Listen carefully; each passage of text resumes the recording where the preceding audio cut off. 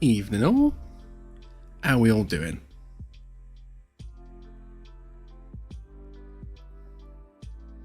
Yes, we are doing another Caravella build stream this evening.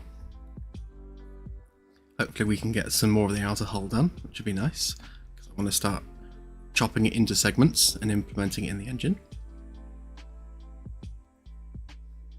Hey, hey, hey. Thank you, Cloud. I had a shower about half an hour ago, which is always a mistake before going straight on stream.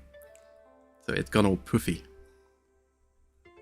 Like, this is all the hair I have left, so I'm embracing as much of it as I can.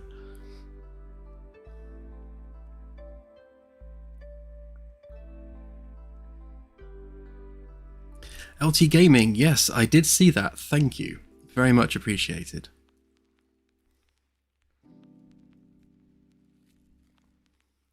We will endeavour to do it justice.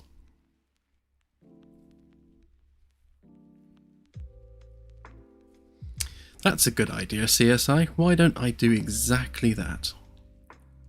So, as you may or may not be aware, I have been working on VR since we put out the demo build. And yesterday, as luck would have it, my Valve index broke. Although not the index itself, I think it's the link cable that broke. So I've ordered a new one from Valve. £119 for a cable. It's absolutely crazy. But yeah, it started off with like red and green sparkles all over the screen, and then it started losing the HDMI, which would explain why on Wednesday's stream my screens kept going blank. It's because the HDMI lead was bad on the index, so it was obviously, it kept like unplugging and plugging itself in. yes, I will remember. I've also ordered a Quest 3, so I'll be able to test with that. And actually one of the things that arrived today was a Quest 3 link cable, so I'll be able to make sure that it works on the Quest 3.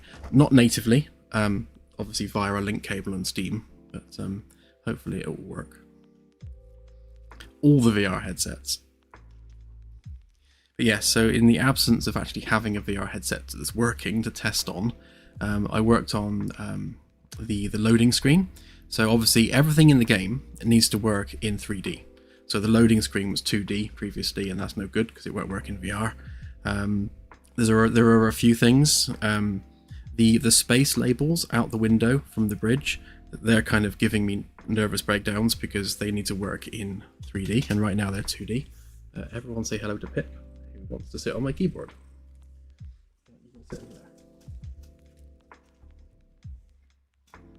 Yeah, you sit there. There we go. But yeah, so yes, I shall show off the loading screen as it now stands. So let's go to Mini-Me.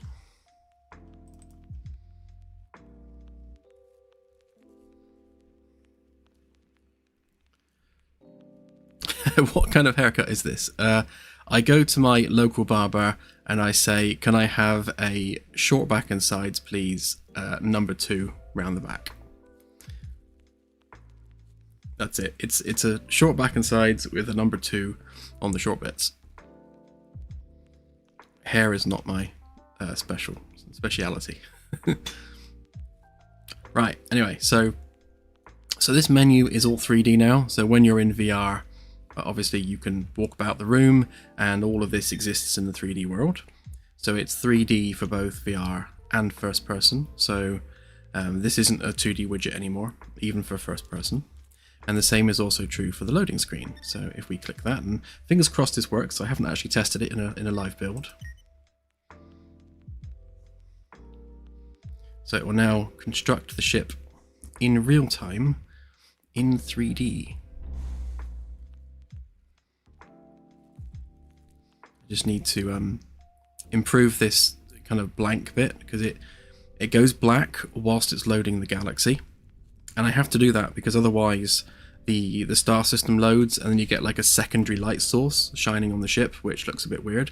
But I think what I'm going to do is I'm going to not load the star system until like all of the loading of the game is done. So the galaxy's generated, the electrical system's been initialized, and then I will allow the star system to appear. In that way we can keep the loading screen up for longer. That did actually load remarkably quickly. I'm not quite sure why. I'm expecting it to take longer than that, but I may even have to slow that down slightly.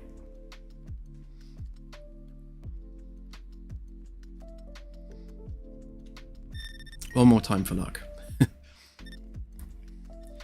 Yes, it is now completely in 3D. Obviously it still needs polish and work, but yeah, that's the idea. So you'll get a nice slow pan of the ship while it is loading.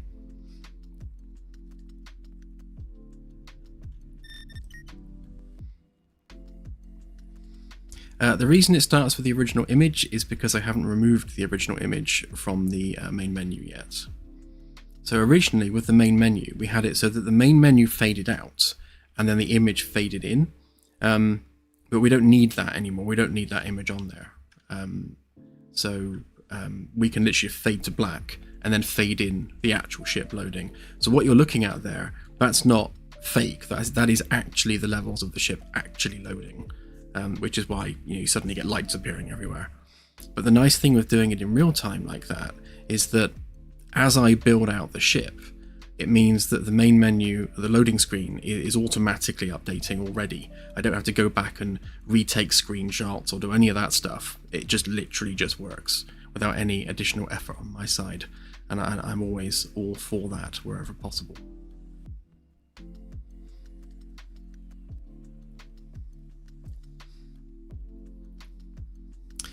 Yes, first, as I'm going to add little sparks and things to that loading screen. To try and kind of get the same kind of vibe.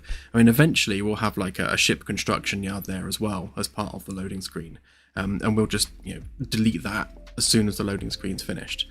But yeah, I've got lots of plans for that. I think the loading screen has an opportunity there for being an experience in its own right. Watching the ship being built, watching the sparks flying everywhere, and actually seeing it in the dock being built, I think is very cool, and hopefully it won't get old. Maybe if we start the random rotation like from a different place each time, so you're never looking at it from the same angle every time you load the game, just to keep it as fresh as possible so that the loading screen never gets boring.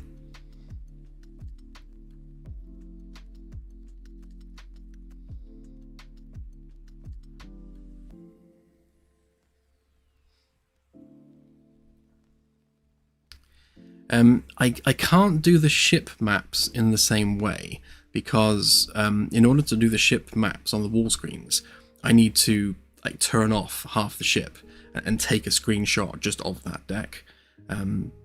It's very difficult to do that in real time. I don't think there's any way of really doing that because there's always going to be something in the way.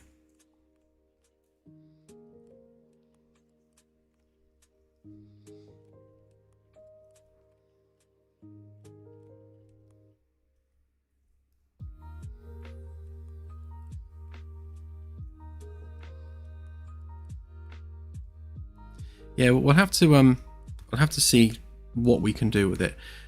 I guess we don't want to do anything which is going to unnecessarily slow down the loading process, because after like the 100th time that you've seen it, it's going to get boring. So it doesn't matter how pretty it is or how dynamic we make it, it's always going to get boring after a while. So we need to get the loading screen done quickly and efficiently, whilst adding some prettiness to it at the same time.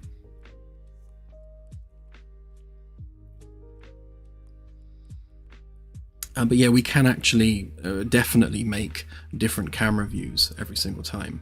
So it doesn't have to be a slow pan, around the Z-axis. It doesn't need to be that. It can be like, we can add like up and down. We can add pitch and roll to the camera as well. And we can have the camera maybe zooming in, or zooming out rather than rotating. We can always mix it up every time you run the loading screen. Lots of things we can do to it.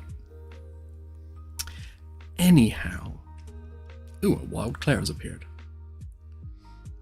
I'm about to blind everyone. Apologies. Yeah, Hollywood swoops. So after the last stream, I carried on with this for about an hour because I wanted to just nail this bit around the outside, which hopefully I have now done.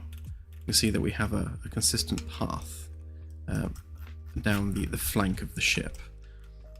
And that's basically what this is. So we've got the ribbing that goes down there, and that gives us our set space for the crew walkway.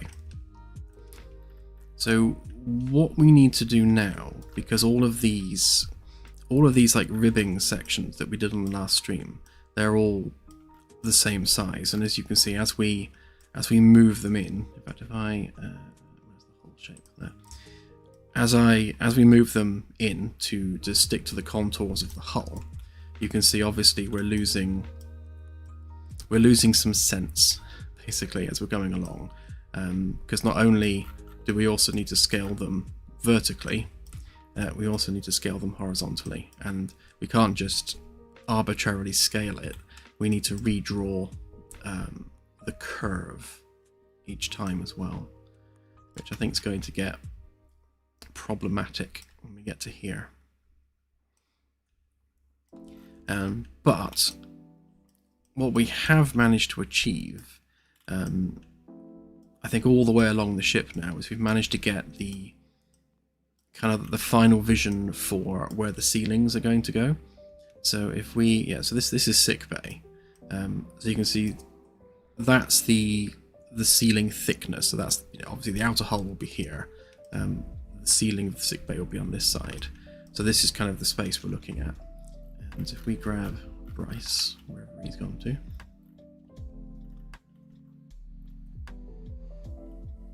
Bryce, where are you?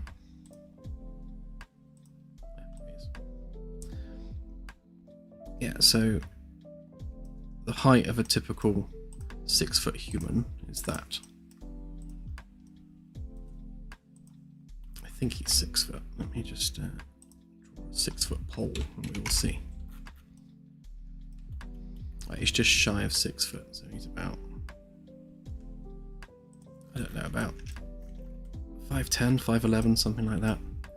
But reasonably tall.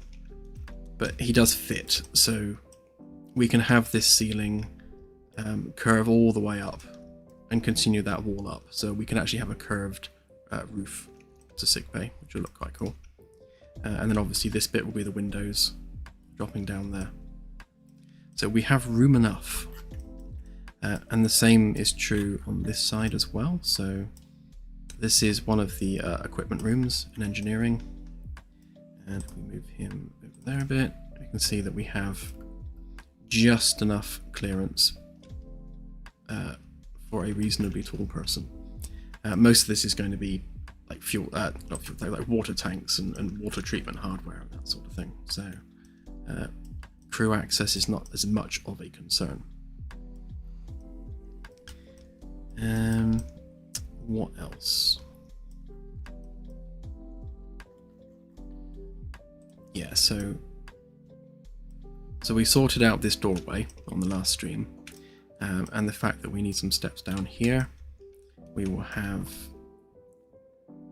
hardware underneath here, and again, let's grab a random Bryce to see what we're doing clearance wise.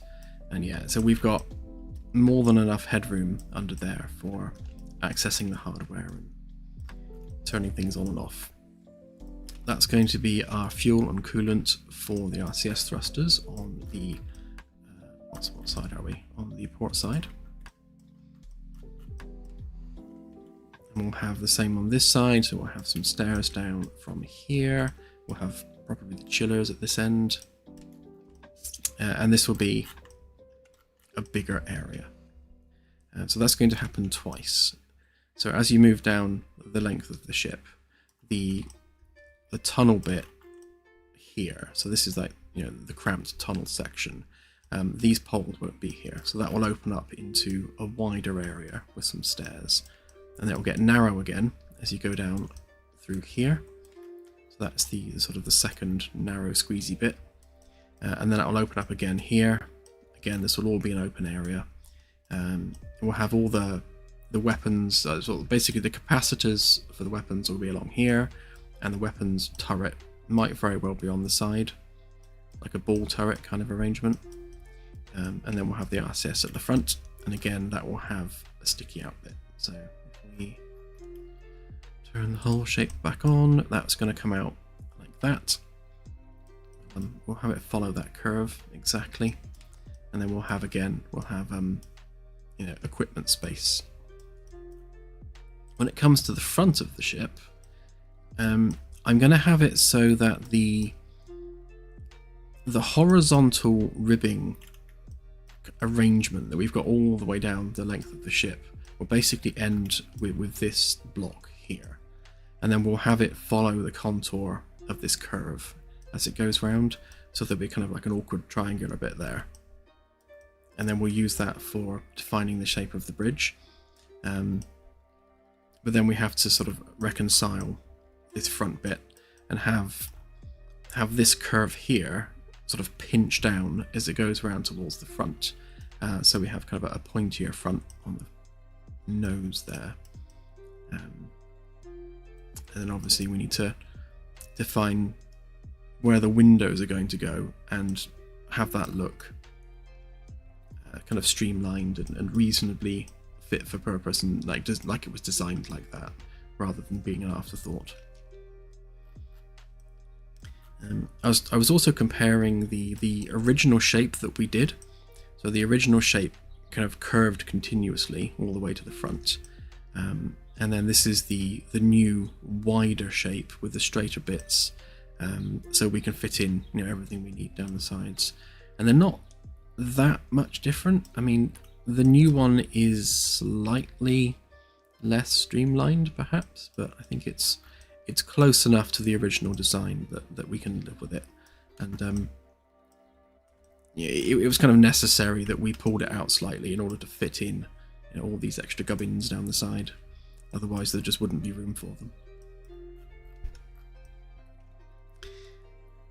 What else? I guess the last thing is that as we define the upper hull here, so we've got this smooth curve that goes up and over all the way along, and then we have to sort of mate the deck 1 section to that. So I'll get rid of this skirt looking thing around the outside, and I'll have that go down at the angle that it's at, because that also happens to be the same angle as the engine supports.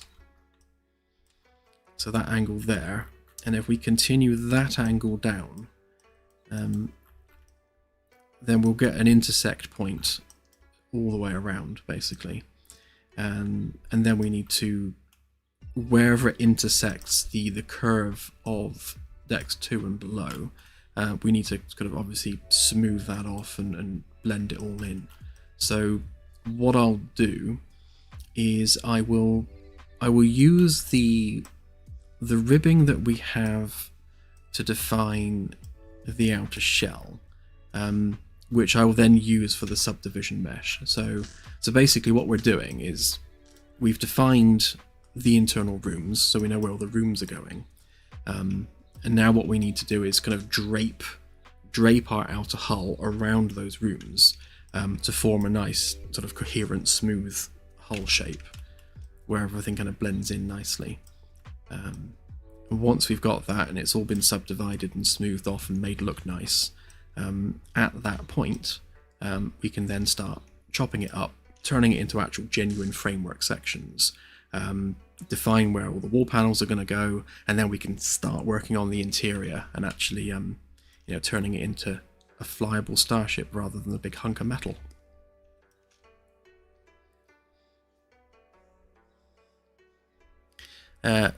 All good, thank you, Celtic.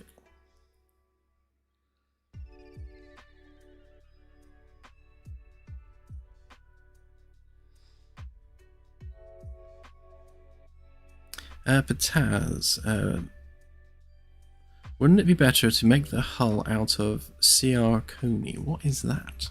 I've never heard of that before. Hang on, that requires a bit of Googling. Metallic alloy composed of chromium, cobalt and nickel.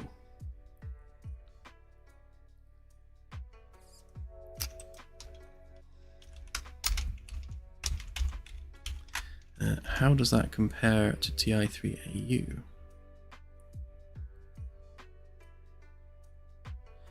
It says CR Coney and TI3AU represent distinct categories. CR Coney is a high entropy alloy known for exceptional strength and ductility, especially at low temperatures, whilst TI3AU is a specific intermetallic compound within the broader titanium gold alloy family and is not typically discussed in direct comparison with CR Coney in terms of material properties or applications. Well, that doesn't help, does it?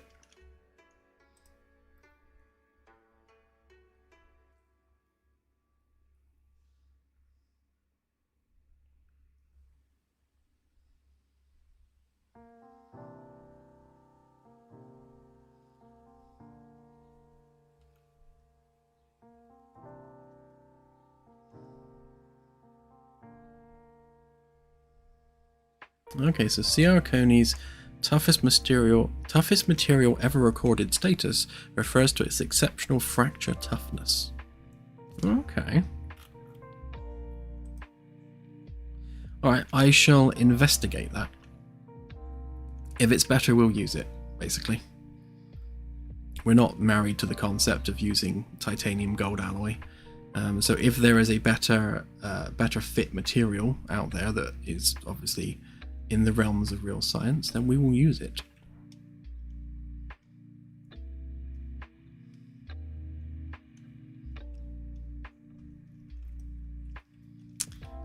Okay.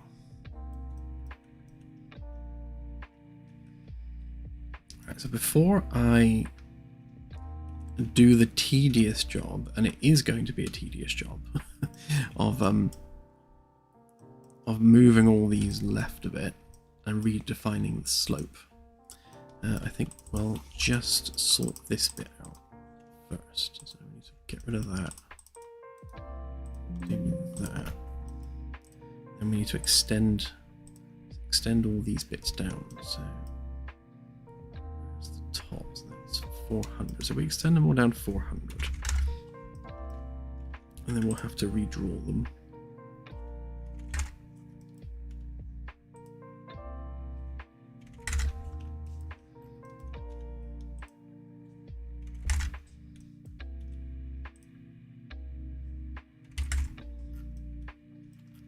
Only need to do one side, really.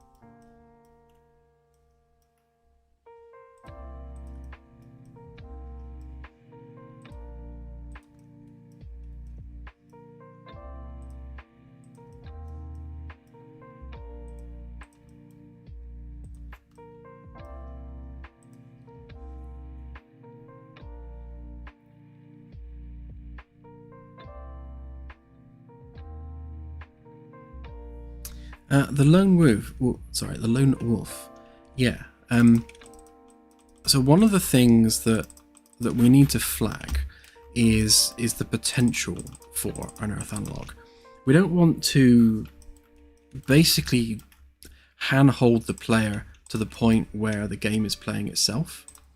But yes, the game should, well, at least not the game so much, but the sensors system should flag the potential for an Earth analog more readily.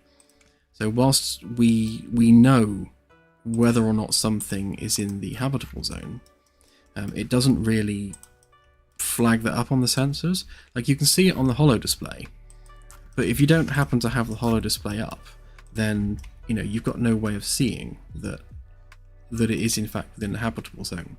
So what we need is, when we have our listing of planetary objects, we need to draw lines separating out all the temperature regions on that listing. So if a body is within the habitable zone, you'll be able to see that immediately on the UI and think to yourself, right, okay, so we have a a terrestrial world here, it's in the habitable zone, that is a prime candidate for further investigation.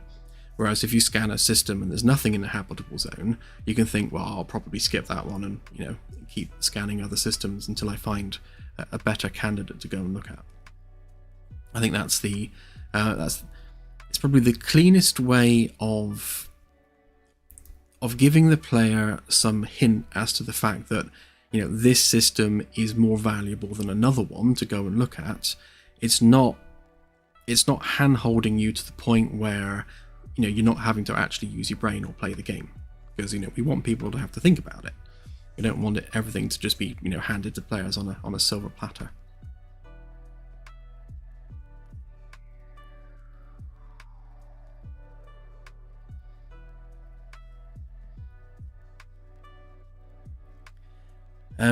Yes, Tremblain, we are using shields in the game.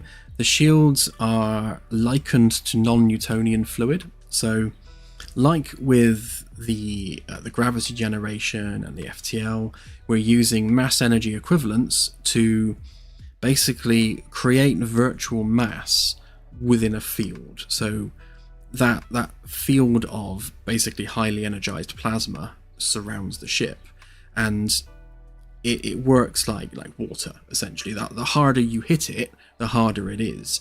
So a shuttle or something could just push its way through quite slowly, but you couldn't shoot a gun through it because it would just bounce off. And the way we're balancing that gameplay wise is that whilst the shield is active, there will be no hull damage because the shield is taking the full brunt of any impact. But every impact that it takes draws on the shield capacitors, because a shock is put into the system and then the capacitors have to exert energy to maintain the field. So as you're hitting that shield, those capacitors are getting drained and drained until eventually the capacitors run dry and the shield just drops. So we won't have a arbitrary shields are at 50% sort of thing. It will be more a case of the capacitors are 50% drained, and as soon as those capacitors run dry, the shield goes from 100% effective to off. So that's kind of how we're going to manage that. Yeah, like June or like the Go Old personal shielding in Stargate. You could push a knife through it, but you're not going to shoot a gun through it.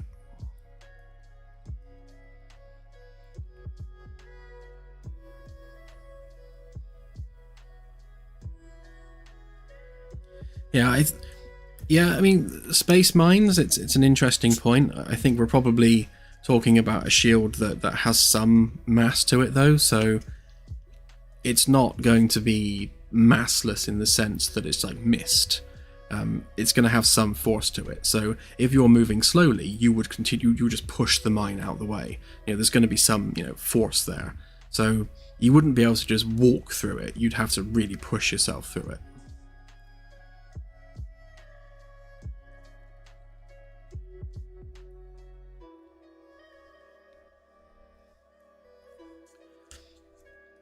Just coding stuff. Yes, these SketchUp models do make it into the game. So everything you see in Engine, here's one I prepared earlier. So everything you see here was made in SketchUp. Absolutely all of it, from this table to the walls to the railings to the balustrades to the to the steps. Like all of this was all made in SketchUp. Absolutely all of it, even these wall panels.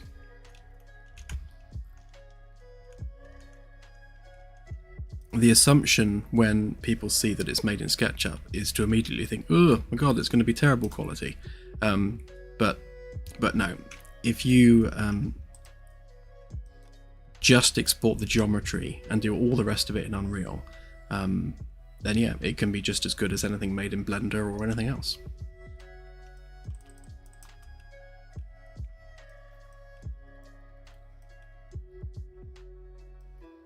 Right, okay, so in terms of the slope that we're going to be dealing with here, this kind of gives you a bit of an idea of where that curve is going to run. So like this is going to have to curve around there, and then that's going to have to curve like that, and we'll basically split all this up into quads. So if we make the quad resolution basically 2 meters, so that there to there is 2 meters, or at least it should be. Yep. So if we imagine like a 2 meter grid over everything, that's the size of our quads for the subdivision. And then yeah, that will blend in there nicely. Hopefully that will look decent.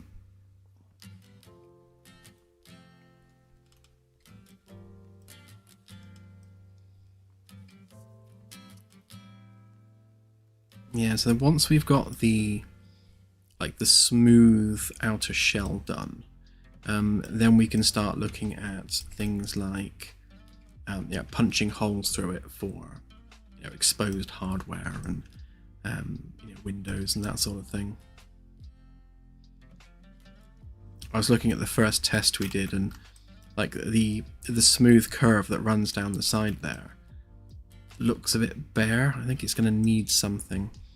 We might have maybe where we have the weapon outcropping on the side, maybe have like a row of heat sinks going down there, which would look cool on the inside as well. So if the gun was to be like here, then we can have like a row of capacitors all the way down this curve maybe, and then have the heat sink side of the capacitor visible on the outer hull, which could be interesting.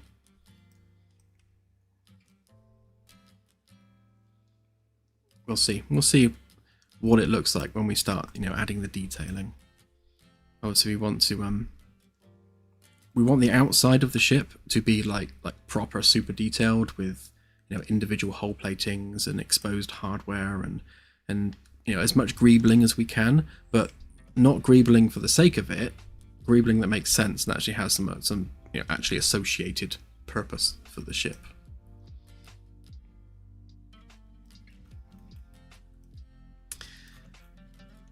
Right then.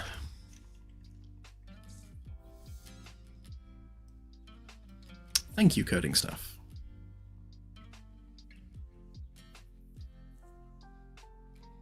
Yeah, definitely. We're using the was it War Thunder that had like tanks with internal damage? I can't remember now.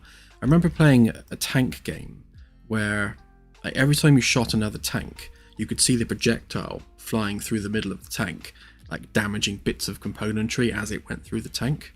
I think it was War Thunder.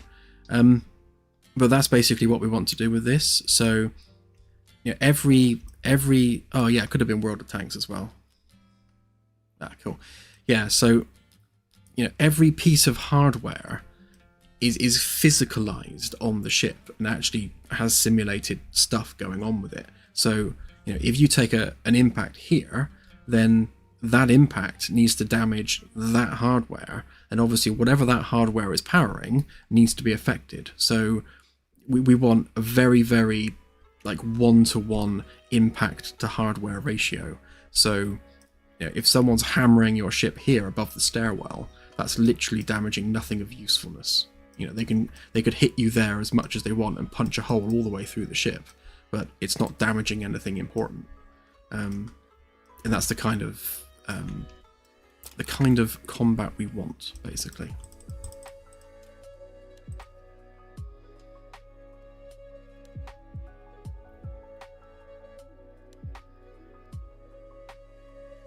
Essentially, there will be a sphere of influence. So the way it's going to work, obviously we've got the hull plating first. So each piece of hull plating is going to be a separate actor in its own right. So when that hull plating receives an impact, firstly the hull plating itself will take damage, and then that hull plating will reduce the impact of the projectile based on its own condition. If the hull plating has a health of 0, then that hull plating does nothing to the incoming projectile. If it has 100% health, then it reduces it by like 50% or something. We'll define the numbers when we get to it. But that's the general idea. The more damage the hull plating is, the more damage gets through. So say we have an impact here, we will then draw a sphere of influence around the impact point. So the amount of damage taken will correspond to how far from the center of impact it is. So like an impact point here, then the RCS thrusters are going to take a lot of damage because they're close to the center of impact. Whereas the center of impact is here and it's a big impact. They maybe just be caught on the tail edge of that sphere of influence. So basically we'll probably use an inverse square fall off from the impact point to define how much damage is applied to whatever that sphere overlaps, essentially. If that makes sense.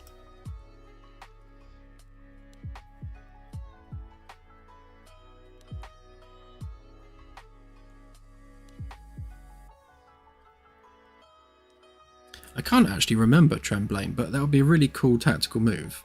I mean, it's an obvious one, really. If you're expecting to receive hole punctures, then yeah, the first thing you should do is evacuate the air in preparation for it.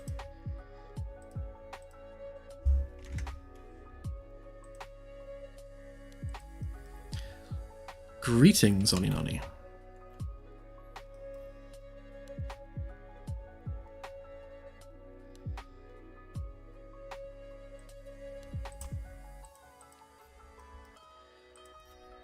So what I'm going to have to do for basically every single one of these ribs is delete the top bit because they're going to be obviously all different curvatures. I suppose with the exception of these ones. Do those ones match the middle? I think they do. Let's get rid of some of the clutter a minute.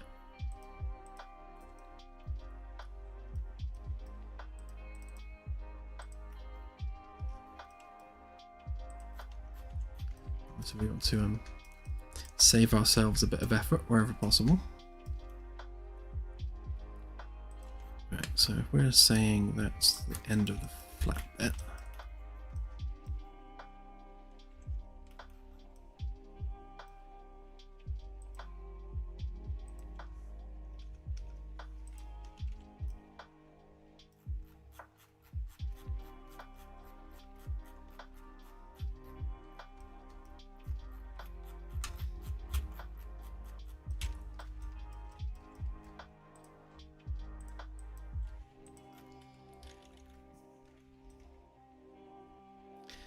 Yes, at the moment, Oninani, they're all identical. In fact, they're all literally the same group, so I can edit them all together. But what I need to do is where they are not equal, they need to be changed. So these ones here, yeah, basically in that section, they're all those are basically our reference frames because they are equal, or they should be equal to that. Why are they not equal to that?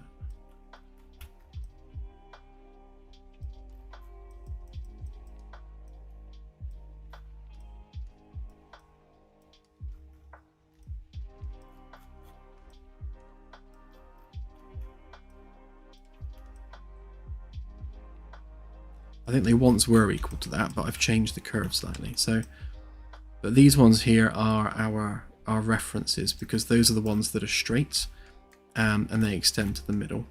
So if we make those ones specifically unique, then we'll do those ones first. So it means we can basically delete that. Why did it not make them unique?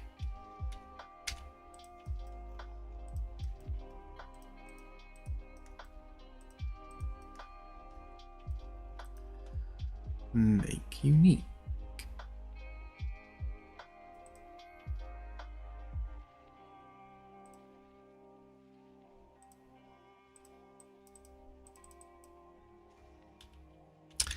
Oh, I see. Right, now I know what it is. I forgot. I also made these components as well, so they need to be unique. Right, now I can edit them in isolation. Right, yeah, so I had a nested tree of components, so they're all being edited. But yeah, I can edit these in isolation now. So if we delete that,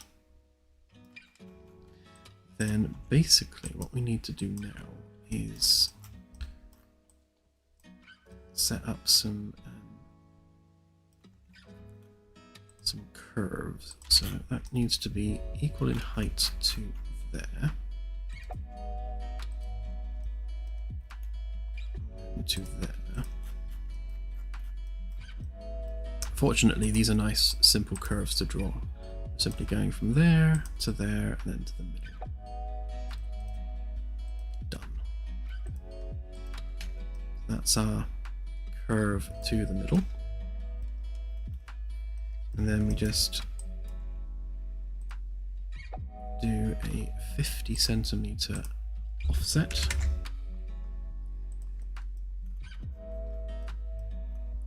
Eventually join that on there. So that there, that deleted.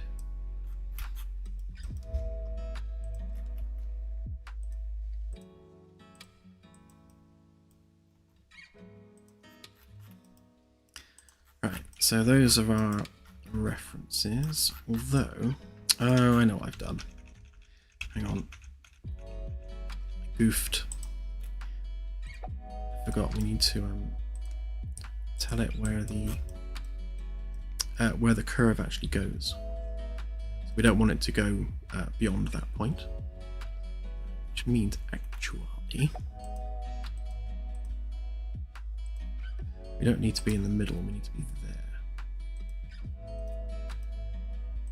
So what that means now is that angle continues onto the curve, which means we get a nice smooth drop off. Right, that'll make this less jarring as well when we expand it.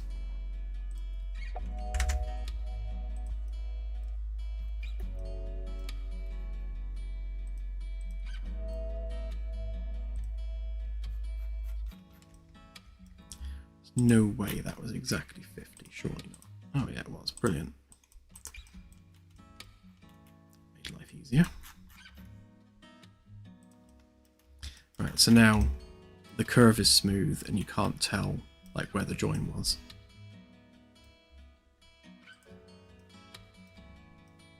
And then on these particular ones, because we are because we're going to be working on sick bay here, it means we can extend the height of this room up that far, because that's basically where the roof is. So on this side, we need the edge of the wall, which would be there.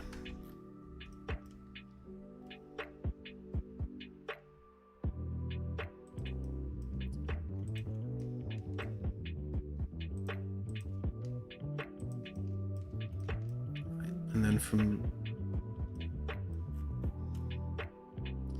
the intersect, we go down to, I guess, 50 centimeters of whatever that is. So,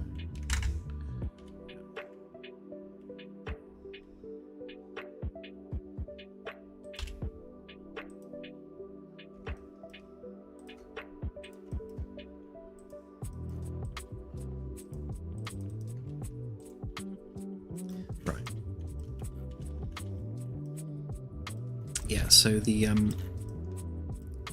top section of this frame piece here would basically stop there, and that would be the ceiling shape, which means this ceiling will be curved and just turn into windows once we get to this bit. Okay, so with those ones done, we can move them to the other side.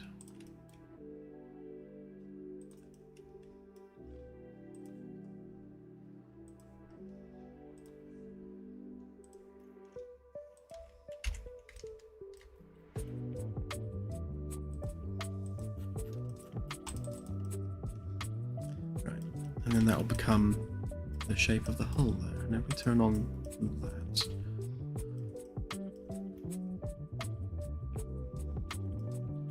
yeah, so basically where that intersects, and we draw that curve, we'll also have to flatten it where the floor level is for this room. So yeah, so actually that ceiling can't be curved all the way across because we've got the floor of deck 1 there. So yeah, it's going to have to curve up to this line here.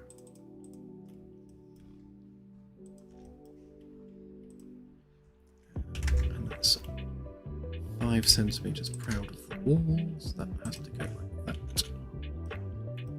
And we've got 50 centimeters below there, which would be equal in height to that, which it is.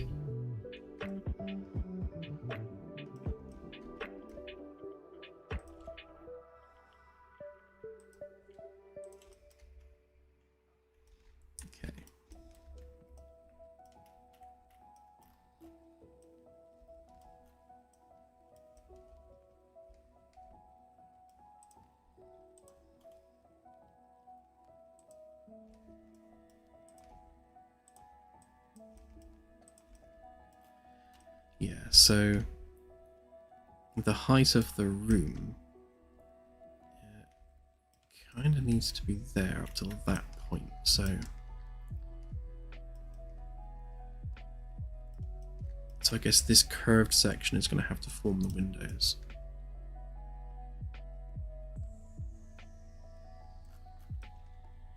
It's going to be a little bit awkward there because we've got the curve of that bit obviously there. So depending on how this looks, what I might do is I might actually extend the edge of that lounge forward, specifically to that frame there, which is 4 meters. Because if we keep this bit flat, then it means the windows from sickbay can be basically easier to implement because they're on a flat surface all the way across. Obviously it's still on a slope, but at least it's a consistent slope for the entire width of sickbay. Whereas right now that's going to curve around, which means the slope that we have at this end is going to be different at this end, which means that the windows are going to have to be a different shape here than they would be here. So if we just make the lounge longer, that does actually solve that problem without really messing up too much underneath. I don't think it's going to affect anything else.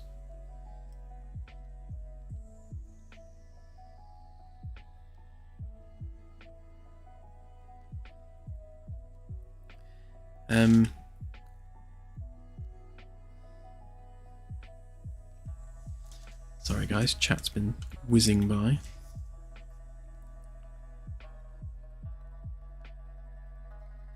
Yeah, no bowling alley on this ship, it's way too small.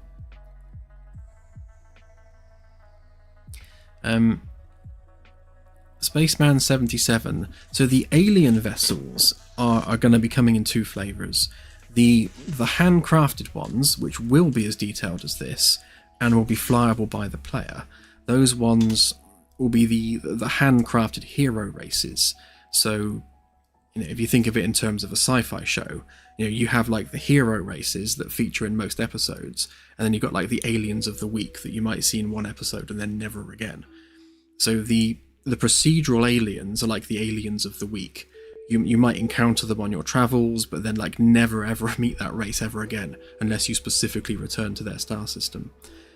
Those ships will have procedurally generated interiors, so they'll be more grid based. So like I liken them to dungeons in Diablo.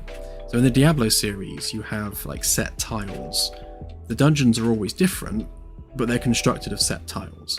and we'll do something similar for the procedural alien vessel interiors. Their interiors and exteriors also won't exactly match, because we'll be kit bashing the exterior hull from a catalogue of pieces that we make. But then the interior, whilst it will have the same visual aesthetic, it won't necessarily have the same internal structure. But they're separate environments anyway, so in practice you shouldn't notice too much, but that's how we'll do those. But in contrast to that, the handcrafted alien races will have literally handcrafted ships. So we'll do the same job with those as we do with this. We will build them one-to-one. The exterior and the interior will be completely married into a single structure. They'll be fully explorable. They'll have full internal systems, and you will be able to fly them as the player. So there's a big difference between the two types there.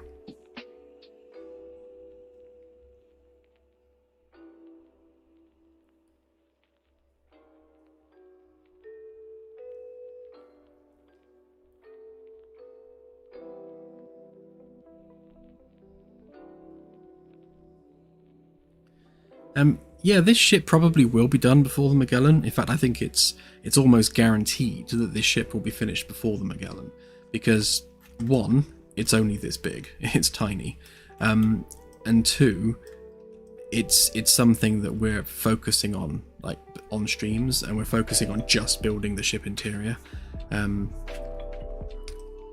But yes, the systems that we build for this, so when we start building the engines and working on all the sublight stuff, obviously anything we do specifically for this ship will also benefit the Magellan, because, well, every ship we make, because what we're doing is we're building out individual systems. And I like to think of it more as building an engine rather than building a ship or a game system.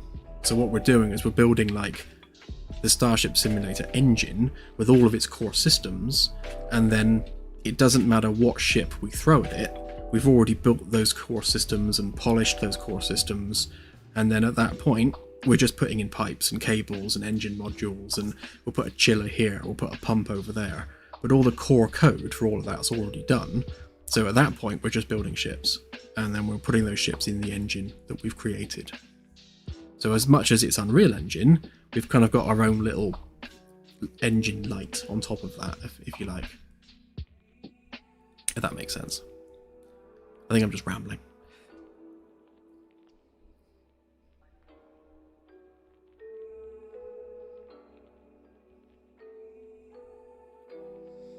Gunthreck, yeah, so this particular ship, because people do bring this up, understandably, this isn't in lieu of working on the Magellan.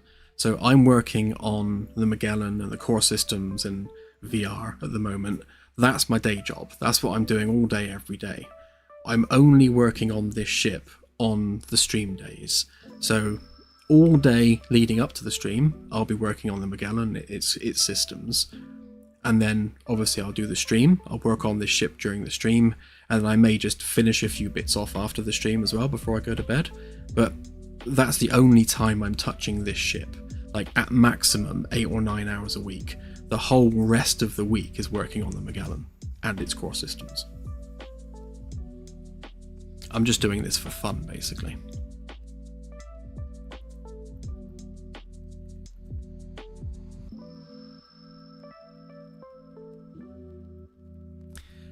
Yes, Rowan, we use this for the in-game models as well. As I pointed out earlier, because this question does keep coming up, everything you see here was modelled in SketchUp. Absolutely all of it. In fact, everything you see on the ship was modelled in SketchUp.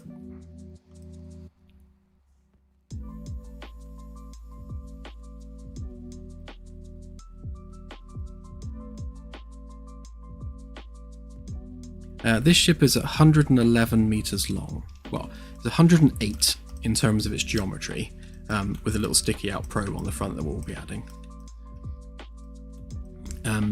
But yeah, it's very much smaller than the Magellan. It's funny because I put it next to the Magellan on our last dev build and then forgot that I put it there. So the current dev build does have the ship in it. just parked there.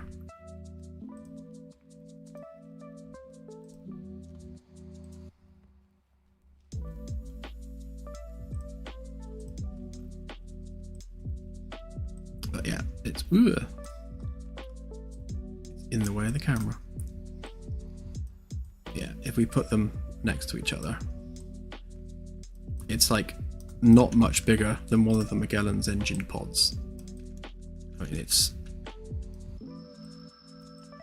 small, which kind of really underlines how big the Magellan is. She's a big ship, but yeah, it's teeny tiny. Look, I'm going to delete it this time, and I won't forget that it's there. And save it too.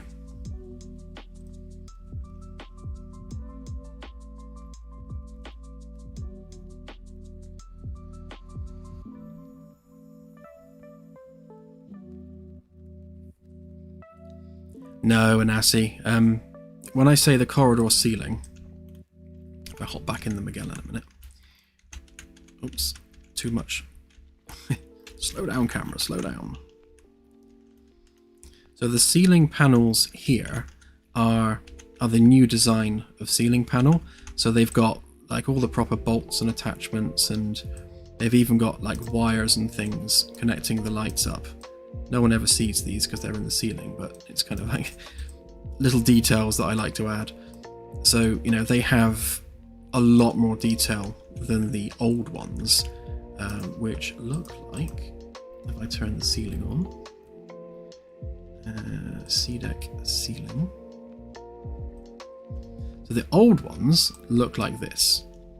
So you can see that they are lower poly, they don't have individual segments, they don't have like any bolts or anything holding them on. So when you compare the new ones, which is these, versus these old ones, they are similar in design, but ultimately, night and day in terms of quality. So it's just going to be a case of converting all of these ones to be the same, level of quality as these ones. And, I can knock out one of these panels easily in like 40 minutes or so. So, it's a non-issue, basically.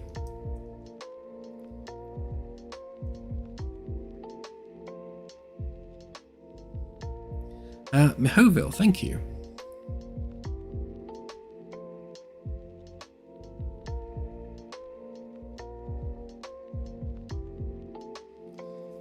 AJ, good question. So the Pathfinder, ultimately, we don't know how big that's going to be yet, because the Magellan is very much a test of the process, not just like in the game's lore, but also for us from a development perspective as well. So, we are doing a very real world experiment of how much crew do you need, how much space do you need, what are the processes on the ship looking like. It's all very much a real world experiment in is this a viable design for deep space exploration? How are we with weapon placement? How are we with the engines? How are we with redundancies? There are so many questions that we don't know the answer to yet, because we haven't actually put this thing out there. We haven't gotten into a firefight. We haven't tried surviving long-term in space. So there are a lot of questions that will be answered once we actually put this thing through its proper trials. That will then define what's needed for the Pathfinder class. So it is very much an iteration on the Magellan. I think it will probably be a bit bigger. I don't think it will be smaller. I can't think of a reason why it would be. The only difference I can say in terms of the design is it's probably going to be closer to the Caravella, in the sense that the engine ring's going to move back towards the back section, which will probably become a bit of a standard arrangement for these ships. And we'll lose the full ring. So we'll probably have a cut ring. So we'll have like a banana on each side, basically, in terms of the ring. The idea is that by the time we build the Pathfinder class, we will have refined the techniques and the technology of FTL travel, where we don't need a full ring anymore. We can do with just 2 semicircles, which means we can keep the design flatter and slicker, and we don't need to make a ship as wide as this. Like, the only reason it's this wide is because we needed to make the ring a circle. So if the ring is no longer a ring, then the ship doesn't need to be that wide anymore, and therefore we can have more freedom over the design of the ship, because we're no longer having to fit it into a ring, if that makes sense. Essentially, the Pathfinder is going to be like slicker, sexier, sportier, and generally more advanced in every single way possible.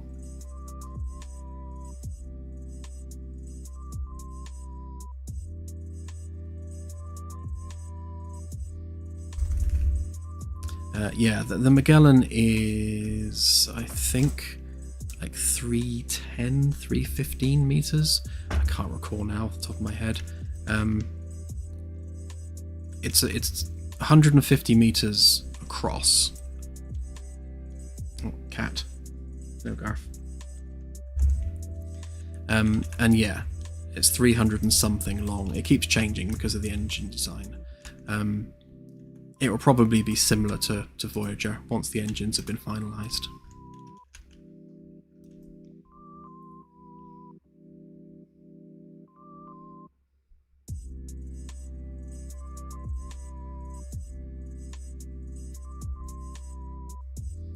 Oh, sorry, he's jumped off. He's over there now.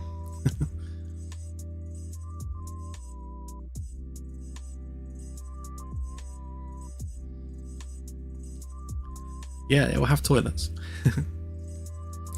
The carrier class that we'll be making for DLC 2 will probably be much bigger than the Magellan, but only because there's going to be a lot of empty space in it. So there's going to be a lot of like hangar decks and flight decks and that sort of thing. So it's going to be a much bigger ship in volume, but not necessarily in terms of like rooms and corridors and things, because it's just going to be a lot of empty hangars with fighters in them.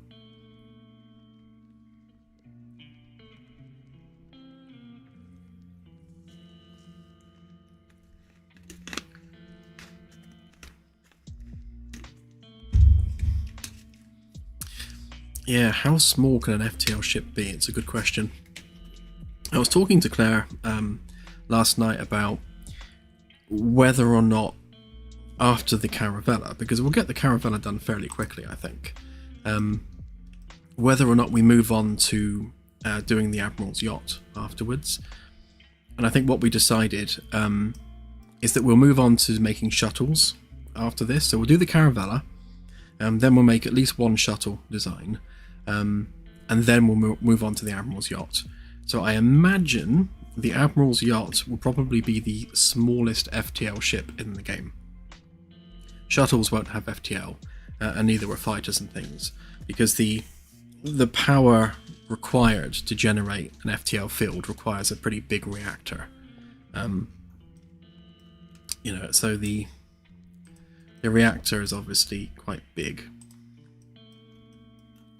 On this ship, it's going to take 2 floors, and it's a significant portion of the design.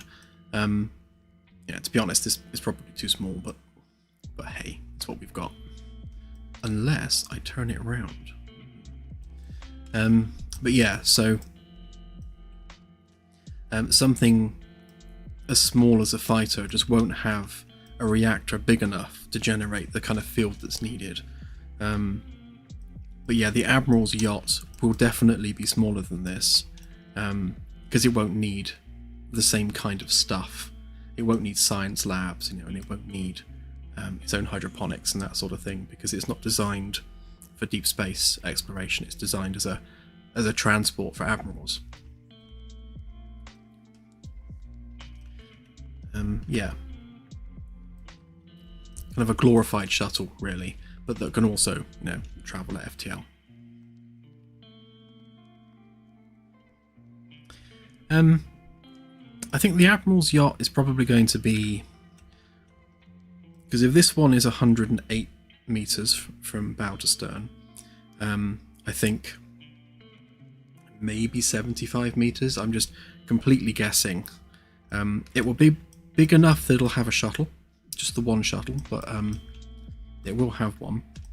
But yeah, definitely smaller than this, but probably not by a lot, because it still needs like staff and that sort of thing.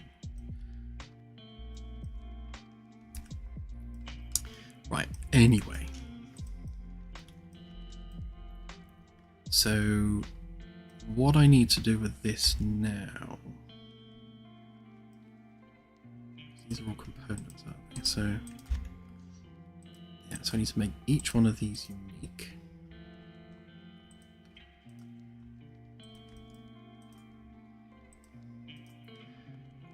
Because we need to conduct some tedium.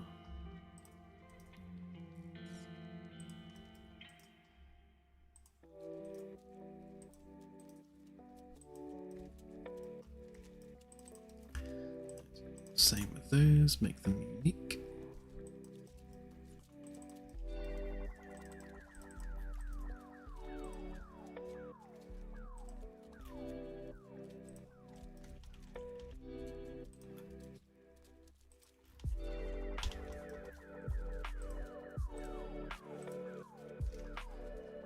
Same process as before.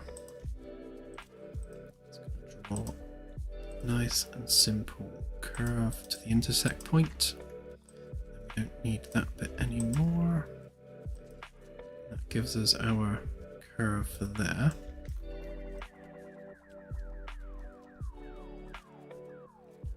It's a bit tight, but I guess that is the worst one.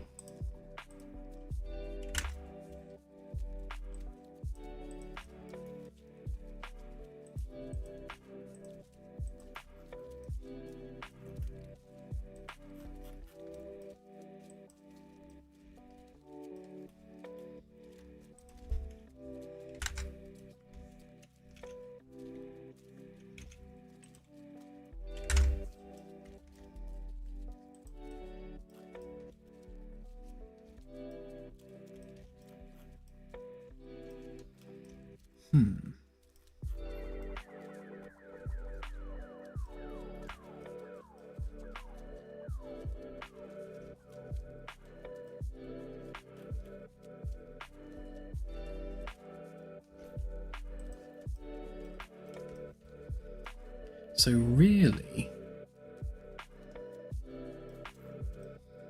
we're a little bit off on our curve there, because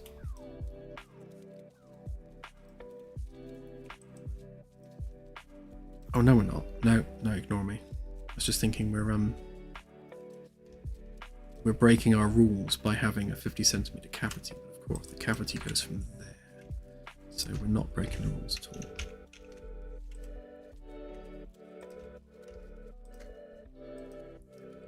That is our ceiling height.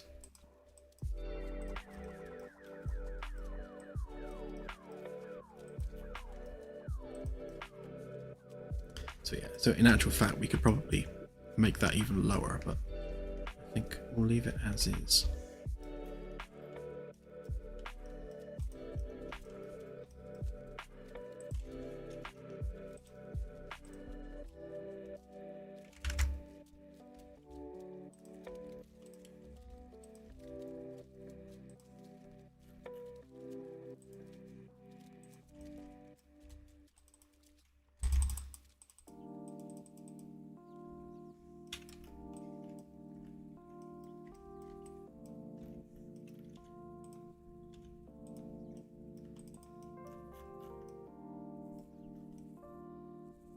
It's not too bad.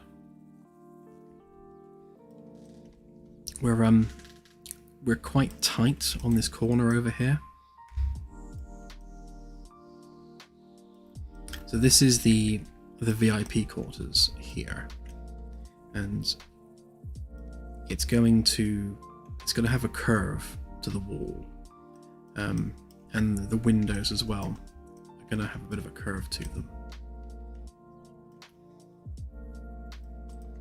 Essentially, we need to make sure that we have at least this much room on this side, away from the outer hull, and then we will have, where I've twizzled that round there, we will have a maintenance hatch here, and on this side here as well.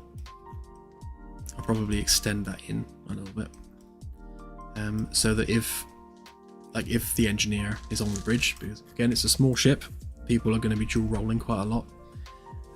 So if there's a problem like down the side here, or like one of the RCS thrusters is playing up, rather than having to walk all the way to engineering, up the stairs and everything, and then all the way back again to get to this area, we will have maintenance hatches here, so you can get straight into these little maintenance tunnels from the bridge to get to everything.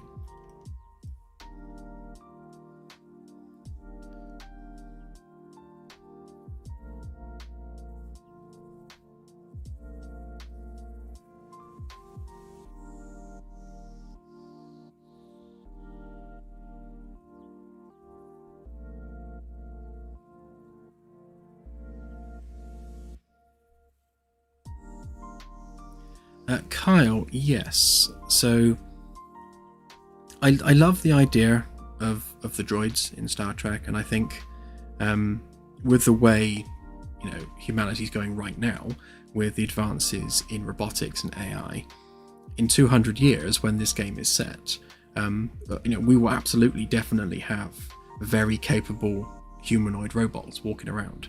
I think it's inevitable we'll probably have that within the next couple of decades, let alone 200 years. So it would be weird if we didn't have androids walking around. We can't call them droids because Lucasfilm owns the trademark on the word droids. Strange but true. So we absolutely cannot use droids, but we can call them bots, which is what we'll be doing. So the idea is that they are robots, obviously, and colloquially the word robot has been shortened to bot, so they're just bots. And it kind of it kind of harkens back to having AI characters in games. We call them bots, so it kind of works.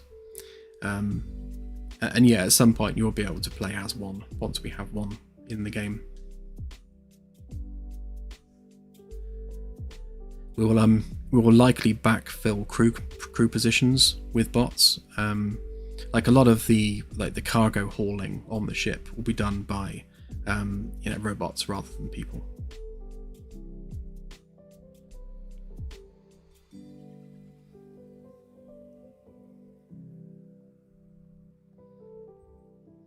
And yes, definitely VR. Working on it right now. It could be Oni Noni, but I think we want something a bit more luxurious. So the Caravella, as much as it's going to be curvy and nice, it's still very much a corporate vessel, designed for corporate activities. We want the Admiral's yacht to be a little bit ostentatious, something like luxury for the sake of luxury, because it's it's what admirals show off in. So I think it would be better as its own unique vessel, with everything thrown at styling rather than functionality. And it'd be a nice design challenge as well, to be honest. Something, we've always designed our ships with function over form, so it would be nice to design something which is designed to look good more than it is designed to function effectively in a mission role.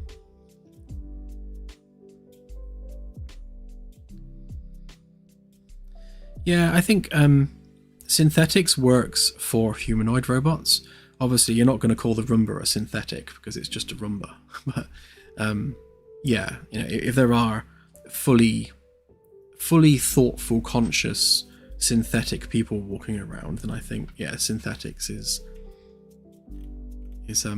a good term, or artificial human, as they are called in Aliens.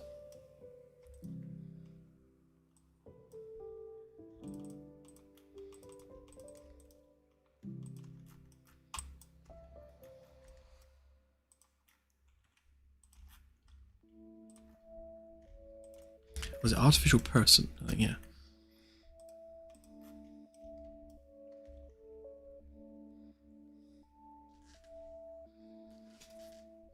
Yeah, because Android phones, I think, is an issue there. And the thing I was reading with the whole LucasArts owning droids is that there was, I think it was like a Motorola phone that had to license the word droid in order for them to make their product.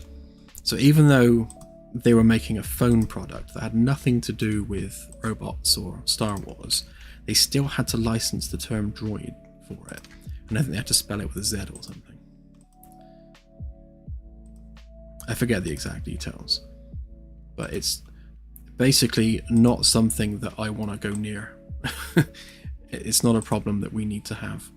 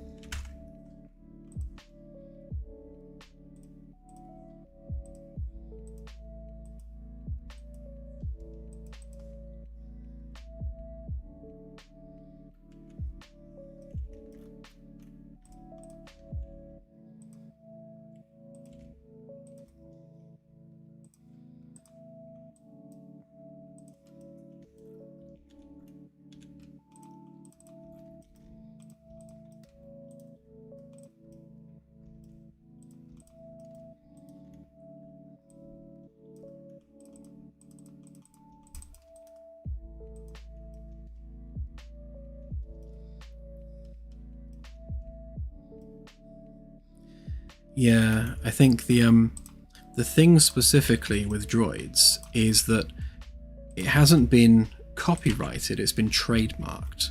So Lucasfilm have trademarked the word droids, which is different from copyright. I'm not quite sure of the nuances on what the differences are, but it is different.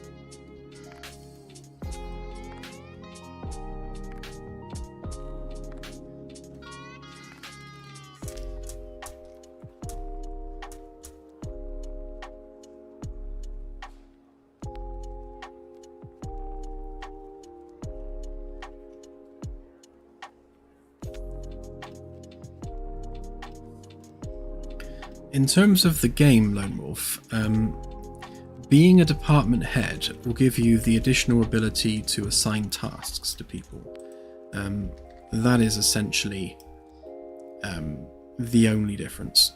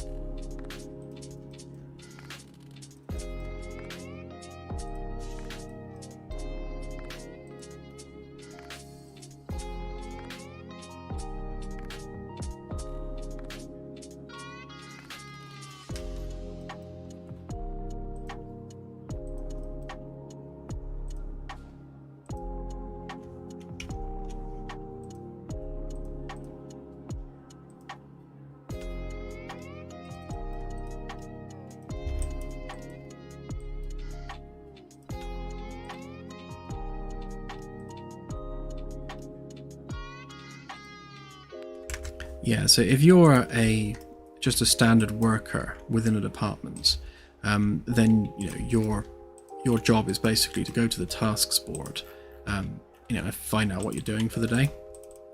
Whereas if you're the department head, you have the additional ability of changing those assignments and choosing which person, in terms of a player or NPC, is doing a particular job for that day. For that section of the shift, as it were.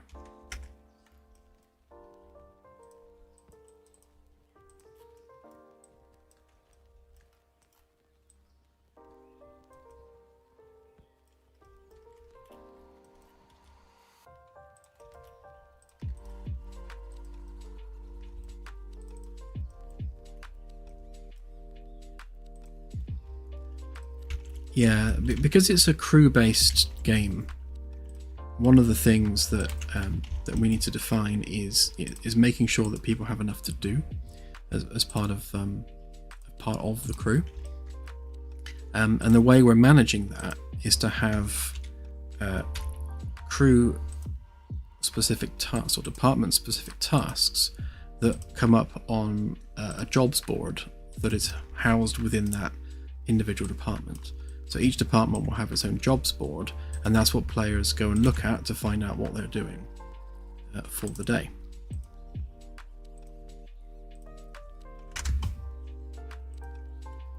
So players and NPCs will both be working off of the same task list. So they're essentially working together on that.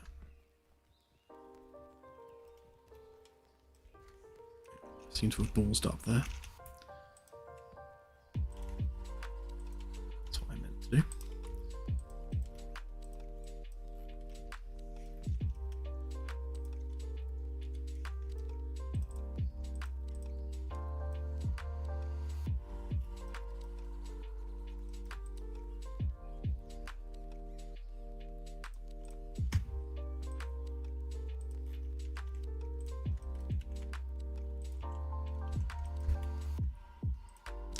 So by default, tasks will get generated by the game. So you won't need to actually generate the tasks for the crew to do. Those tasks are generated by the ship, or by the ship's computer, essentially, based on need. So if something in engineering is broken, a task will be generated for it to be fixed. If maintenance needs carrying out on something, the ship will generate a task accordingly. And the same for places like medical. When someone arrives at sickbay with some kind of an ailment, a task is automatically generated to perform initial diagnostics on that person. So all the tasks are automatic, but they're all relevant to to what's happening on board the ship. So none of it's arbitrary. And then the job of the department head is to make sure that those tasks are completed efficiently and accurately.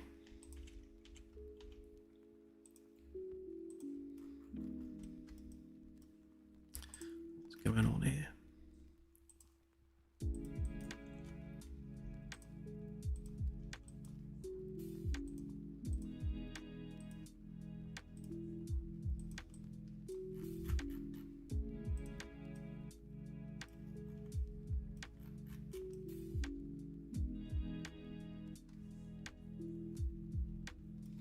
Places like this stairwell, if there's nothing above it, which I don't think there is, no, we can use the full height. So it's nice to have those height differences in ceilings. So, you know, the corridor will have a relatively low ceiling, but when you get to this little stairwell, you know, kind of you're entering into a taller area, which helps just, you know, just keeps the ship a little bit more interesting when you have, you know, multiple heights and stepping up and stepping down and that sort of thing.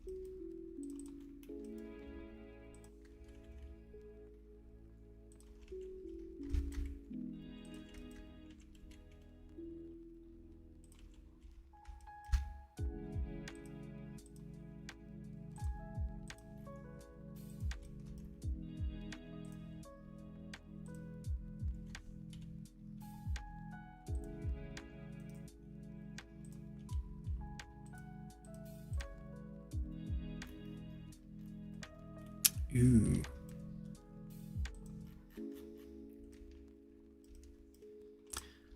Thought I'd messed up there.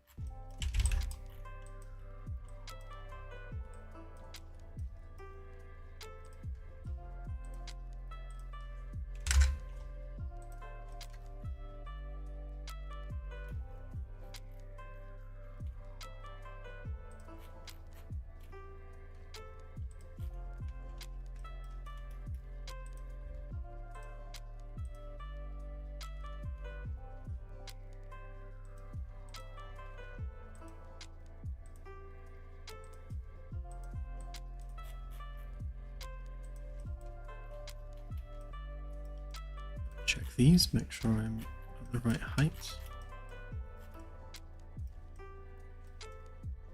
Yep, all good.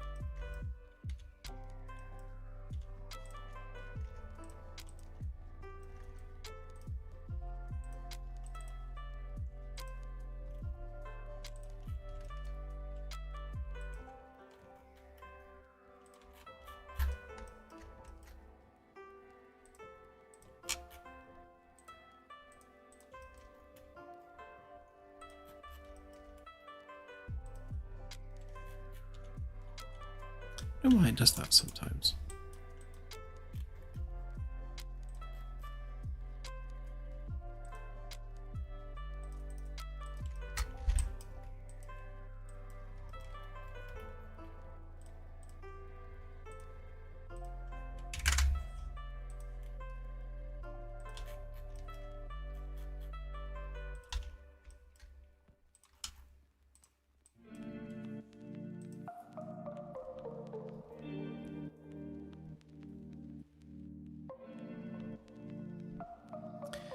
The NPCs will be fully customizable, James.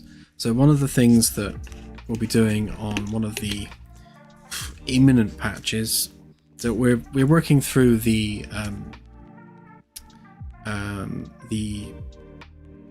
roadmap. That's the word I'm looking for. Yeah, we've been working through the roadmap over the past couple of days, just kind of trying to get a clearer picture of what the best order of implementation is for things. One of the things we want to implement is the full crew roster, which will also mean a full ship full of NPCs. They won't be doing their jobs yet, but they'll at least be there just roaming around. But when you start a new game, you'll have literally the whole roster of the crew, all the names, genders and things. So you'll be able to, pick their name, pick their gender, pick which country they're serving from, and all those things. Eventually, you'll be able to customize each one individually. Hair color, face shape, that sort of thing. But for now, it's just going to be name, age, nationality. Just the basics for now. But at least it's something for them to be going on with. And we'll also have the player actually properly having a role aboard the ship. So again, we won't actually have the tasks being generated for them yet, but they will have an assigned role. So it's not just a case of picking a cosmetic role from the character customization. You'll actually be within a crew position, and we'll probably have like a numbered crew position as well. So you'll be like, crew member 137, and this will be your role. But yeah, so all of that is coming, but we're still kind of defining the order of that, because we want and need to work on the core systems. So there's a lot of core stuff that we need to implement into the game and polish off and add to. But at the same time, because we chose to go public with the game very early in the development process, we also want to give players new things to play with and new things to do.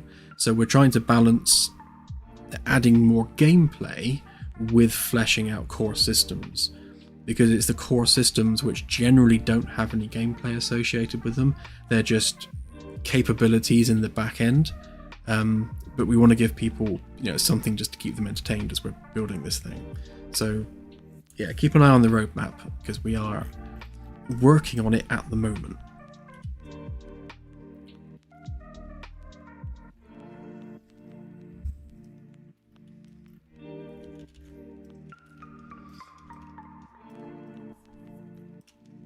Okay, so that gives us more of an idea of the hull shape there. Starting to get our curve to it now. Now we can just skin that, but we need to obviously blend in deck 1 and also deck 4 underneath. That's all gonna have to be blended in. Into a similar extent.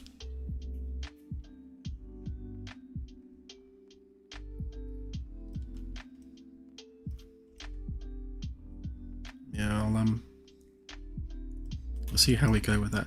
I don't want it to be symmetrical. So like this one here, it's a very symmetrical side profile, which I don't know, I'm just not happy with. I think I'd rather have maybe this section set back and that section a bit further forward, just so it's not quite so copy pasty looking. So we'll work on that.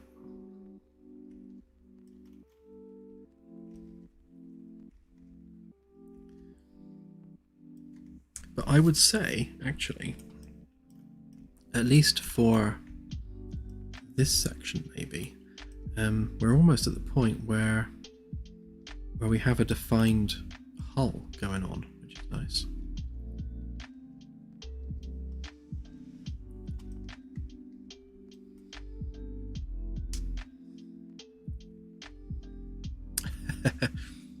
Yeah, the chicken gun, I think, has to go in there as an Easter egg. And for anyone that hasn't seen or heard of that in the past, we had a test for the NPC system where basically there was a gun that just fired chickens.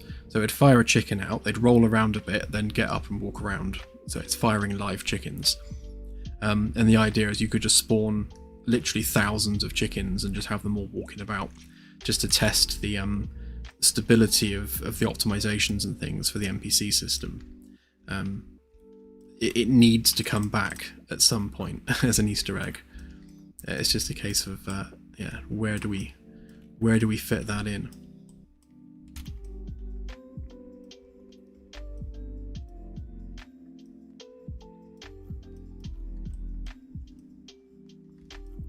So now that each one of these is unique, we can start defining some of these other areas. So we don't need that there. This one gives us our wider section there.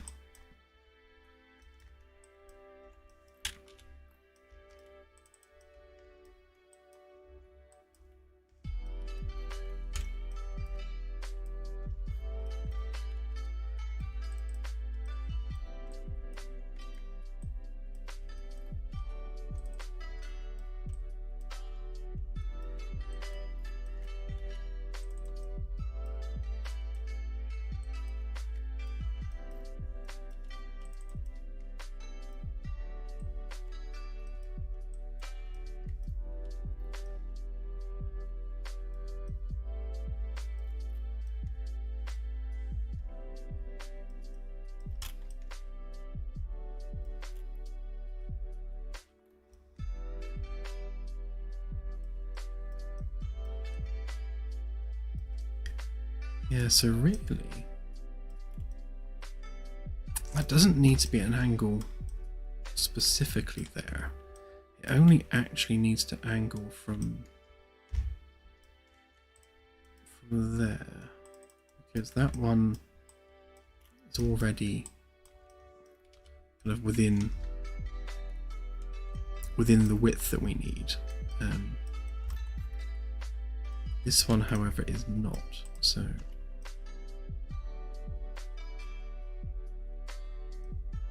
yeah, we'd have to have a curve there, and then have the rest of it straight, maybe.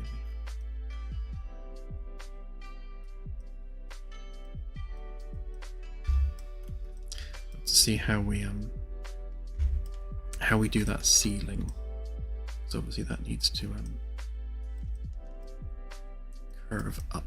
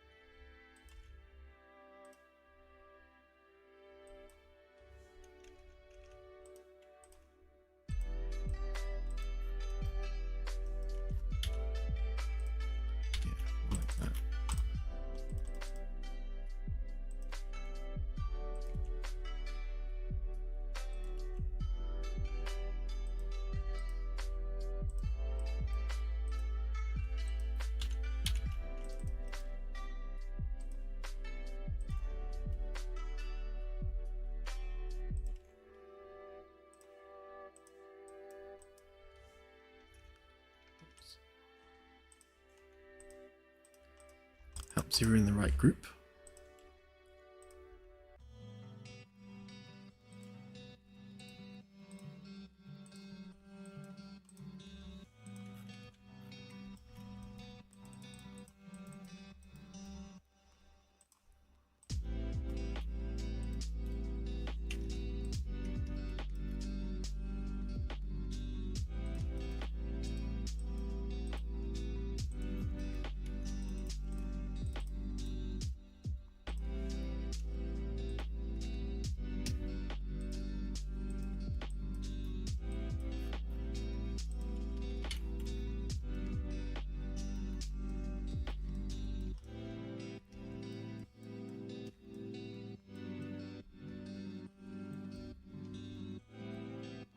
So if we have a curved ceiling for the captain's quarters, it means that that window has no limit really as to how far across it can go, which is nice.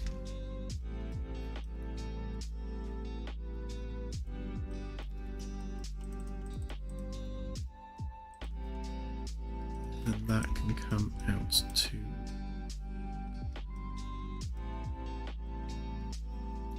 there.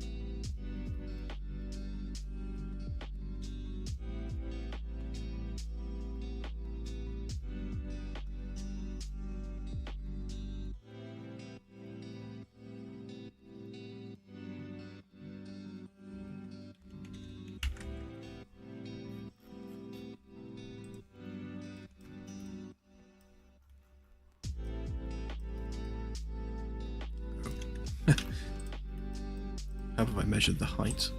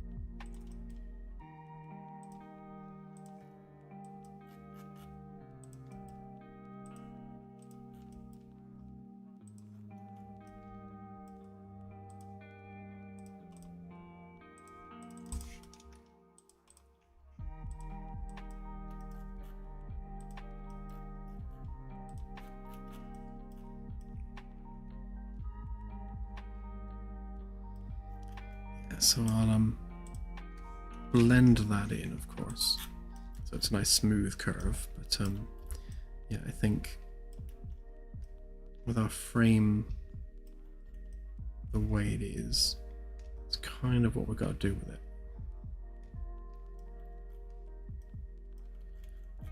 To be honest, that can be there, so it can come across a little bit.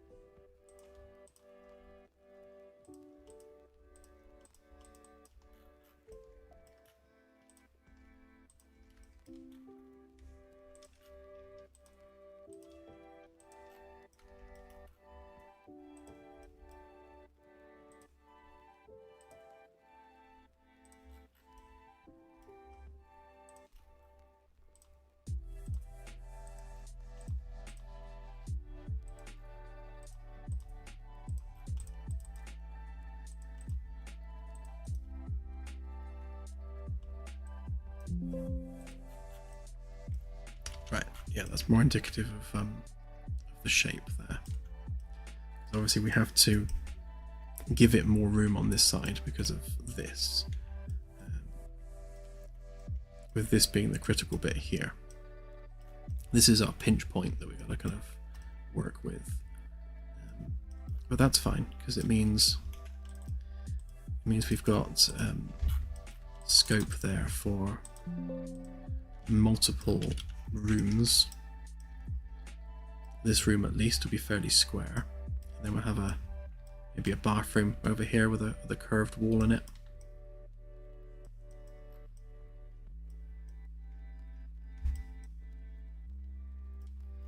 Yeah, and that creates a much more open space here. A nice flat wall along one side, and then the same on this side. So these guys will need doing next.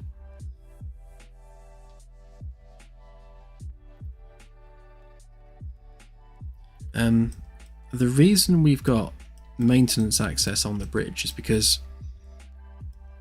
there is a lot of stuff running down the sides here, and if the only way into it is via engineering, then if our engineer is on the bridge, which they're likely to be because it's a kind of a multi-role ship, as in a multi-role for the crew, yes, so there'll be a maintenance hatch on the bridge so that the engineer can actually get to these areas quickly rather than having to run, hot-foot it through the ship to get to those areas.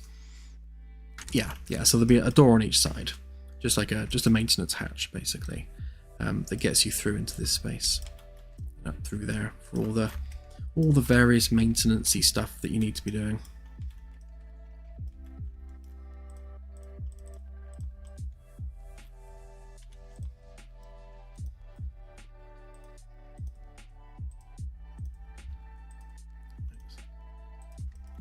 Let's do the tedious bit again.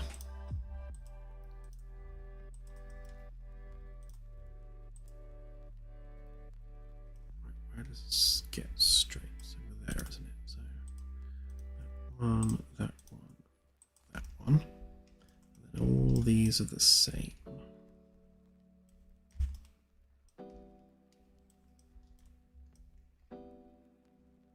Starting from that one. So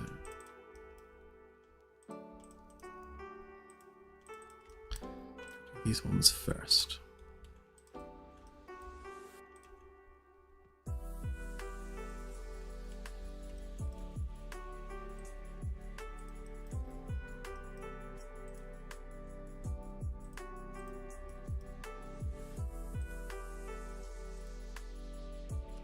It's done that thing again. Why do you do that?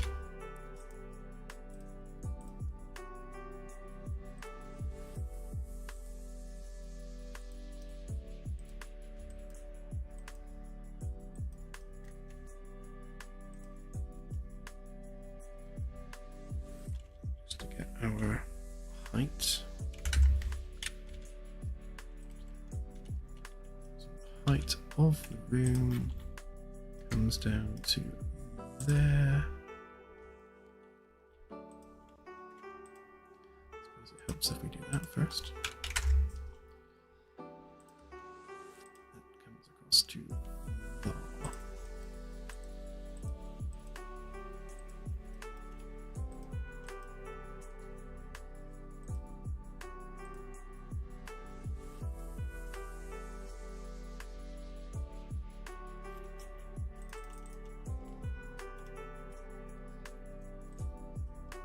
It may like this.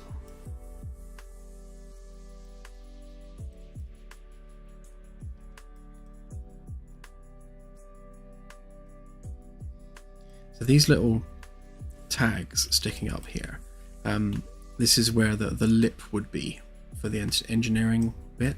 So like how we have on Magellan here, we've got this kind of lip on the edge, so it'll be a similar thing where we have this platform with a lip, and that contains the flooring sections for the maintenance access. So if you imagine this will be running along here. That's kind of what you're looking at. Obviously, where it's tight, it's going to be 150 wide minimum, so 1.5 meters is the minimum width, and then on these sections it will open out a bit to give us access to like things down here, because we've got quite the cavity behind these crew quarters. We can't really make the crew quarters any bigger because they're already hitting the width of the hull, but it does mean we have this space.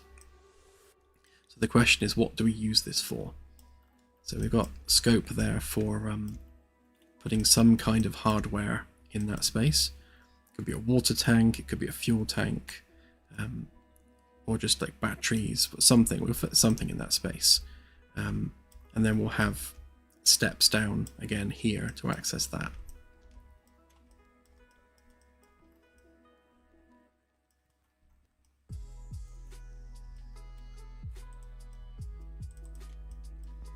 Actually, while we're doing that, why don't we actually do that?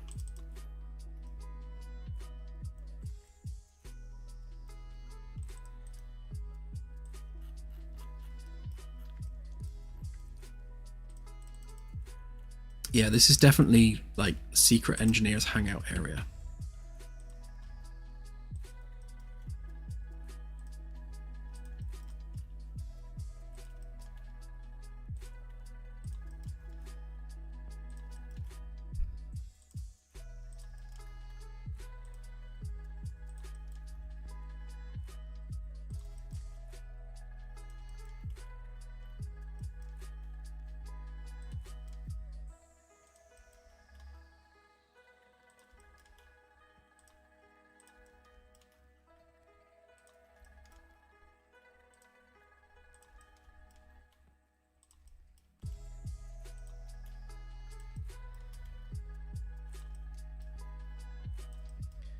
Obviously, we'll smooth off these curves when it comes to it.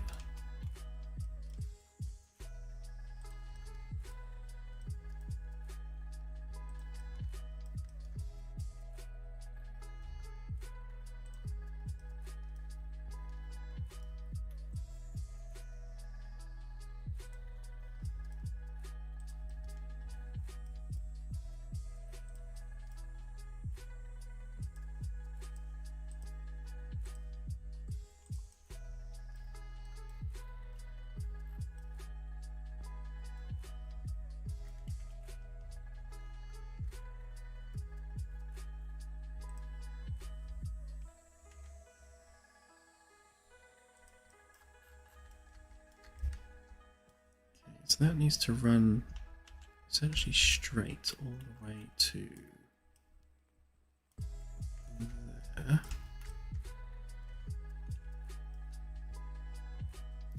Actually, I guess more like there.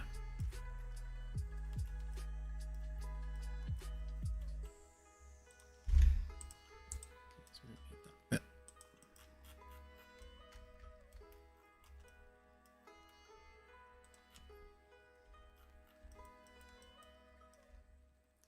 Same on this side, so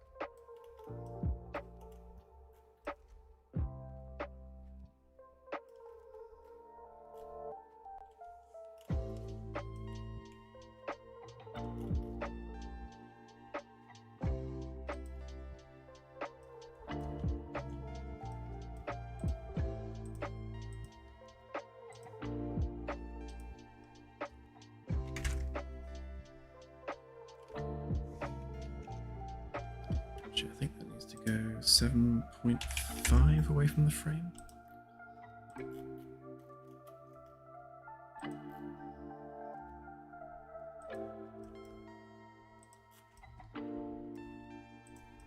So that's more indicative of the actual space that we'll have engineering-wise. I'll delete those uprights once we do those ones, but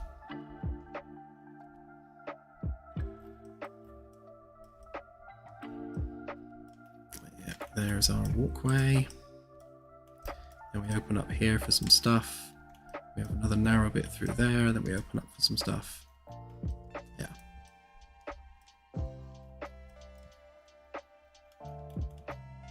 Yeah, that should look really good once it's done.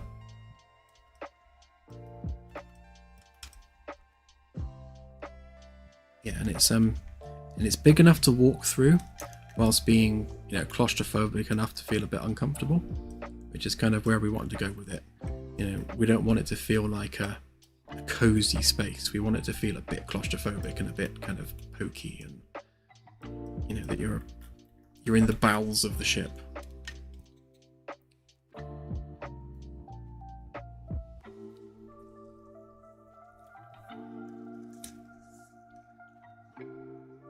I don't know if these lids have made it to the US or not, by the way, but they're awful. This is like a UK thing that people complain about. Lids that don't come off. Makes it very difficult to drink from bottles.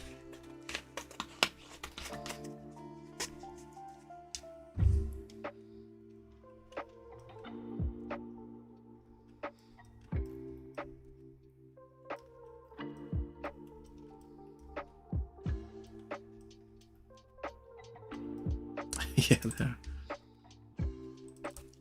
Like, I don't know who invented them, but they should be banished.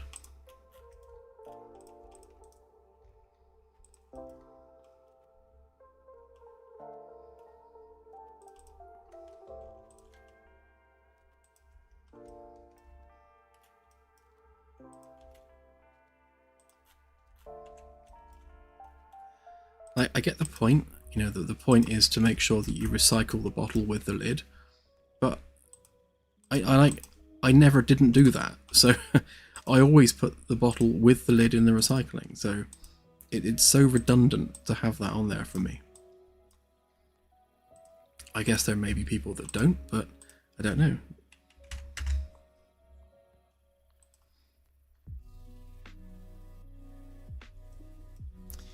Have a good one, CSI. Sleep well.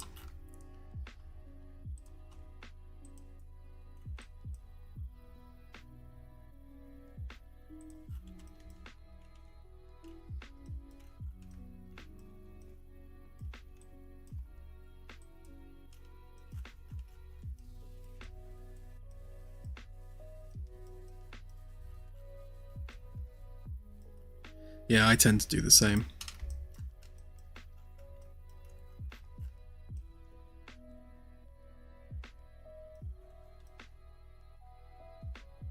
Okay, so just for consistency's sake, can I... Yeah, no, I won't actually. Because in an ideal world, that needs to go over there, but I shan't mess with it because it's messing with it for the sake of messing with it.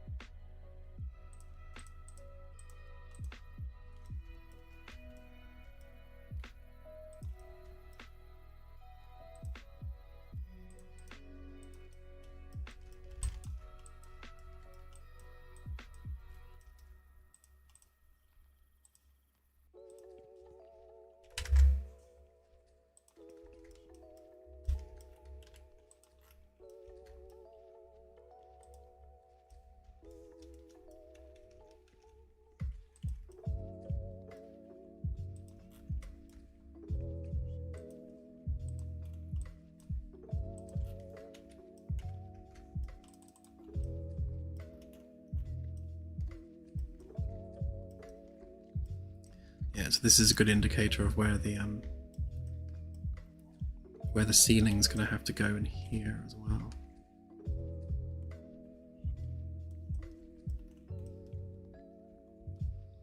Obviously, we can't have the full curve going all the way up because there is a deck above it. So that'll have to flat across there.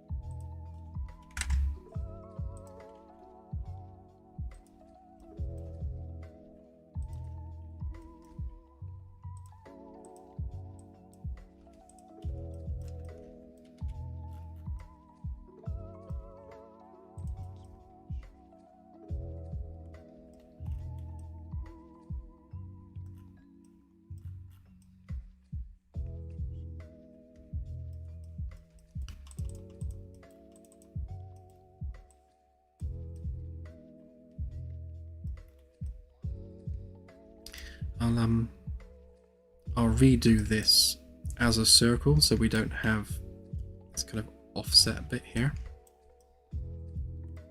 Not quite sure why I did that. I think it's just because I had it on a curve. But, if I do it as a circle, then we'll have straight edges, and then I can just cut the circle in half.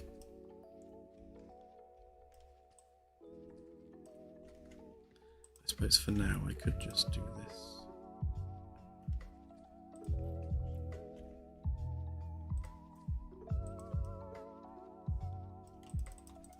It's going to completely mess that up. Yeah. I won't do that for now.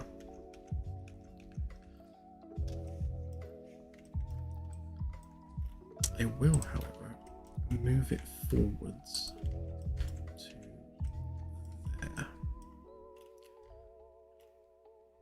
so that extends the lounge by 3.6 meters. But it does mean that it makes that nice and straight across there. And it breaks up that symmetry there.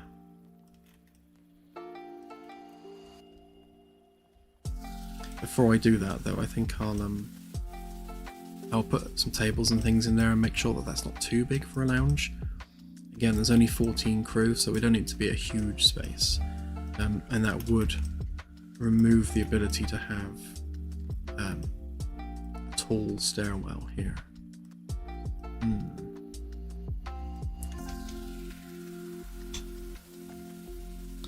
Conundrum indeed. Yeah, I would like to retain the ability to make the stairwell taller in that section, just to make it just like a feature part of the ship.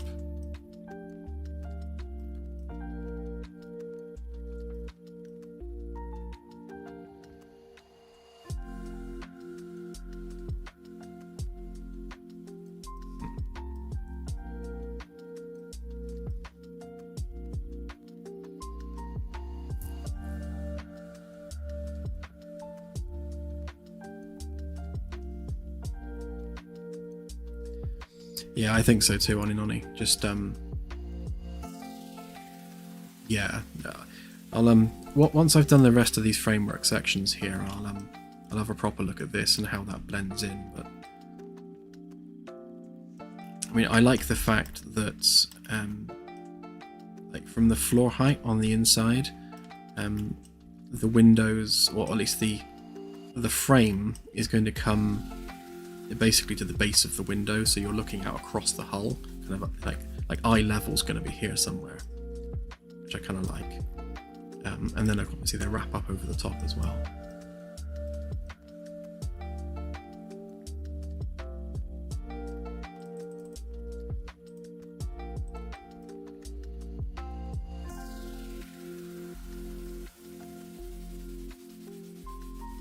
Thank you, Stack.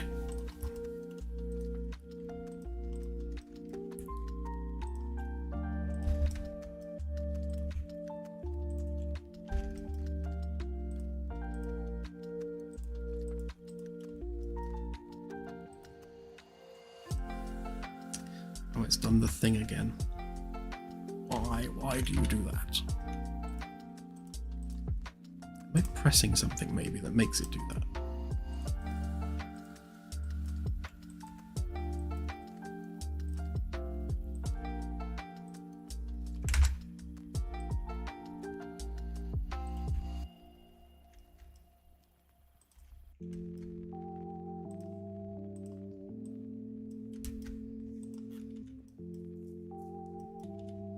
Yeah, maybe. I imagine it's probably something like that.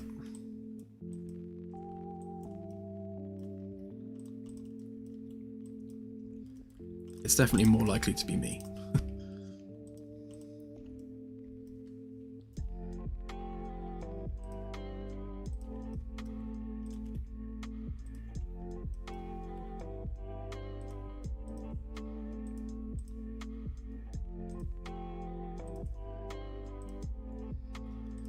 Yeah, unlike the Defiant, this thing's not going to be designed for combat. This is a corporation-ran exploration vessel, a scout ship for going out there and finding things to exploit that the corporation can then follow up on and kind of follow behind with perhaps a more capable ship for doing salvage or something like that.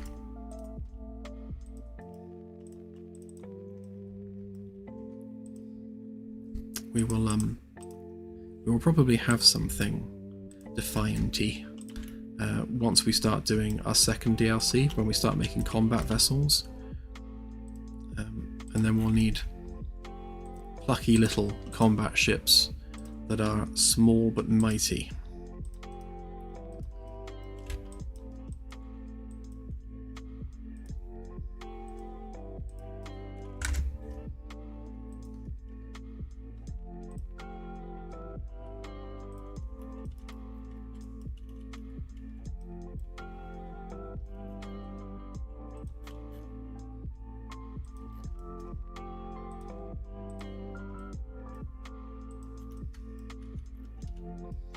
Almost there, only 4 more to go.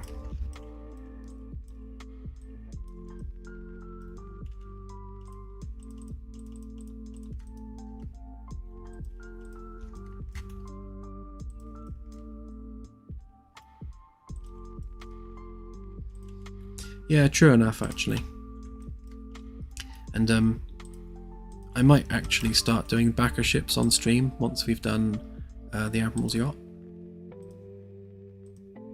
I think doing the building of starships on stream seems to be going down quite well, and I enjoy doing it, so if that's what the community enjoys, then I am more than happy to oblige and just keep making starships on stream. We do have 12 that are needed for the game, so it's certainly no shortage of ships to build.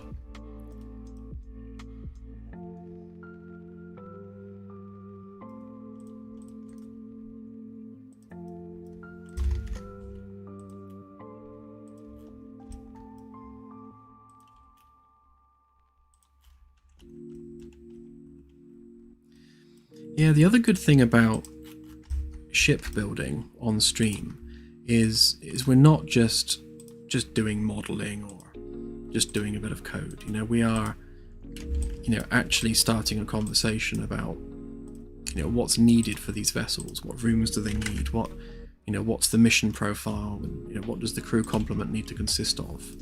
It means we get to have those conversations, which is always good.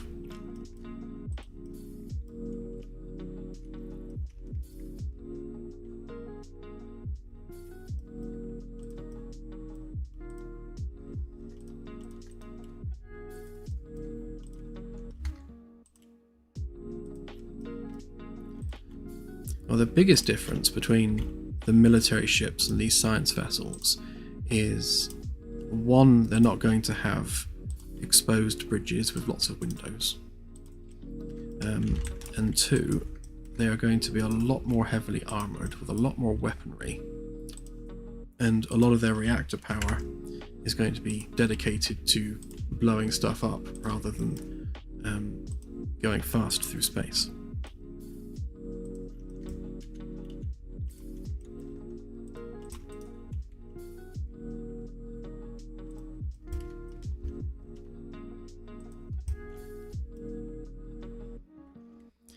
Oh, the crew complement of this ship is tiny. It's 14 at the moment.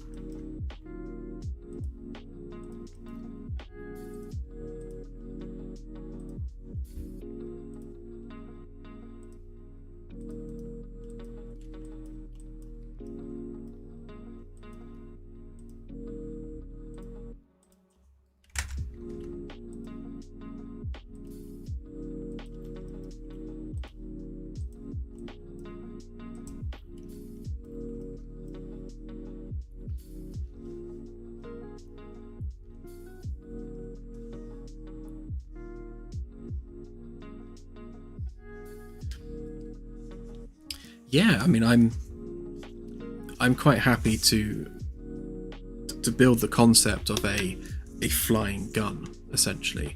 Have a ship that's just basically built around its main weapon, and for the whole purpose of the crew to be basically just to feed that main weapon.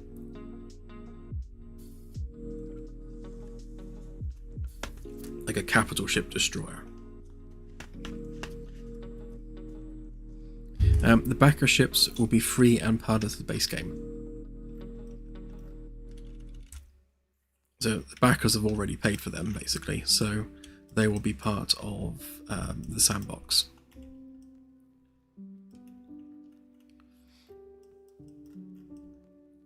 I think some of the backer ships probably won't make a lot of sense initially in the sandbox, because obviously we are out there doing deep space exploration, and some of the backer ships are very much military vessels, or like trading vessels, like cargo ships, and we don't really have anything for them, in terms of things they can do right now. So those particular ones are going to have to wait for their moment in the sun when those parts of the game are added. But at least they'll be flyable. You can fly them around and do whatever with them.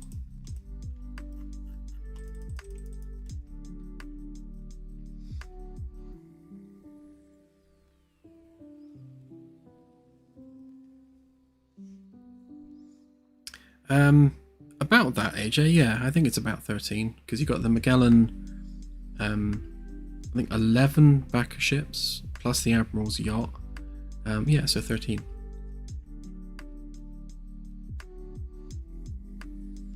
Yeah, any ship that backers have paid for on Kickstarter will be included for free.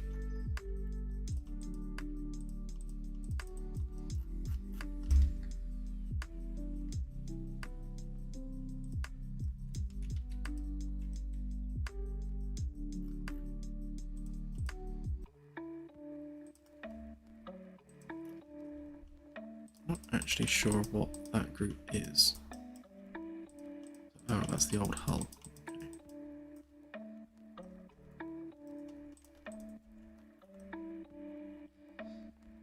Okay, so before we made these alterations to fit in the maintenance access, this was kind of the rough outer hull that we had. So you can see that we've had to significantly extend this bit to fit all that in, otherwise we literally had no space. The back section, other than being slightly wider, is basically the same, but yeah, it's more this bit at the front that we had to expand.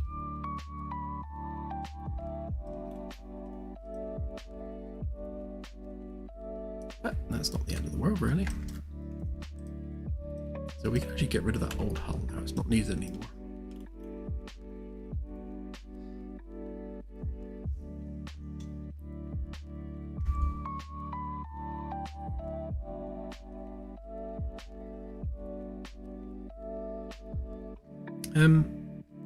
No, the shuttlecraft are different. They are separate vehicles, and not all of them will be shuttles either. Some of them will be ground vehicles.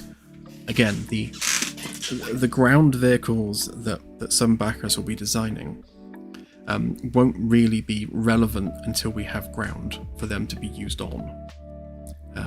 So again, those things will come into their own, once we have an environment for them.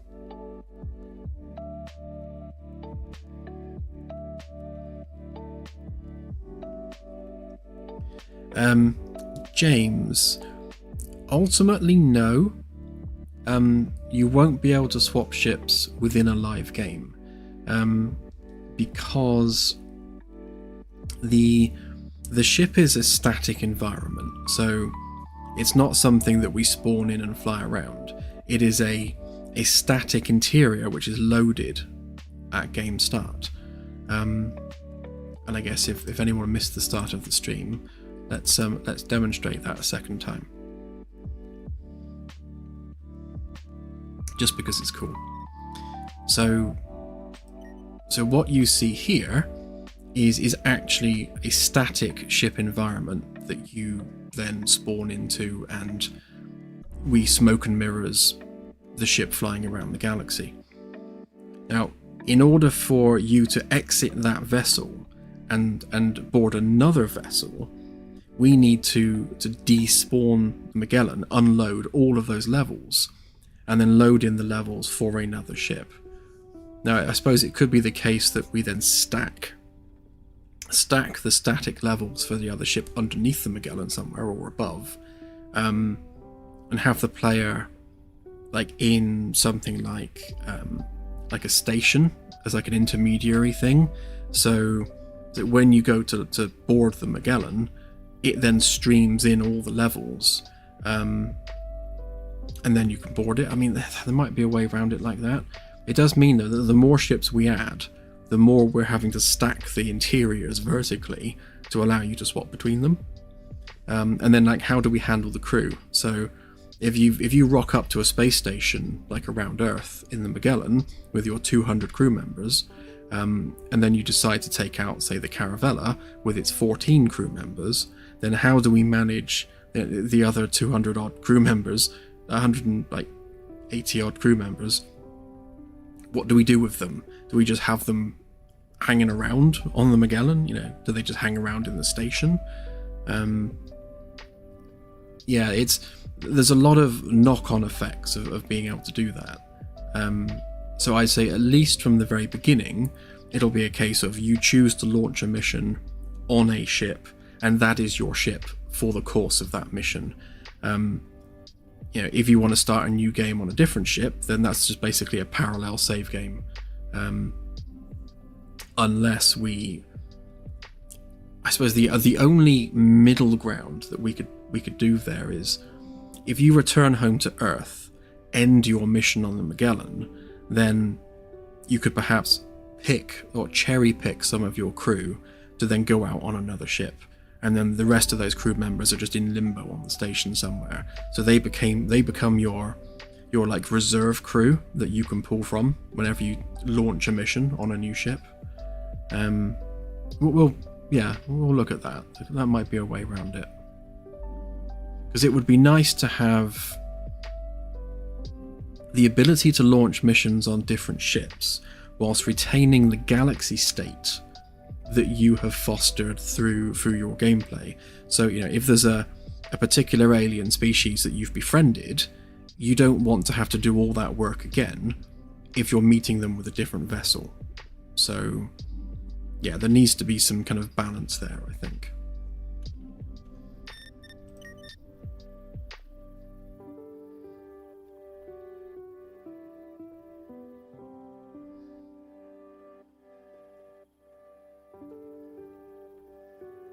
Yeah, me too, Falk. Definitely.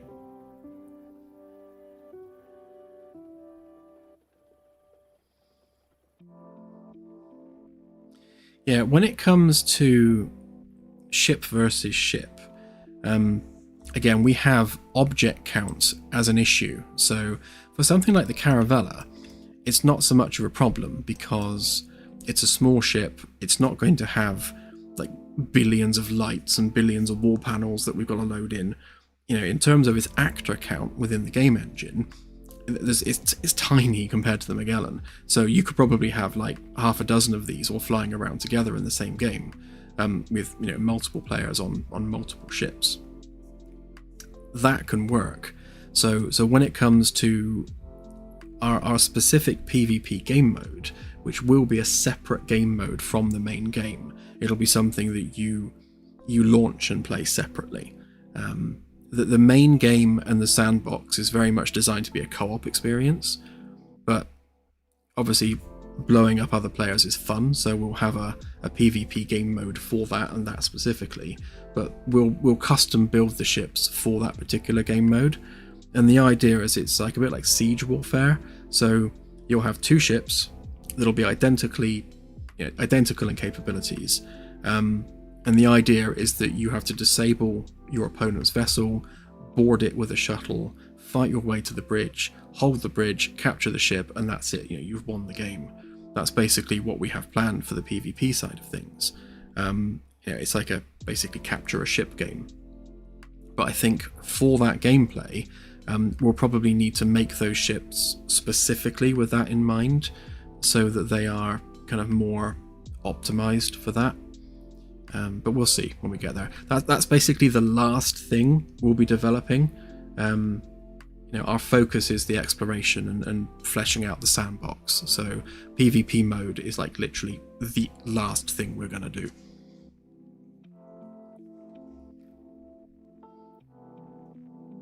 Although we will have guns on the ship and you will be able to shoot each other.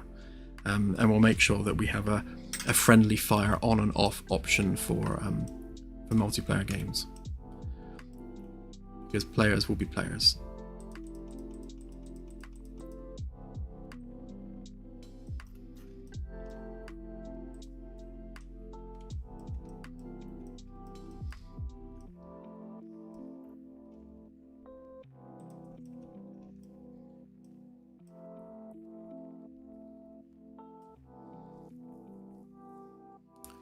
Well, true. Yeah, you could do the same thing with an alien ship.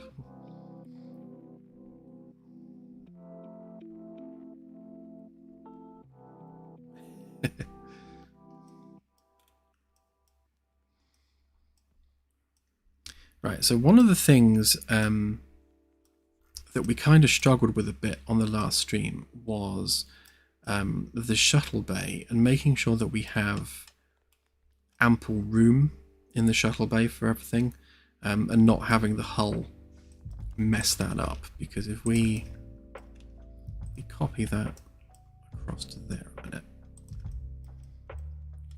and then move it that way a bit, kind of, we start to sort of encroach on the shuttle bay. So if we were to have that like where it would have to go with our curve, then we are completely like chomping up all of our shuttle bay space. So that has to go like probably there, I suppose. It's okay if we have a bit of a curve to the shuttle bay. In fact, it would probably be nice to have a bit of a curve to the shuttle bay. But it does mean that the curve that we're drawing here is going to be quite different, which means it's going to have a much flatter back end to it than it would otherwise have.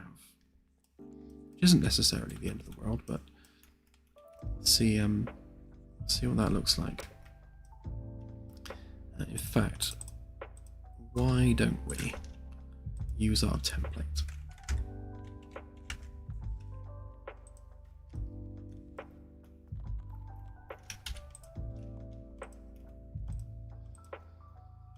So that would be there,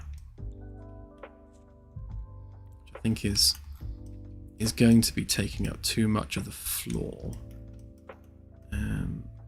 So then a half would be there. I think that's probably better.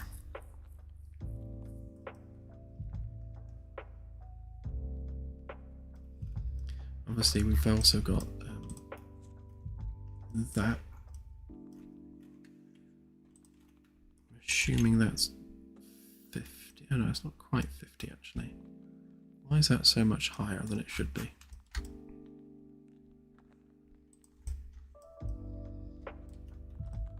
I guess to fit that in, I suppose.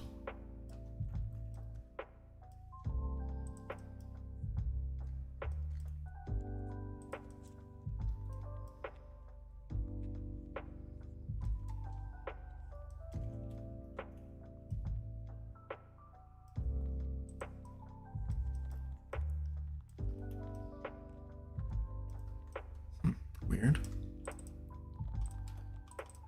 I'm not quite sure how I came up with the height for that. So if I was lining up with that, it would be 63. Right now it's 70.9, which is oddly non-specific.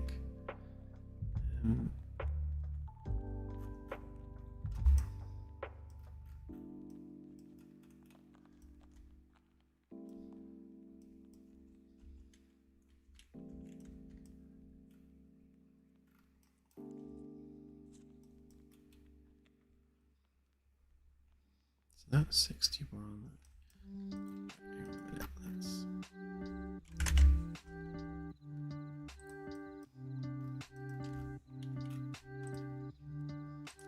What are we doing with this? So help. That's on the wrong layer.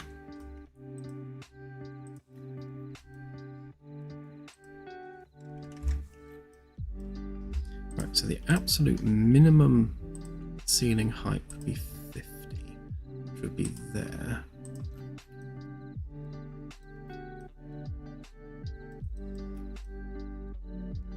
Which is fine.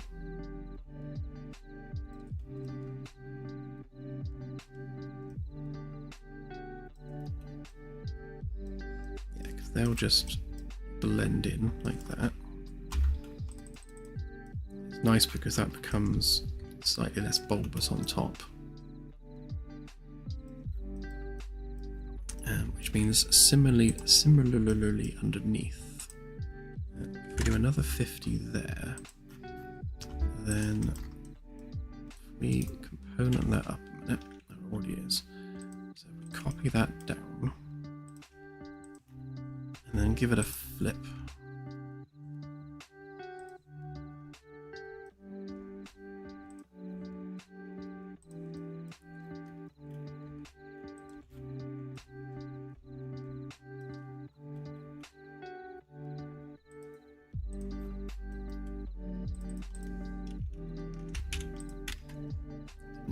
Thing, just a bit. Right, so when it comes to the like the cargo hold and everything, it means we have like more room available in the cargo hold because we've got these angular edges, so we can actually have like cargo racks that are set back into this space, which just gives us a bit more storage. Yeah, then that would blend into that fairly well.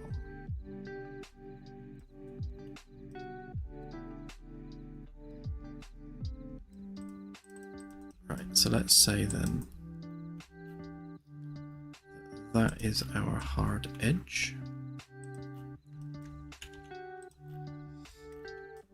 Which means that needs to go to there. That needs to go to there.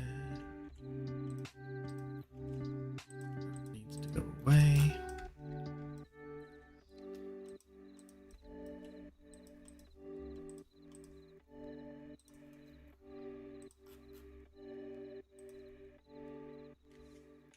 Nope, that's not right. That's what we wanted. Right, so that would give us a shape like that at the back. That's not terrible, to be honest. It's quite a bit wider than that one, but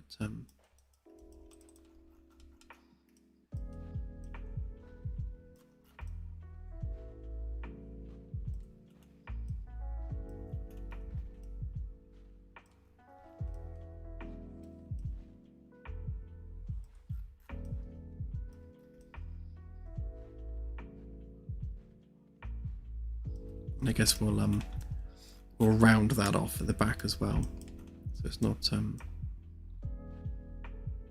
just a flat back, obviously.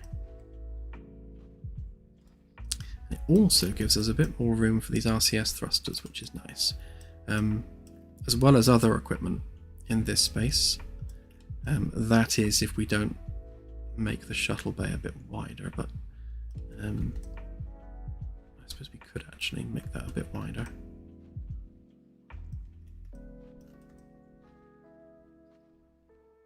Because we can move this doorway over by half a grid square.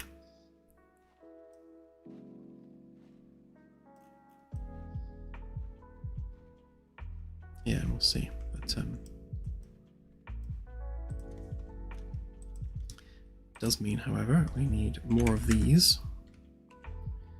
How many do we need? What, 8? Oh, perfect guess.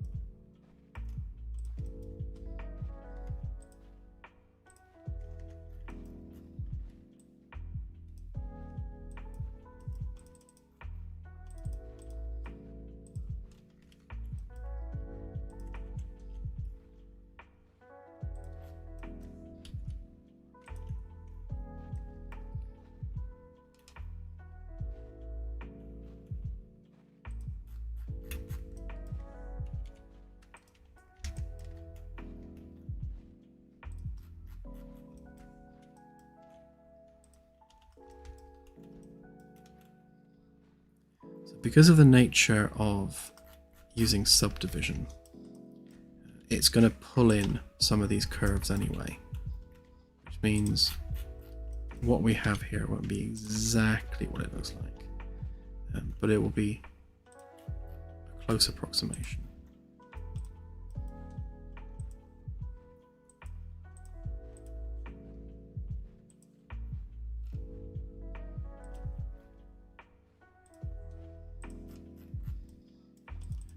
So that gives us a rear end of the ship looking somewhat like that. And of course then these need to be pulled in, which means it's going to make it a little bit more bulbous at the back. That gives us a rear shape.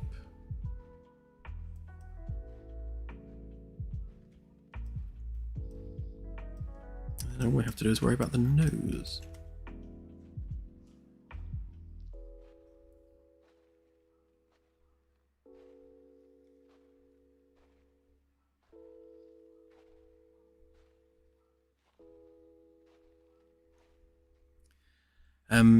The Lone Wolf, yes, the staterooms are in fact for the XO and Captain, and probably a couple of other senior staff as well. You know, the Chief Engineer, the Chief Science Officer. There are 6 of them. We might end up using 4 for senior officers, and then maybe keep 2 for guests.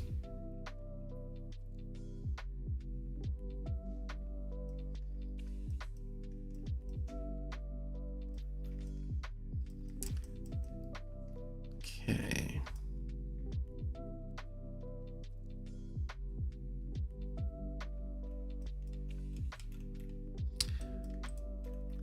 This is why you're here, Firstus. You spot these things. Thank you.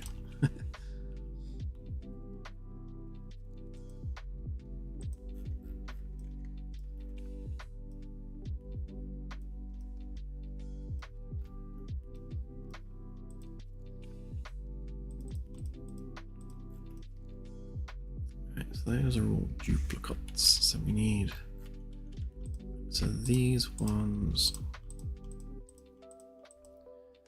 all need to be unique.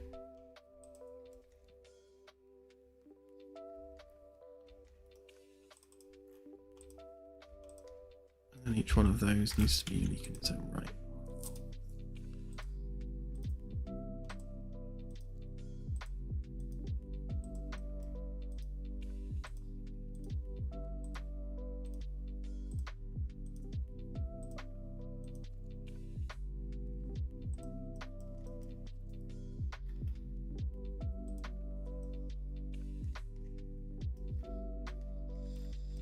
Okay, so there's a question actually. We need to define the back curve.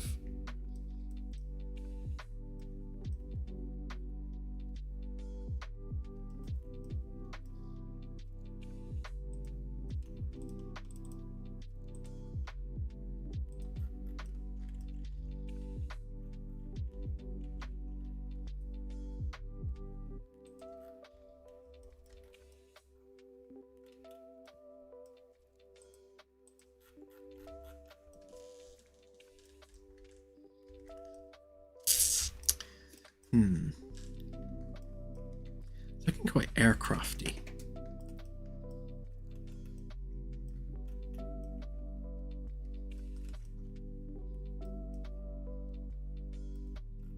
Now, I guess we want to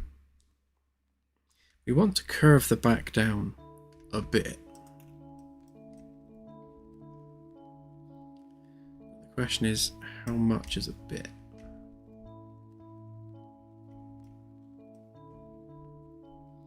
And where from? I mean, we already have a fair bit of vertical height in the shuttle bay,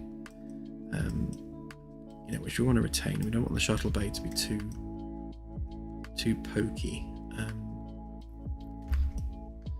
So I'm wondering actually whether we don't, because on this one we kind of curved it down towards the back, and I'm wondering whether we actually keep it more thicker than that and just curve the back bit slightly.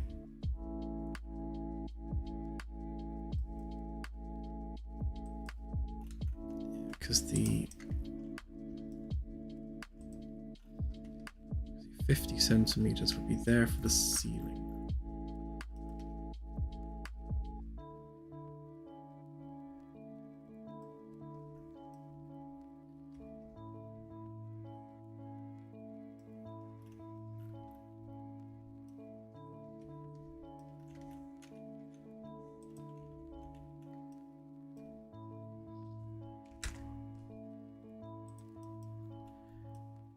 Yeah, which matches, so it can't go any lower than that. That's our absolute limit. Right, so that's practically 1 meter. Actually, shouldn't that be exactly 1 meter? Weird.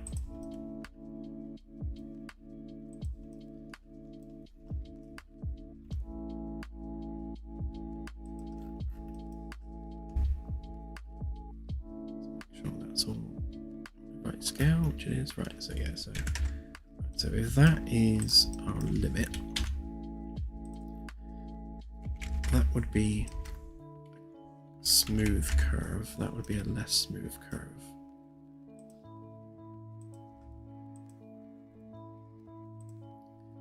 So if we did something like that,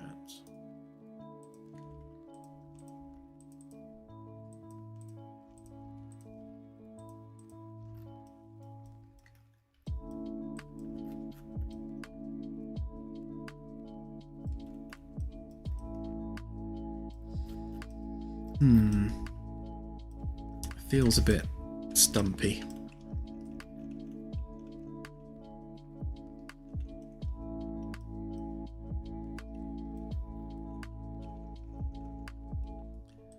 Okay. So what if we come down literally to there?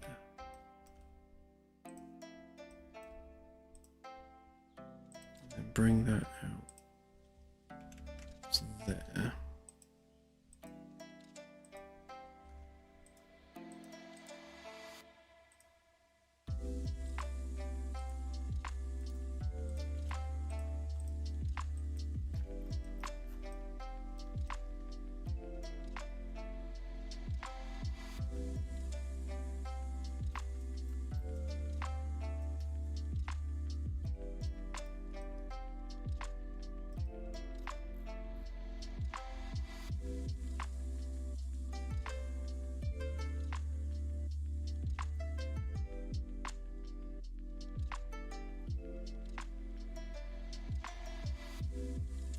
Good night, AJ. Have a good one.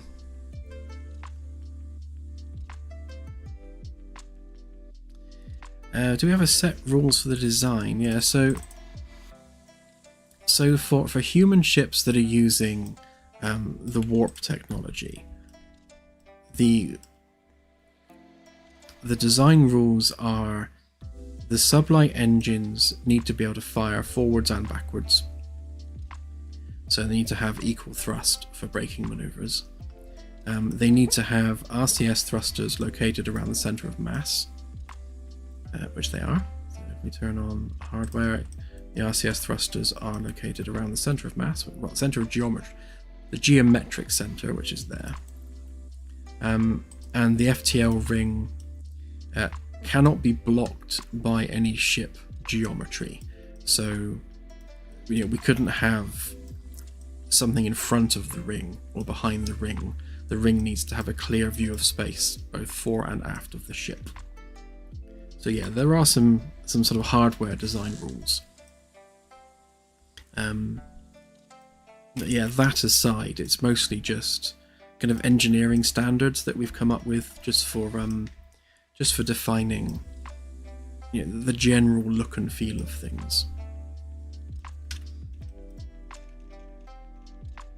And the engineering standards for like internal dimensions and things are based partially on UK building regs, so things like the width of a stairwell, the height of a handrail, that sort of thing.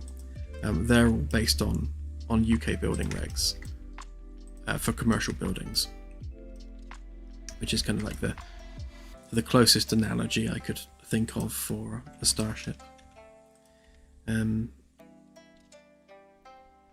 What's wrong way? Yeah, but everything else is all about making sure things fit. Yeah, like things like fire exits and human foot traffic and that sort of thing. Avoiding dangerous choke points, that sort of stuff.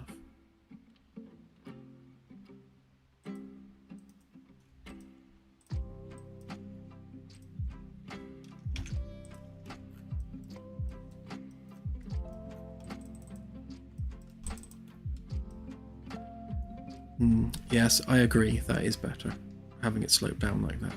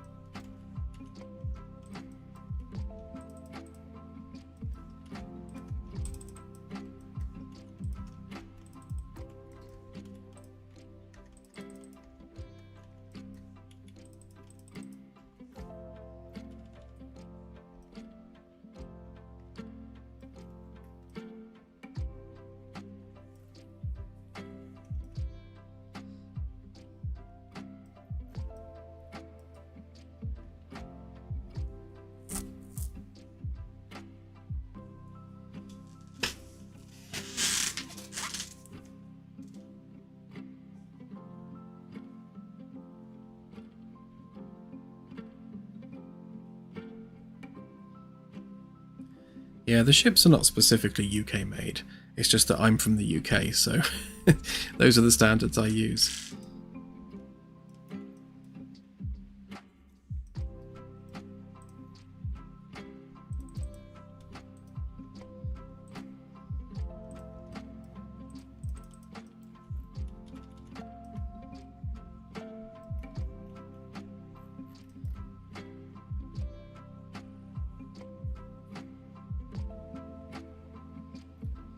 Yeah, this sort of rib cagey looking thing, these will actually be the structural beams. So obviously we'll be skinning this with an outer skin, but yeah, these will be thickened and turned into proper beams, and they'll have a proper structure. So if you look at what we've got here for the Magellan, you know, where we've got, you know, actual thick metal with cavities that have insulation in them. What you see here is exactly what you'll have here as well. So between these two support beams, there'll be a cavity between them with insulation, and then there'll be that secondary skin on the inside with the lightning hole cut through it so that you can see the insulation behind. So walking down this, never turn that off. Walking down this this maintenance corridor here will look like this. You know, it'll have a similar flooring. It will have a handrail. There'll be insulation. There'll be like maintenance lights, and a whole load of infrastructure, you know, running down the walls and things. So it's going to be a similar environment.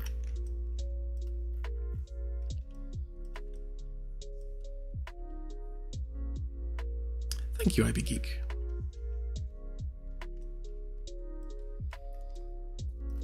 Right, so the next job then is to do exactly what we did before and sort these out. Though, unlike before, I have rather foolishly, oh no, I forgot to make them unique. Yeah, I've forgot to mark where the edge of the line was. To do that for all of these.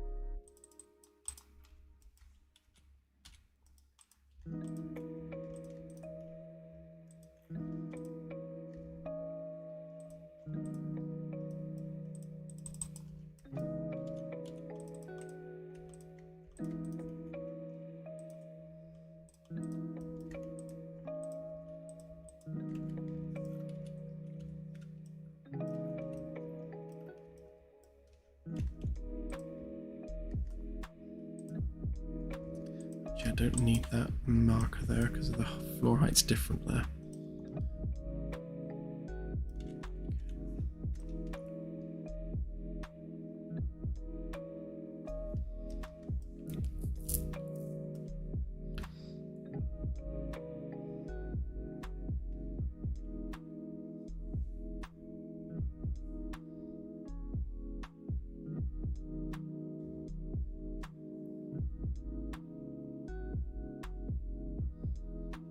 Yeah, there'll be a lot of infrastructure running around the sides here.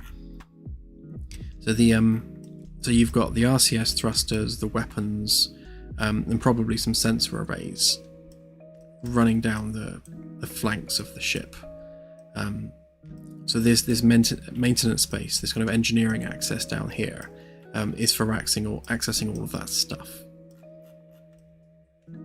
And then the rooms in engineering proper, they're kind of like the big things, like the reactor, the water recycling, and you know, the heavy industry type stuff.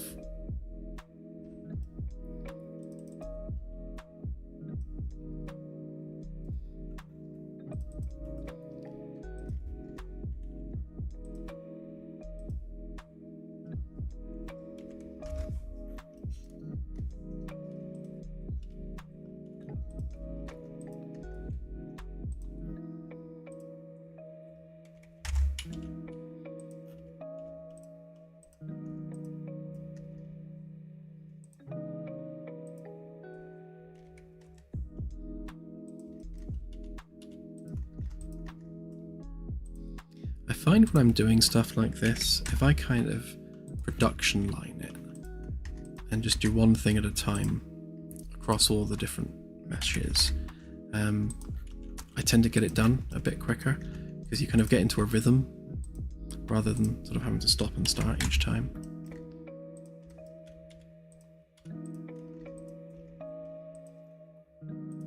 There's often a lot of repetitive work that needs doing.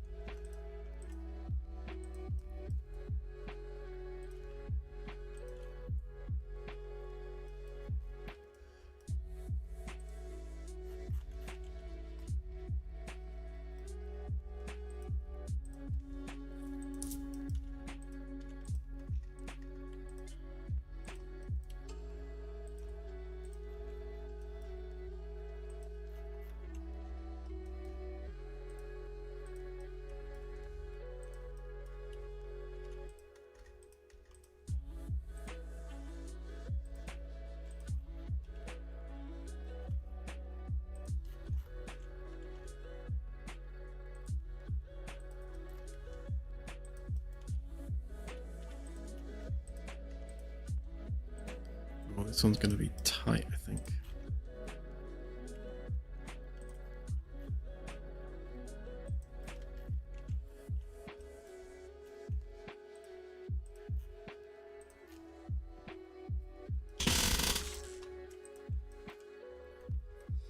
I mean that, yeah, it's going to be a tight curve there, but once we start subdividing it, it's going to, it will naturally smooth off some of these edges.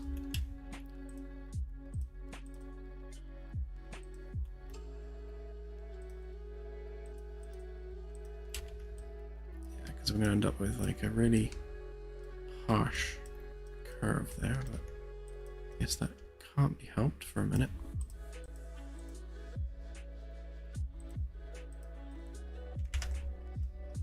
Now what we're doing here is we are building the prerequisite stuff for the subdivision. So we're building the outer geometry, which we then kind of fill in.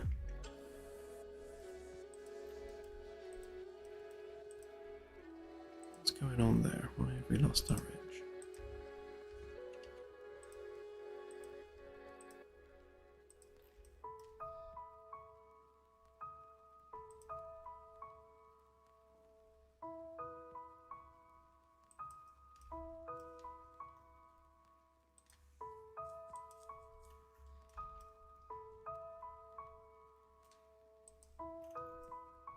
I see what's happened.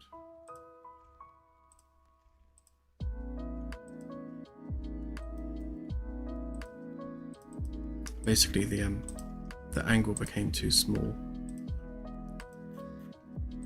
It was like, nope, can't do it.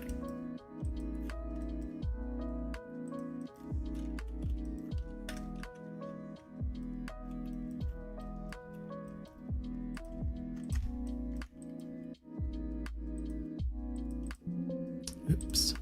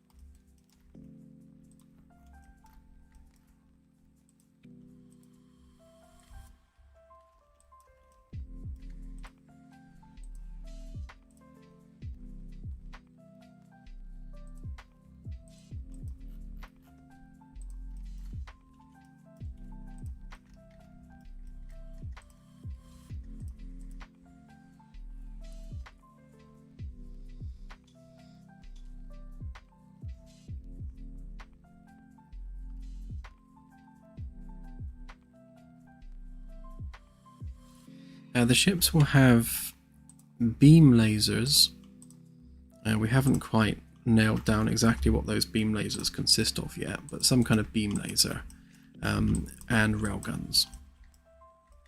With the general idea being that the beam lasers will take down the shields and overload the shield capacitors, whilst the railguns are for taking out the actual hull itself. So you get rid of the shield and then you pummel the hull.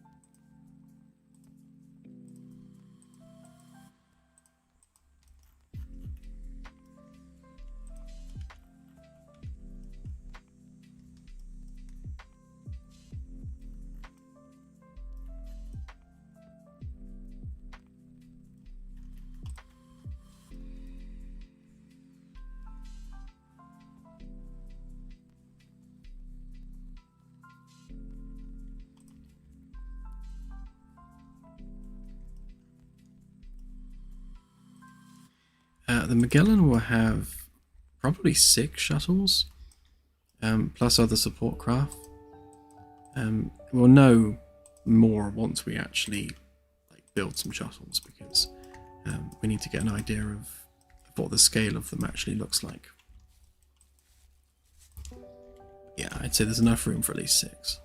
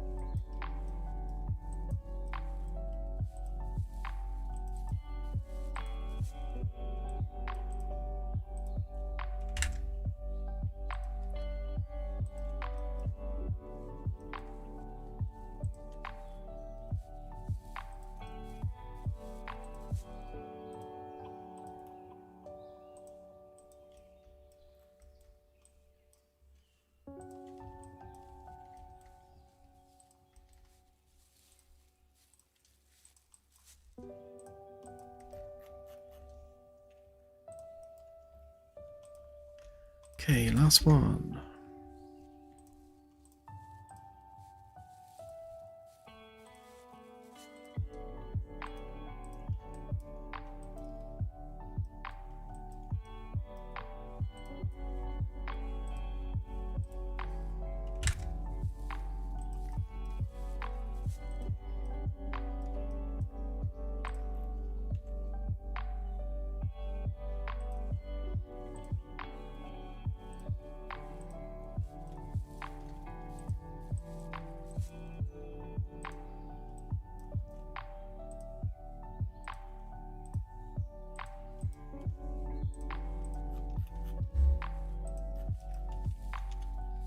Okay, so that gives us our shuttle bay floor and ceiling, to be honest, because we've got the floor height across there as well.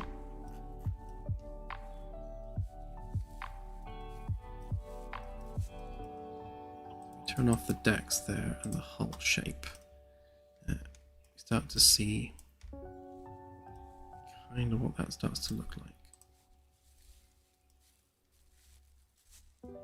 Should be on deck 4.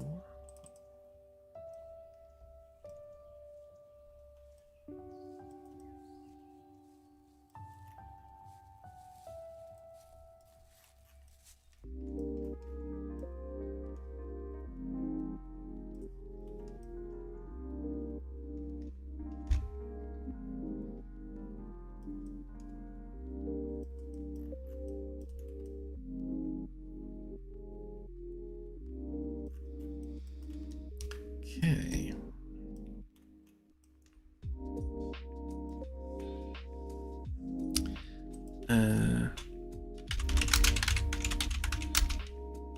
Hang on, let me look up how big the Anaconda is.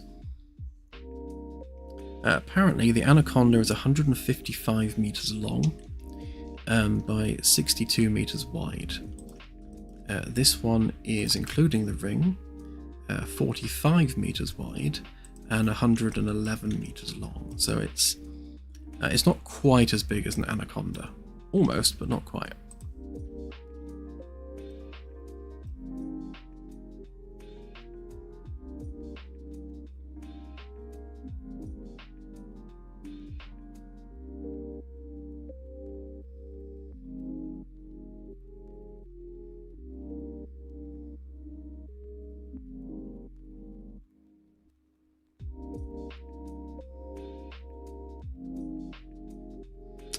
I haven't actually seen that, Lone Wolf. I'll have to have a check out on Discord.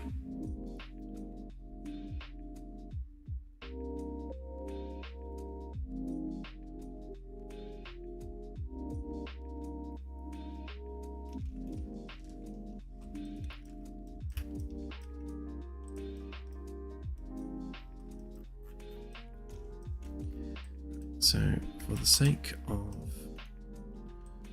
speed, let's get rid of these ones a minute, and we'll do the whole lot. So get rid of the outer hull.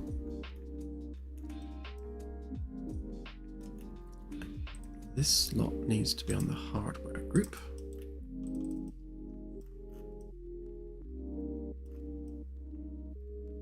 Right, so we grab that. Should be just the bits we want.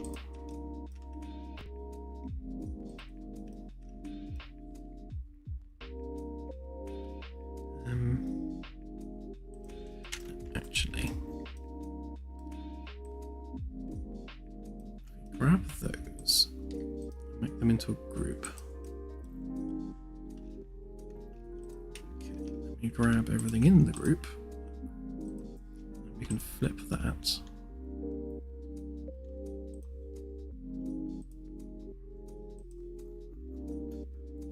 And then join them back together.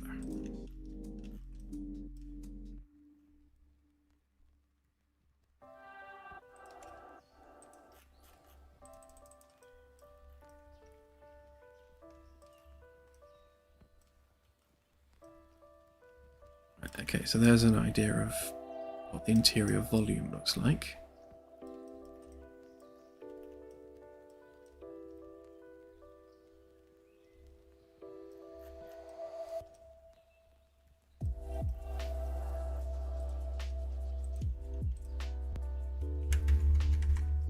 Copy that over there a minute.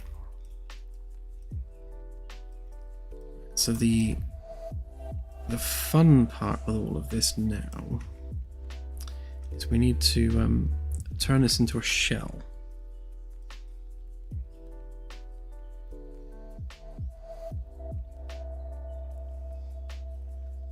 The ship's hull is 50 centimeters thick everywhere. So, well, the skin of the ship is 2.5 centimeters, so 1 inch thick.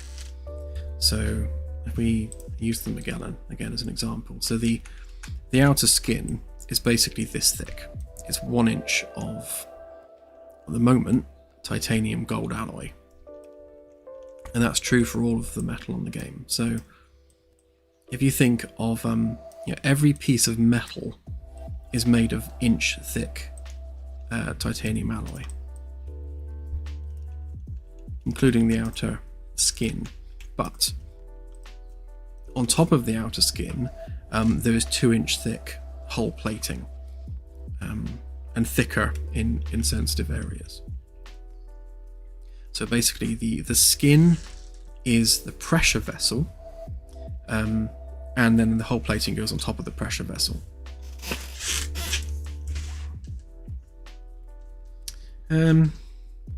Yeah, about thumb sized. Is basically 2.5 centimeters is the equivalent to about 1 inch.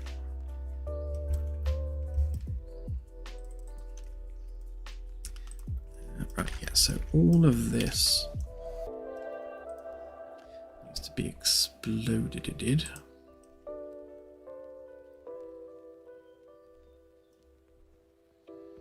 And we want just those. So we don't need any of that stuff. We can delete all of that. Pop that back in there. Then we can explode those. Okay, so that's just...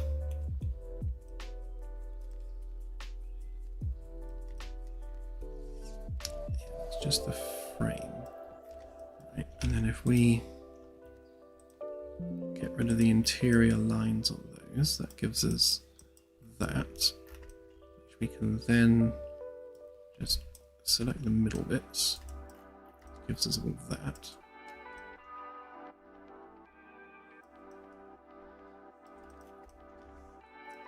Okay, then we should be able to skin it.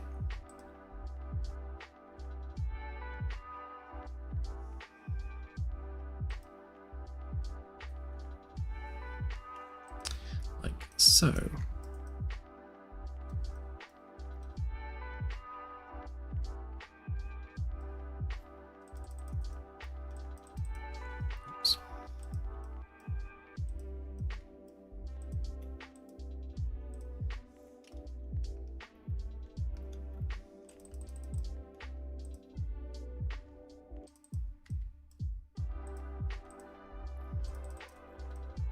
So there's the skin.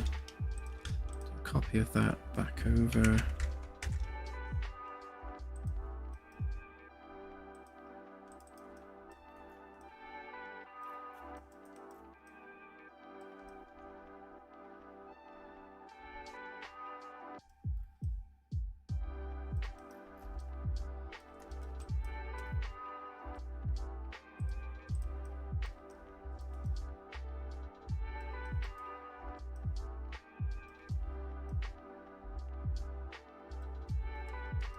Okay, so the trick with this now is we need to dramatically reduce the poly count. So if we look at the poly count of that right now, it's quite high. These bits are all right, but in order for us to turn this into a sort of a usable subdivision mesh, we need to kind of reduce the poly count on these curves and on these top sections, because we want like each quad to be kind of that size, I guess, if not smaller. So that when it comes to using subdivision on this mesh, it doesn't get like ridiculously high poly, because that would be bad.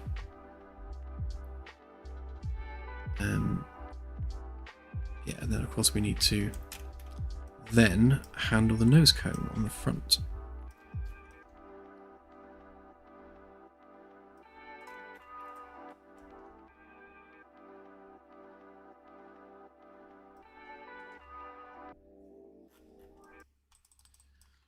Let's just see what that looks like with that one.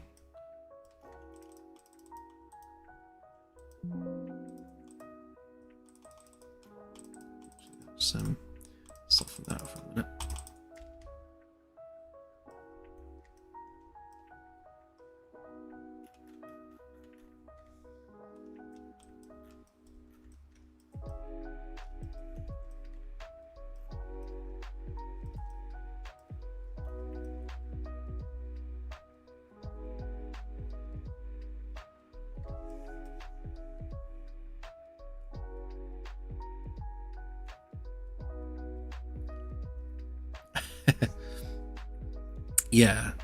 Yeah, the thing with subdivision is like it gets a very high poly very quickly, and yeah, so you need to start off with a relatively low poly base mesh in order to generate a reasonable poly subdivided mesh.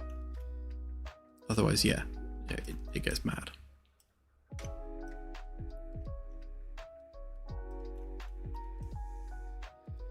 So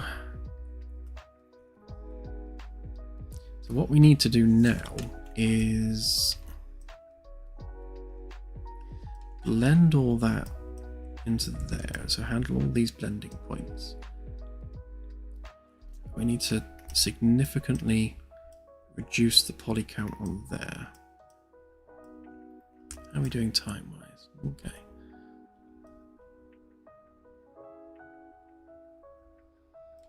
So need to extend these a bit.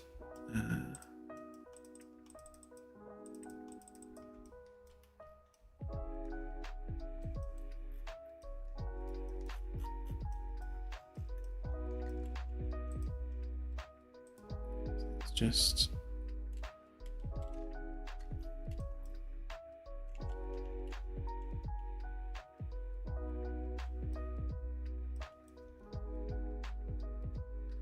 what is going on with these directions?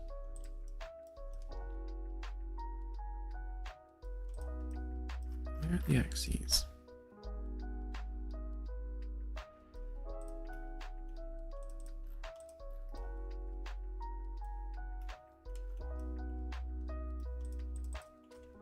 Yeah, so the blue direction's that way. Yeah.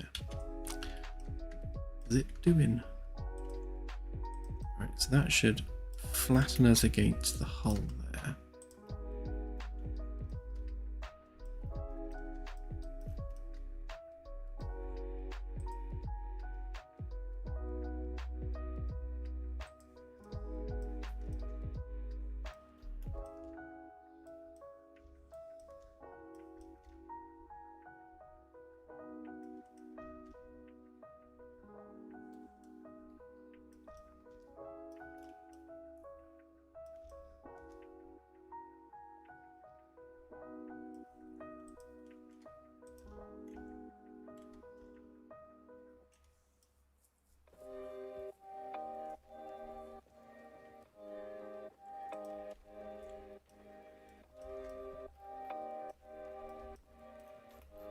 Too much geometry.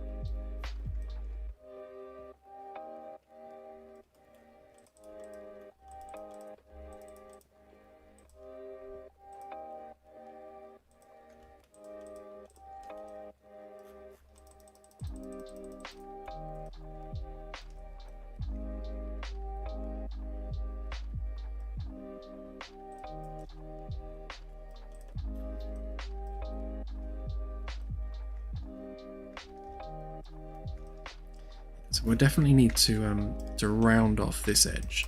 So once we have our subdivision profile, we'll start kind of shaping that a bit more. And then we need to do something about this underneath. I might just actually blend that straight rather than having it curved, because that's the science labs there. We don't need that curved window there, so that will take care of that a little bit. In fact, I could even just curve that smooth into the hull.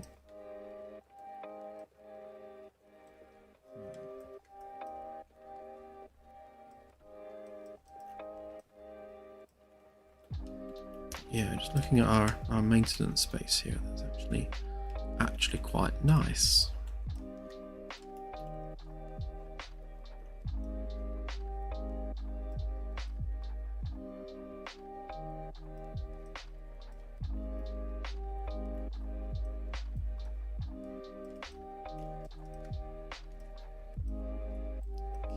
And then this is our cargo hold at the back here.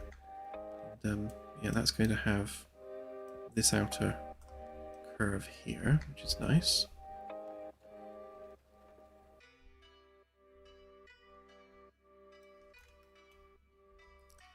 We've got our stairs going through there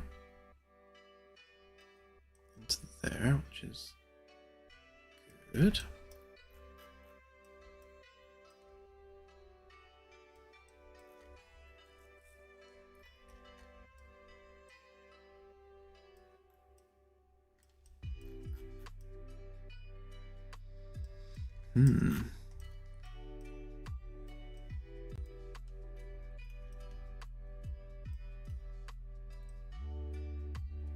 So I think I will do the blending of all the different elements before I tackle the windows, just so we can see what we're looking at in terms of our hull clearances. We've got plenty of space there.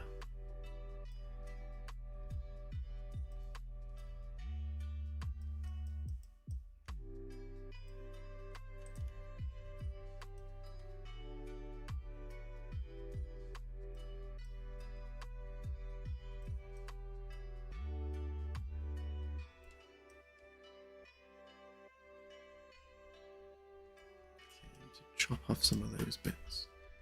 I might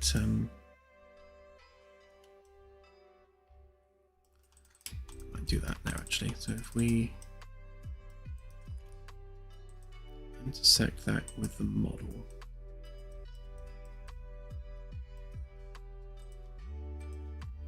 we should be able to get rid of bits underneath that we don't want.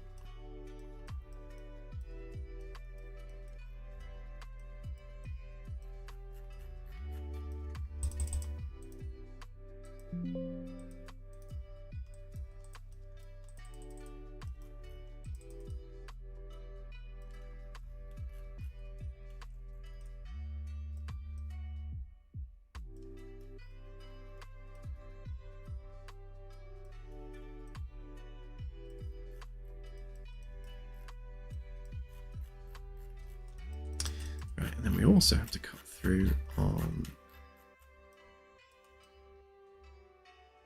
there as well. So basically we're joining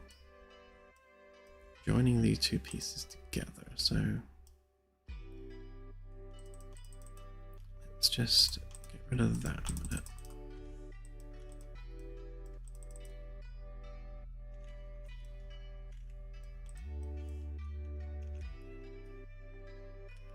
Actually,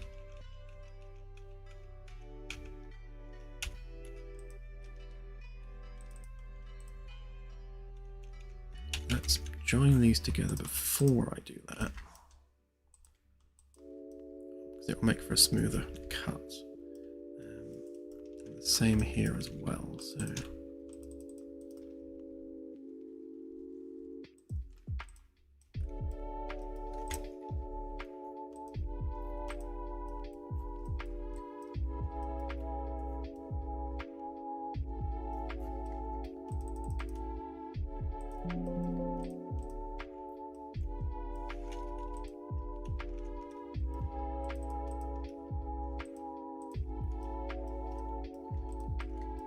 we explode those bits and then intersect them with context. That means we should have a bit there we can get rid of, and a bit there we can get rid of. I can see it. There we go.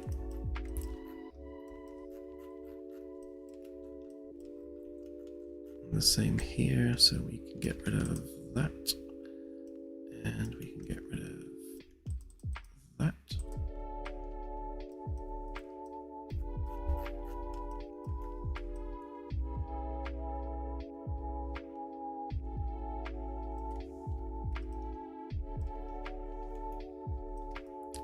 That's better.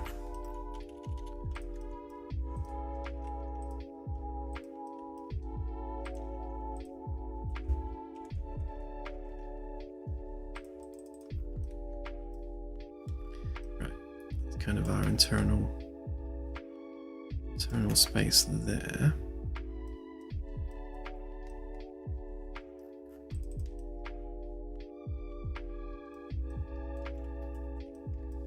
Reason I'm leaving the nose till last, because it's going to be a pain.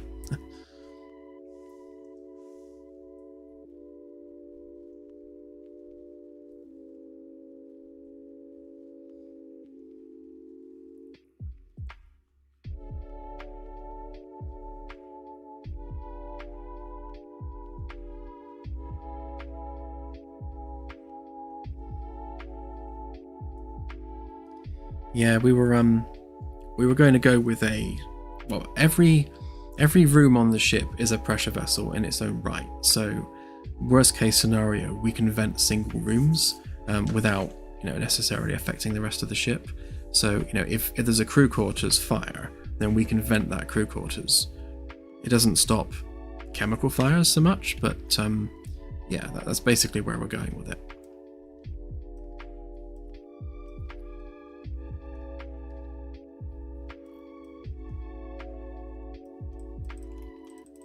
So if we get rid of that, actually we'll keep that as wireframe for now.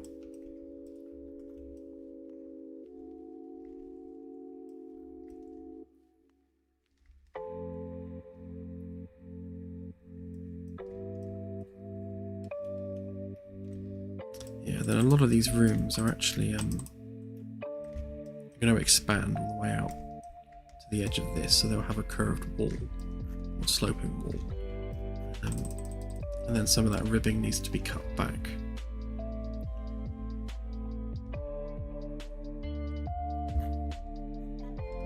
It's going to be a bit of a tedious one, actually, cutting all that back as well. Going to be lots of tedious jobs.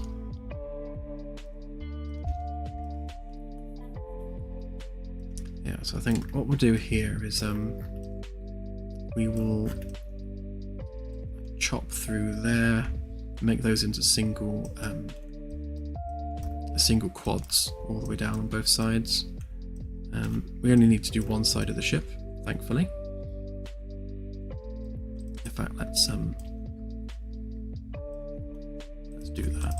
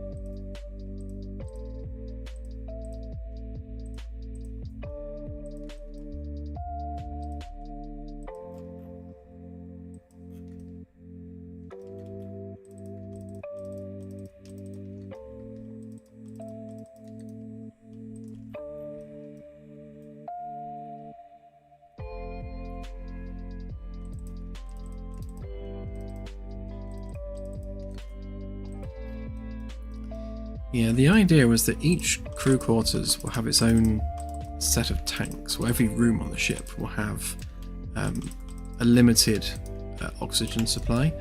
So basically, there'll be enough compressed gas in those storage tanks to replenish the air in a room if needed.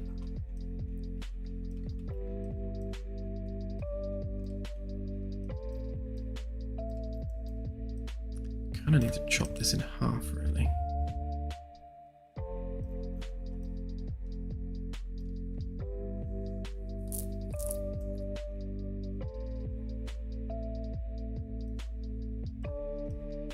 Yeah, we've got quite a few random cavities, like this one under here, where we've got space for things like spare tanks and such.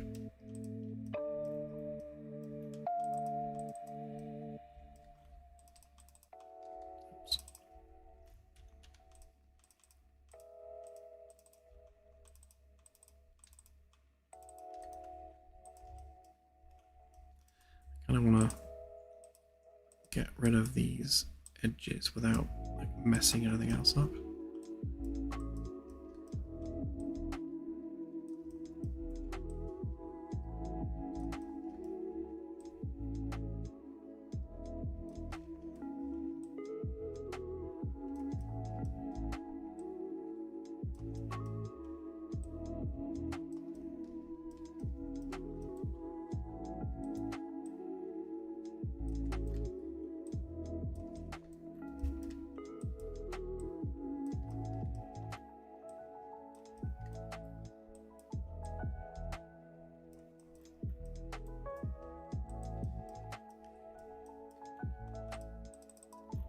Should be all of that.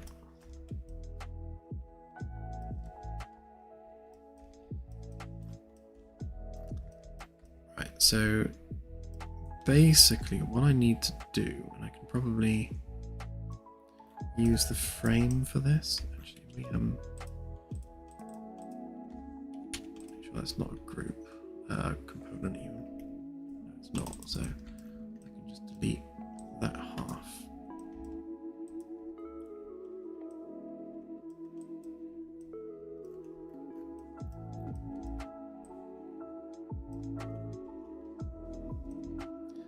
A bit easier.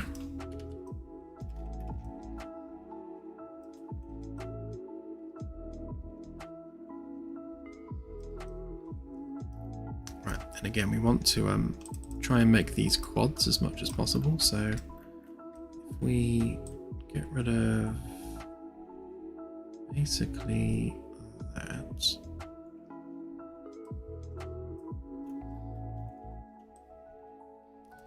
And that.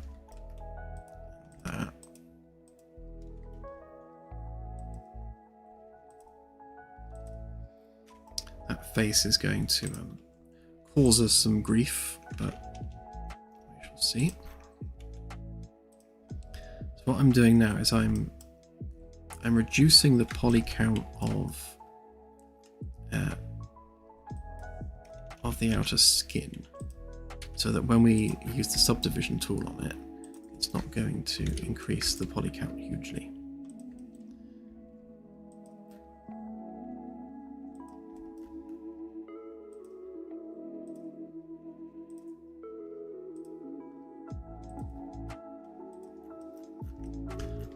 So we basically need to do this, down here, and just make sure that we're working with reasonably low poly geometry.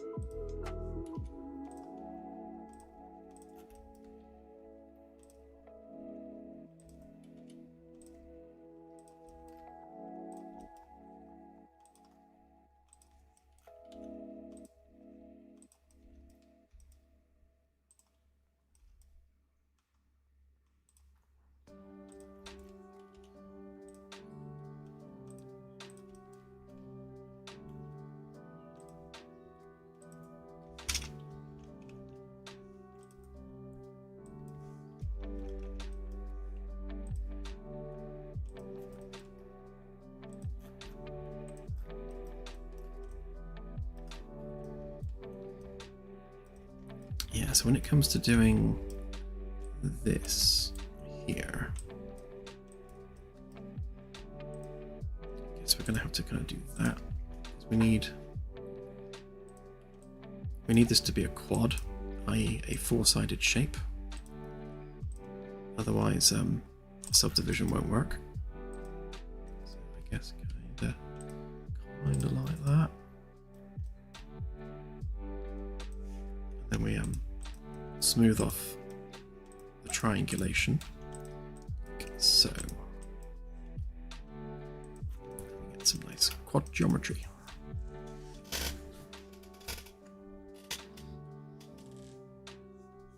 I do read chat, Magnus, yes, occasionally. When I'm not like massively concentrating on something.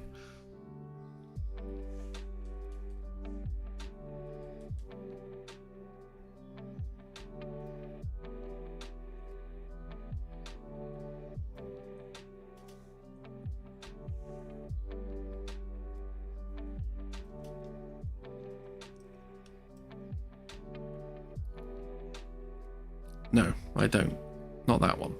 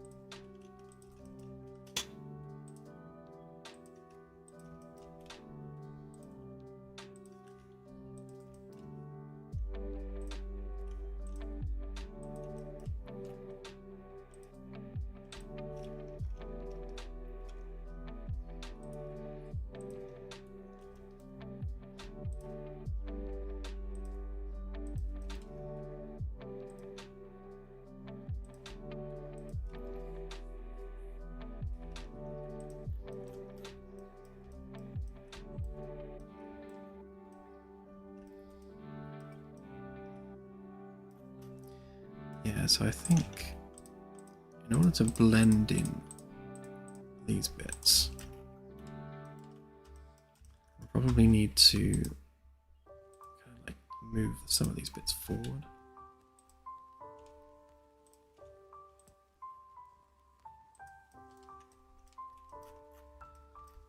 Which would be easier to do in isolation, to be fair.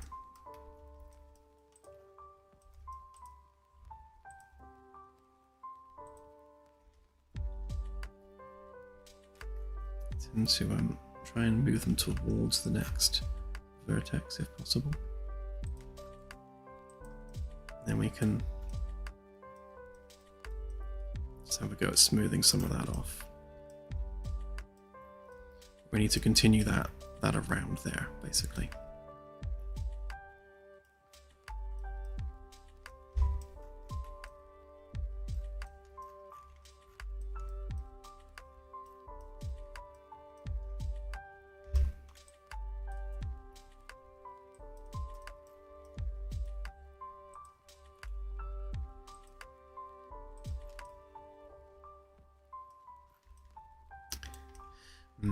This is going to make some triangles, which we don't want.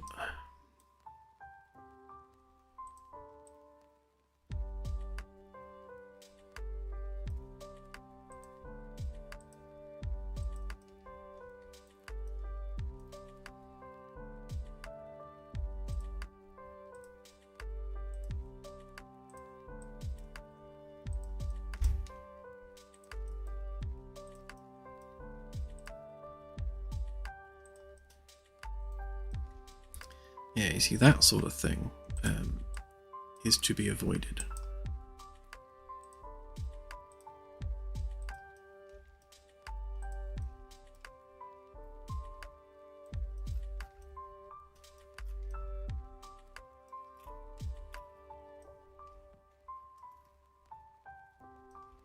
So either I do first as I do. Yeah, I was just wondering whether we make this curve more high poly, give it 8 sides instead of 3. It would make integrating with this easier.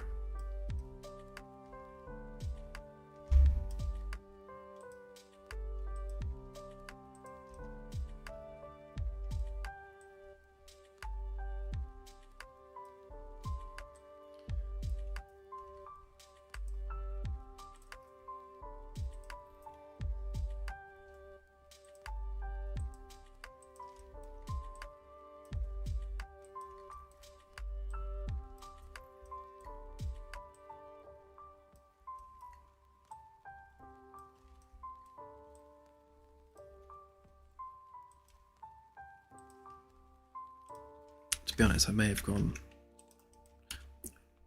too high poly on this even.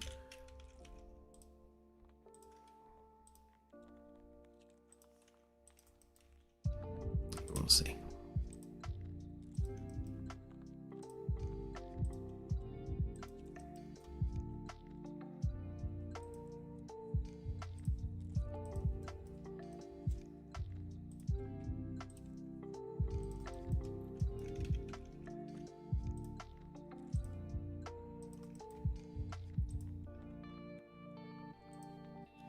See, it's times like this I have to apologize to everyone watching and just just say bear with me while I do tedious stuff.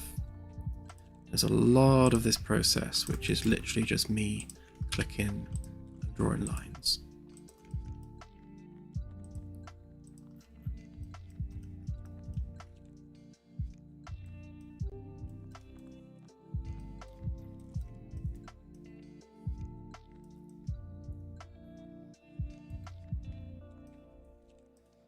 I think the main problem here is down to the fact that there's more quads here than we have here.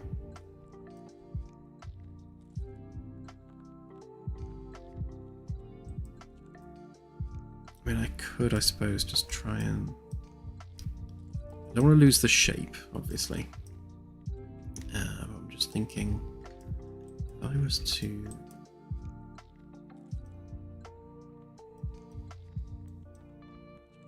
I want to reduce that.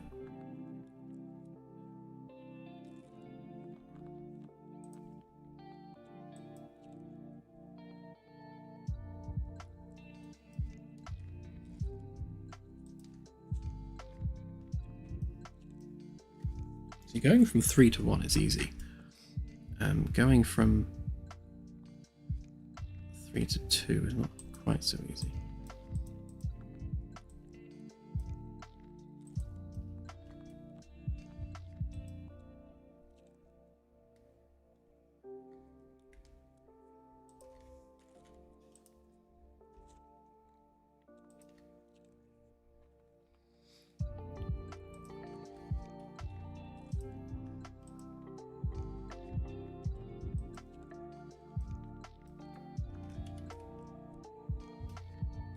so 1, 2, 3, 4, 1, 2, 3, 4. Right, so those are all quads. So they all obey the rules.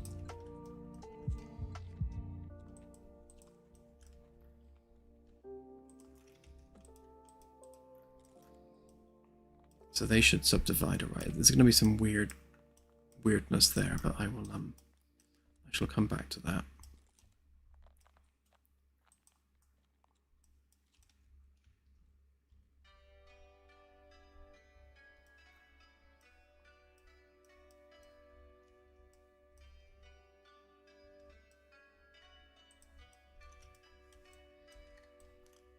Okay, so why don't we take that back to there? Call that our midpoint.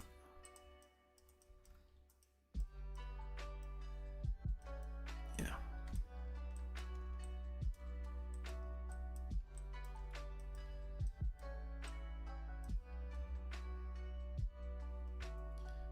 Save this a minute because I want no crashing.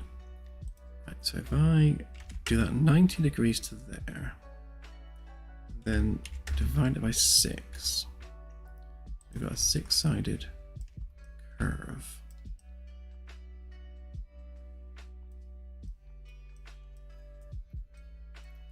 Might do us a little bit better.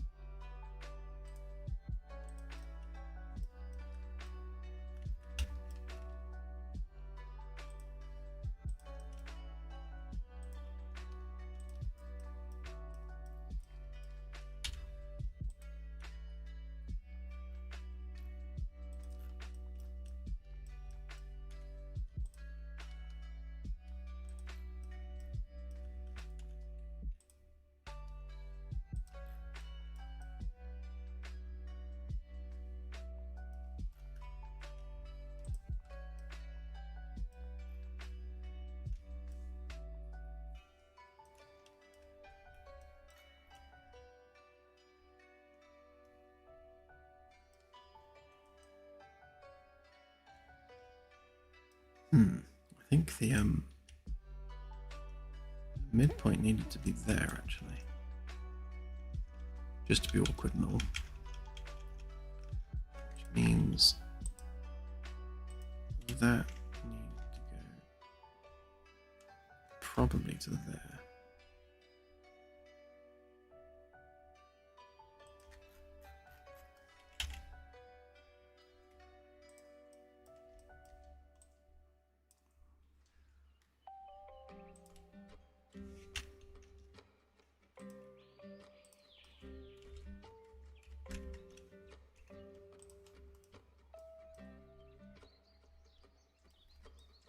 Nope, that wasn't far enough.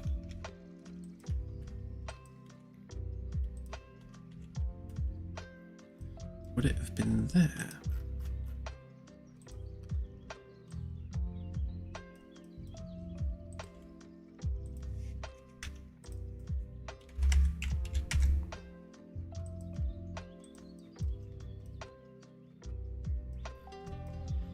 Yeah, that's more like it.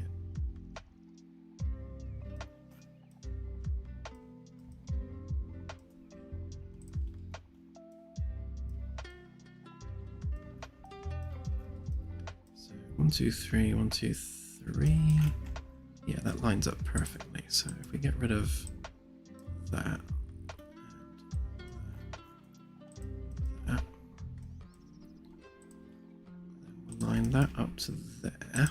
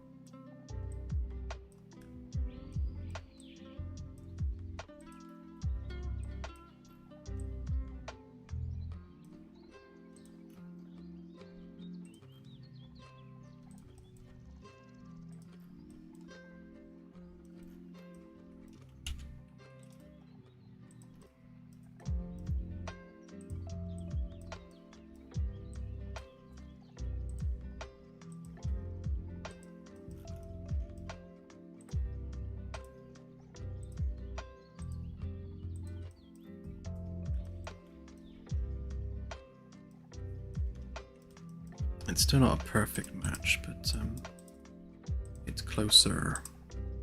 So we end up with a triangle there, which is not the best, but we'll see if we can iron that out.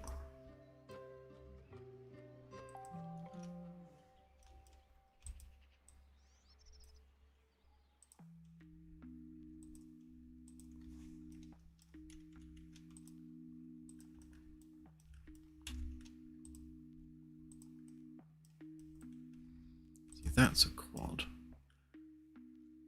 and so's that, so that works.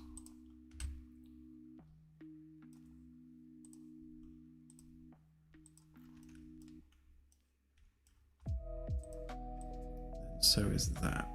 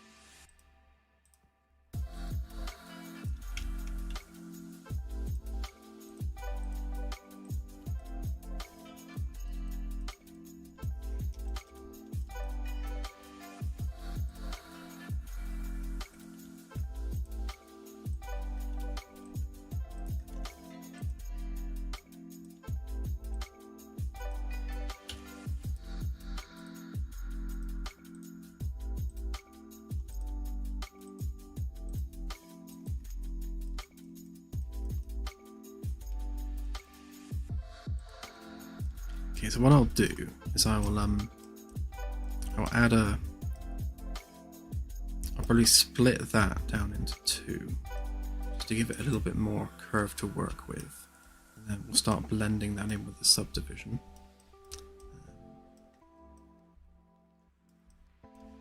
We've got sensible quads there.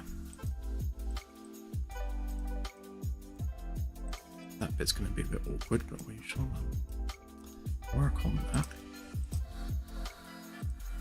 That's not a quad, so that's going to mess us up.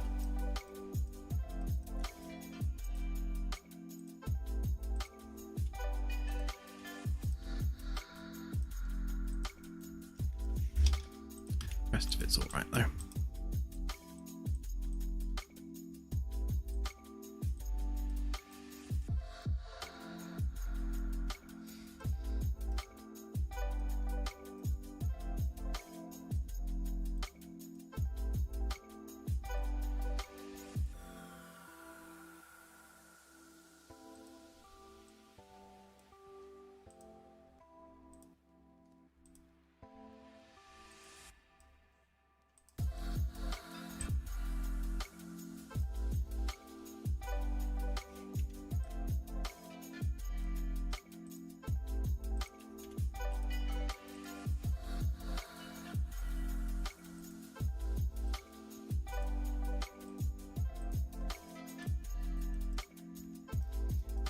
Need to do that all the way to the front, which I will not do quite yet.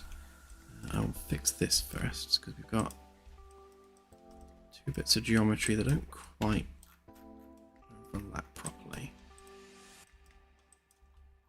Just to be awkward.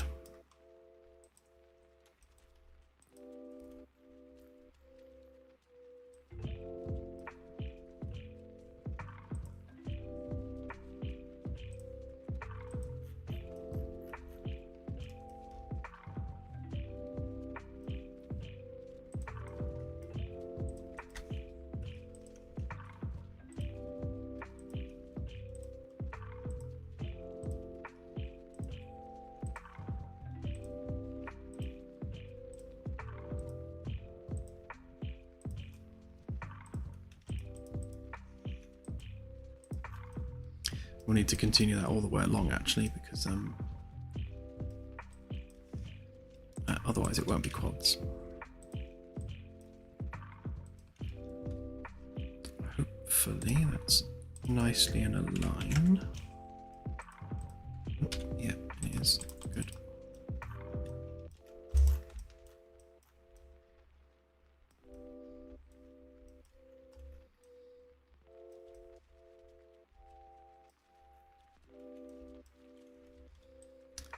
And down here, I think we'll just do that basically.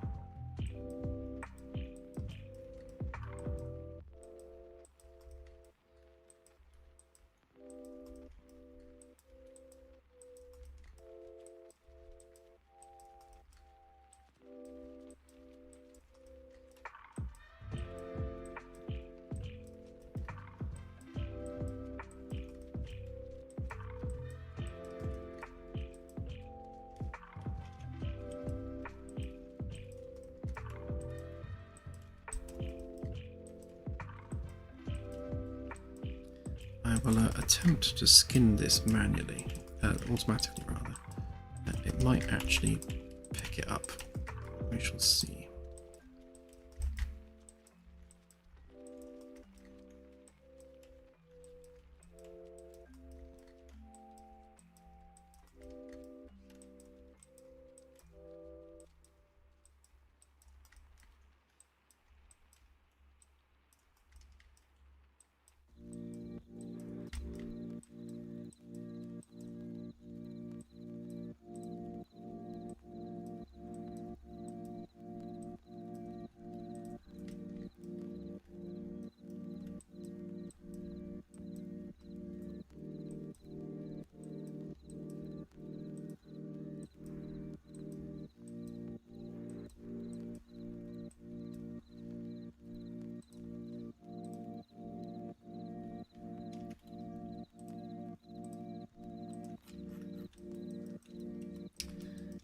make these loops,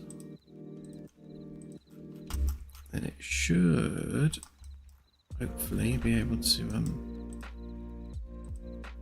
select all of those, skin them all.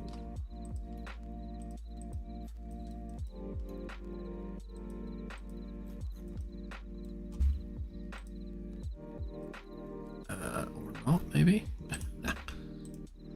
Right, there we go.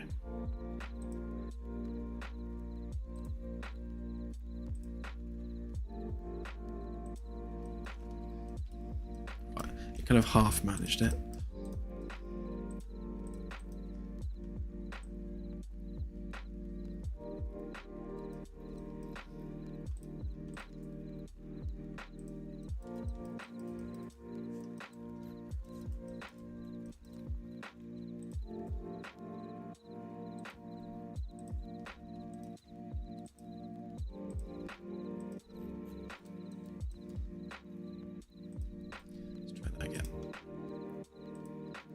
Yeah, there we go.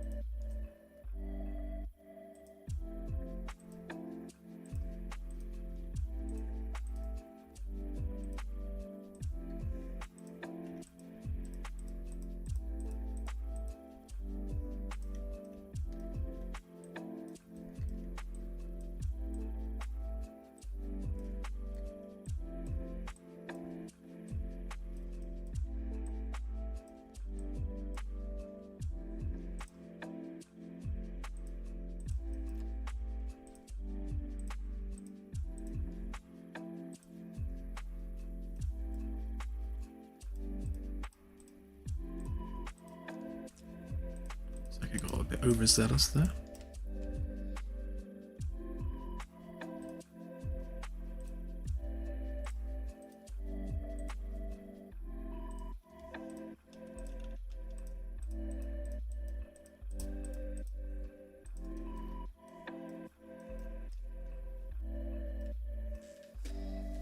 So yeah, so ideally we need to try and keep these quads as kind of equally sized as we can.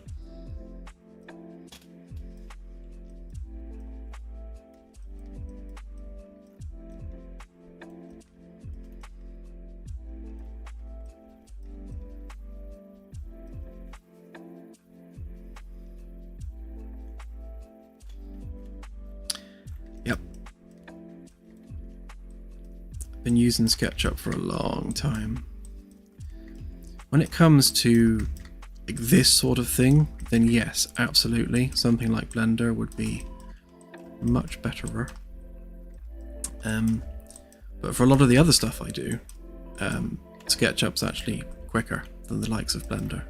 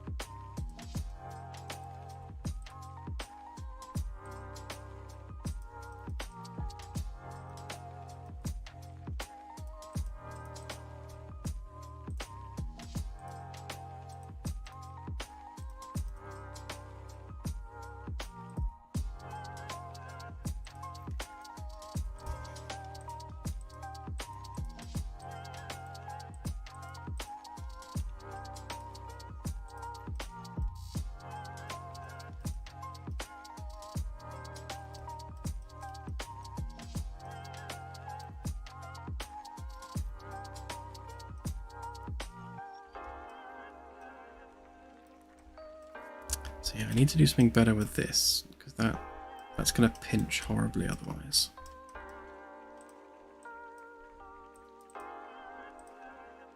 So we're going to end up kind of chasing quads here.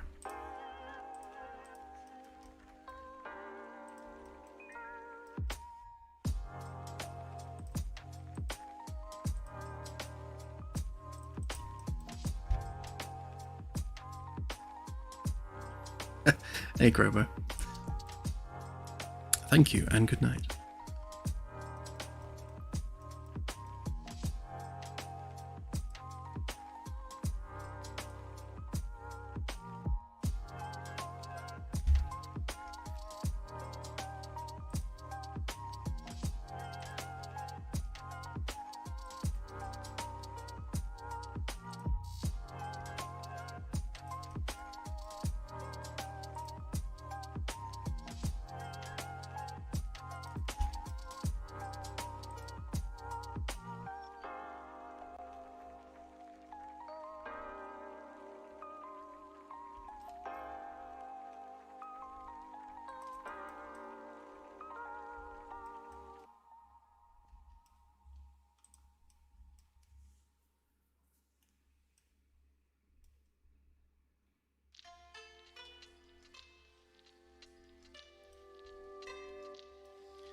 Yeah, it's exactly that. It's you know, it's the time it's going to take to learn a new tool.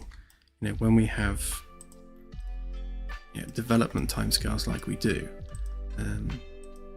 in many ways I'm stuck with what I've got because I can do things like rapidly with this. Yeah, especially when it comes to like, all the ArchViz stuff. Because this isn't just about modeling. I mean, I don't know whether you've been following the full process, but like we're building a whole ship here. We're not just doing a bit of organic modeling. It's about using, I guess it's all the architectural tools to build out the actual physical vessel. It's not just about the modeling techniques.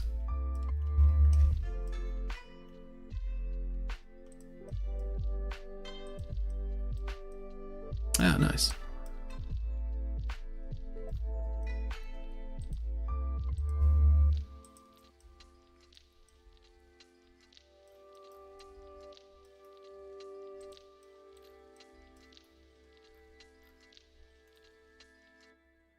Right, let's turn on the dreaded analysis tool.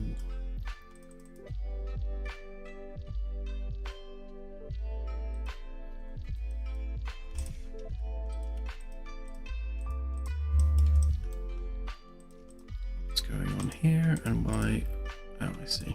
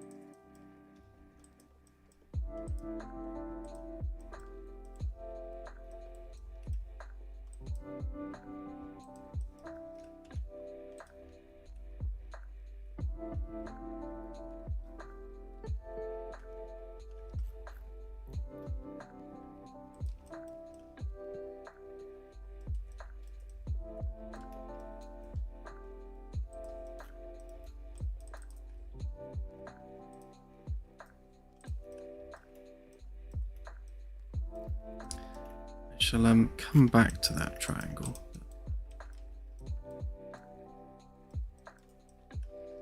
We'll see. It needs blending in better, but we'll get to that.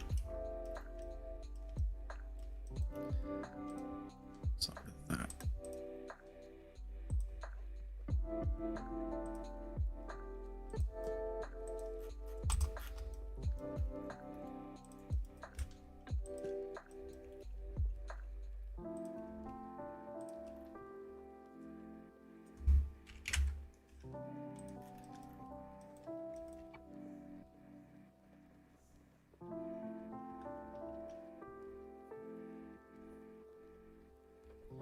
Well, could you give me a list of specific functions that would make life easier, in a given tool? Like, what is it that, I don't know, Max or Blender can do that SketchUp can't do?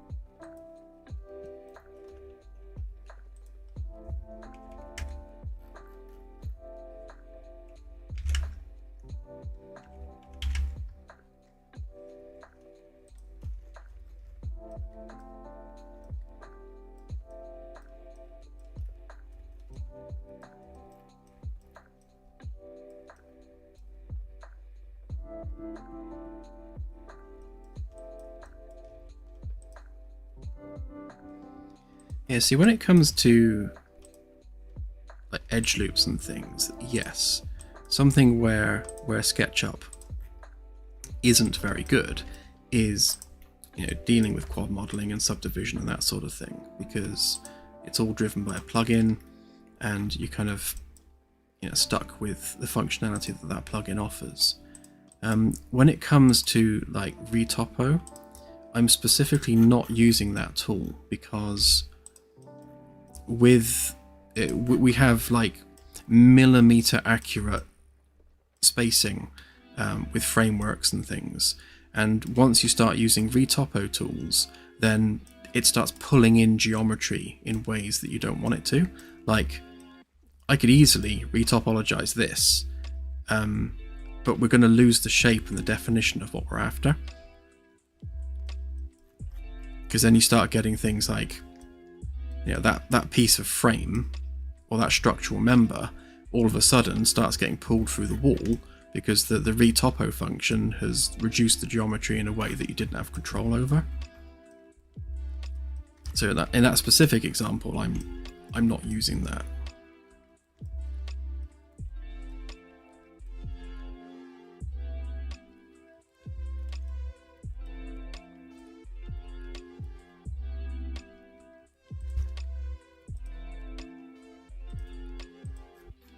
And because I could do something like this, like say, like that section there,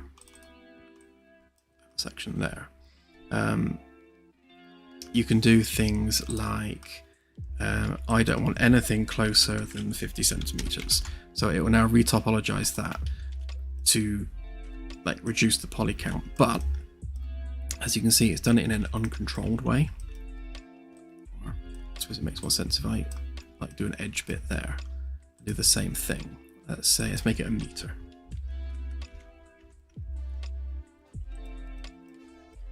So yes, it has one button retopologize, but you get weirdness creeping into it, which is why I don't use it. Again, because things have been measured like to the millimeter, it's easier just to have fine control over it.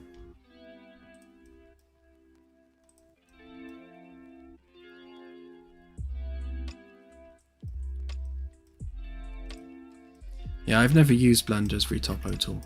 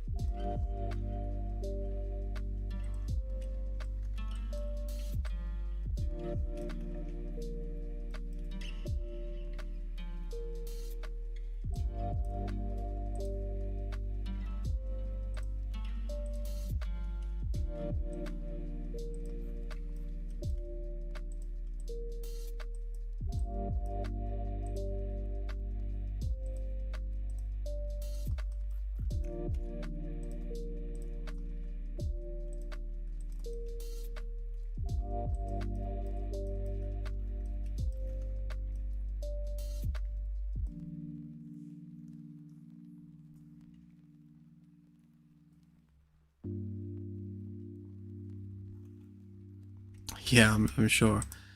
I have no doubt that other people cringe watching me work.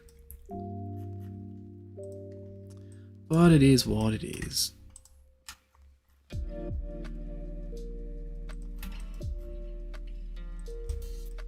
I very rarely do much in the way of subdivision, to be honest. Most of the stuff I do is it's just, you know, non-subdivided hard surface stuff.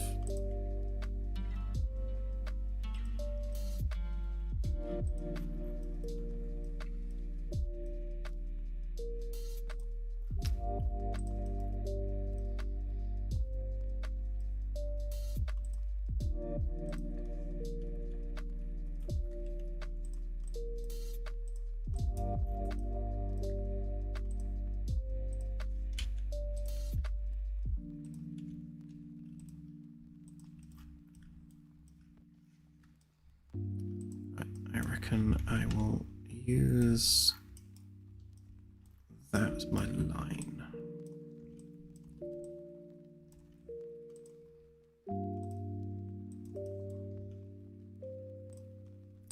Sort out that triangle afterwards.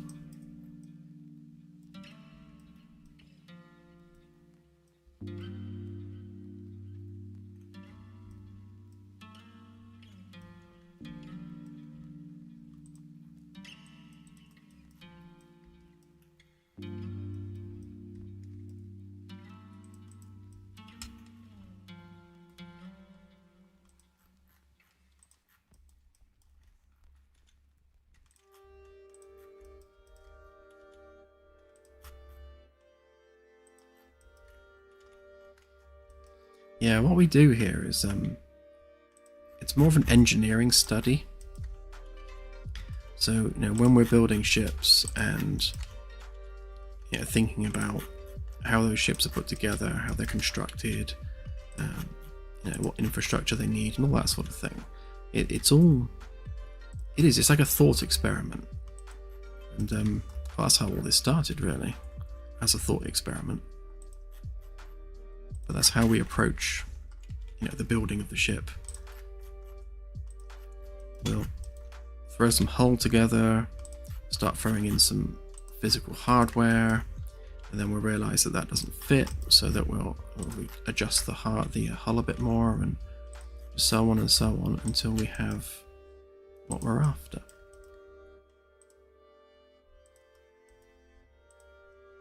Don't know why I'm doing these separately, because these are all on a straight line.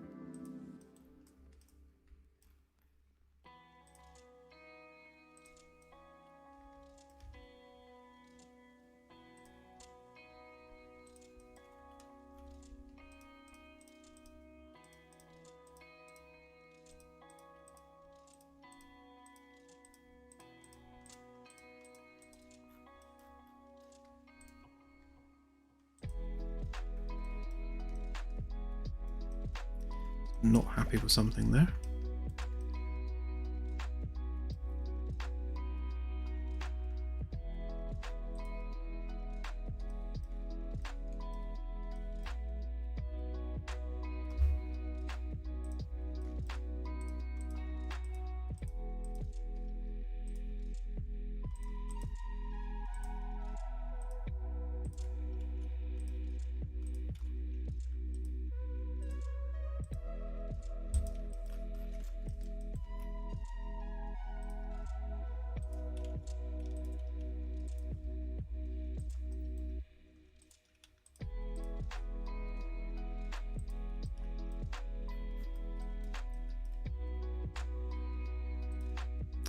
Whatever.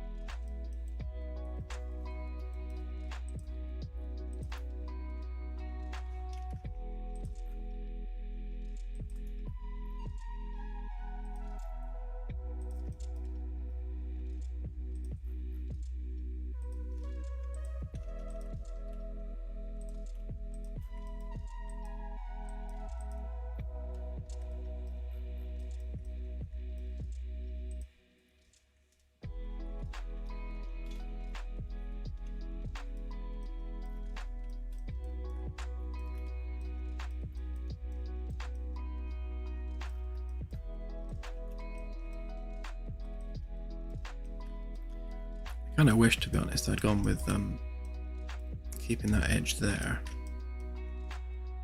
I've left myself too many there, or maybe not actually.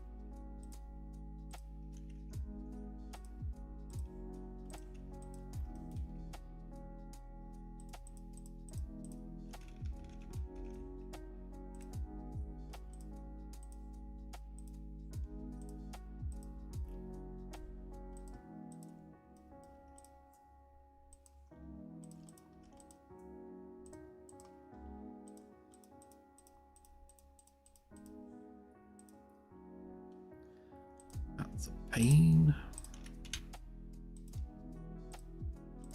See, there's actually a flip triangulation button that never works. Like, I've never once actually had it work.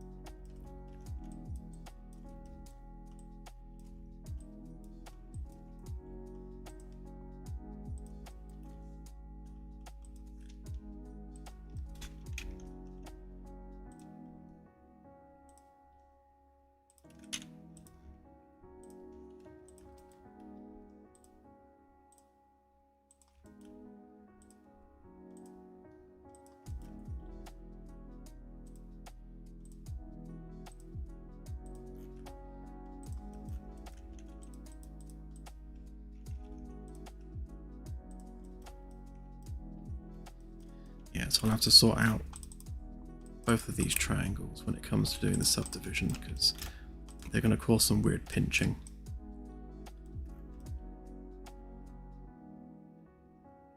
I have to split some of these quads.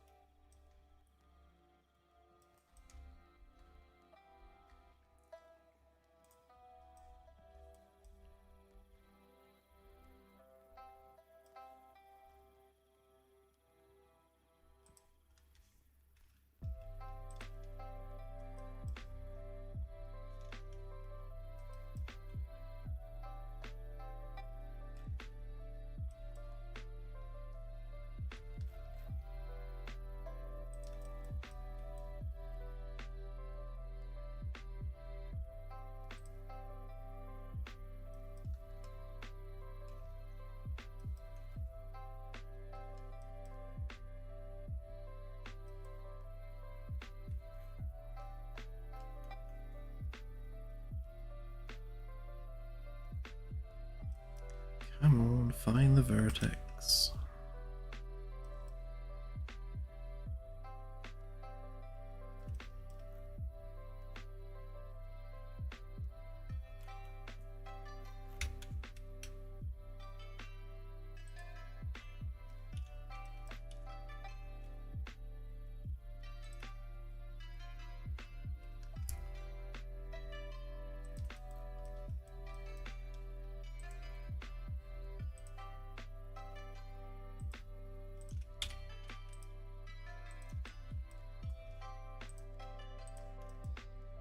Yeah, sometimes it just does that.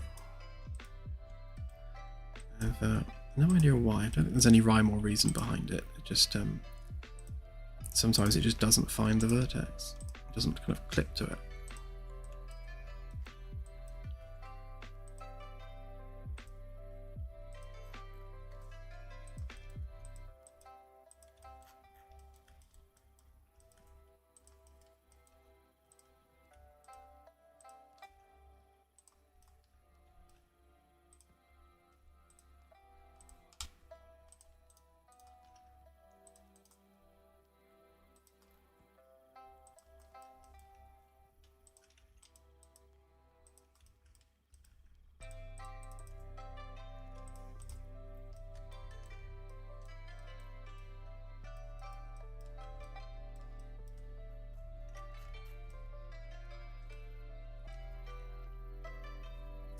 Tackle this monstrosity afterwards as well. Get this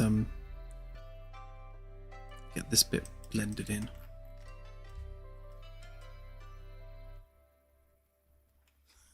Exactly, Jason.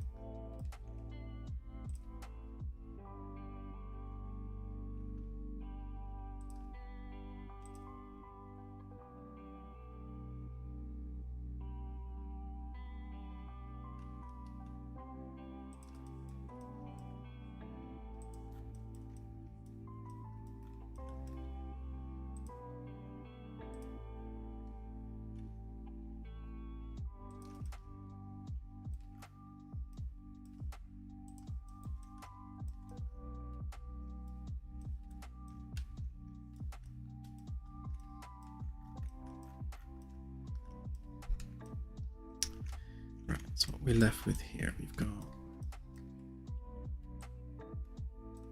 4 there. Oops. 4 there. 4 there. 4 there. Yeah.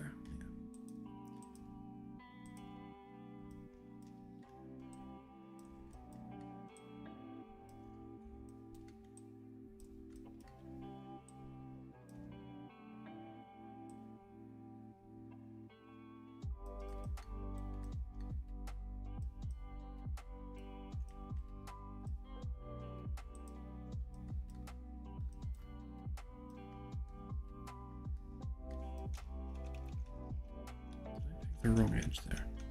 Work from this side instead. Easier to see. So 4 there. 1, 2, 3, 4 there. And then 4 there. Okay.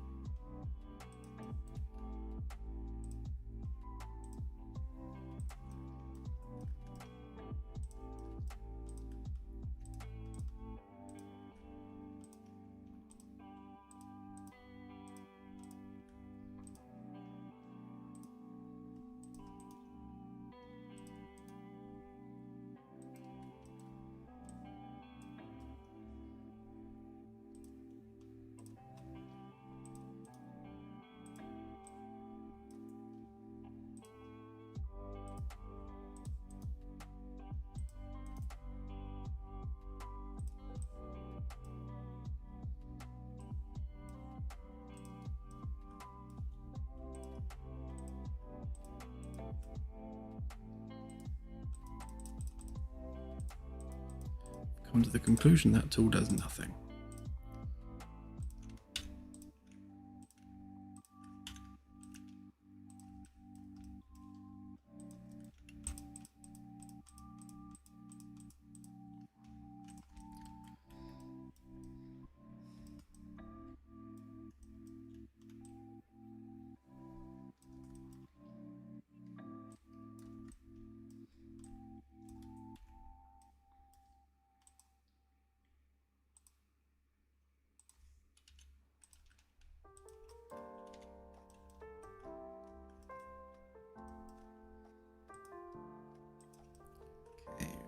You're a quad. You will be a quad.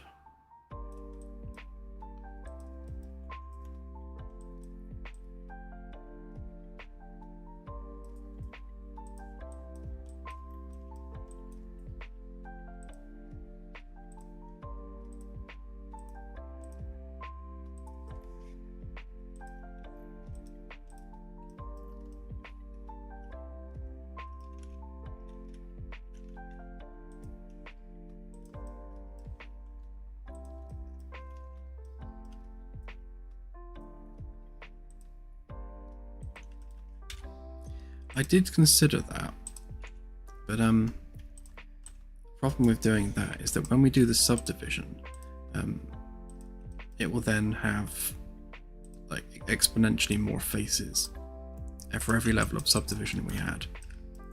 Then that would not be good.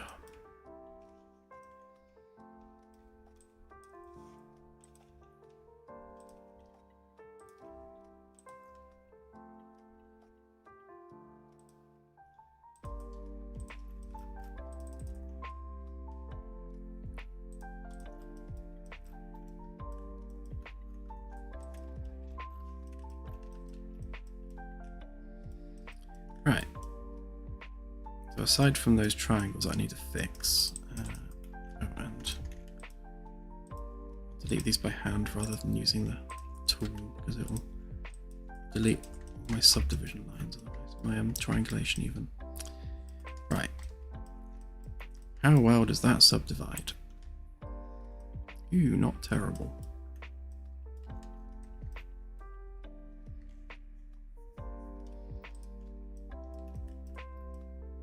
Yeah, so those little bits you see there are because of those triangles.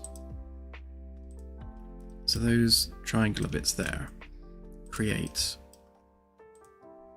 issues with the subdivision, which is why everything needs to be quads, otherwise you get those weirdnesses.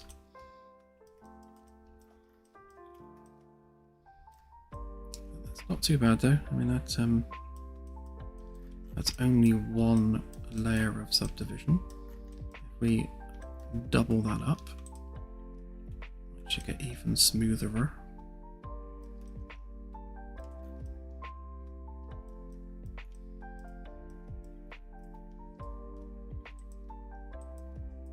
If you look at what this looks like, having been subdivided, you can see the issue you end up with. So if you have too much base geometry to begin with, then obviously it subdivides and subdivides until you end up with a crazy amount of geometry.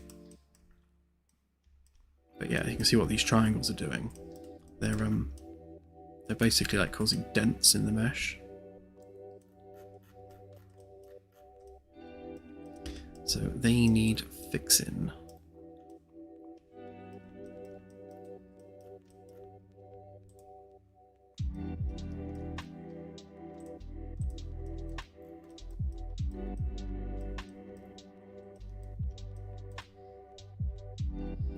Oh wow. I just realised we're like an hour over our usual schedule. I've been so wrapped up in this that we've run massively over time.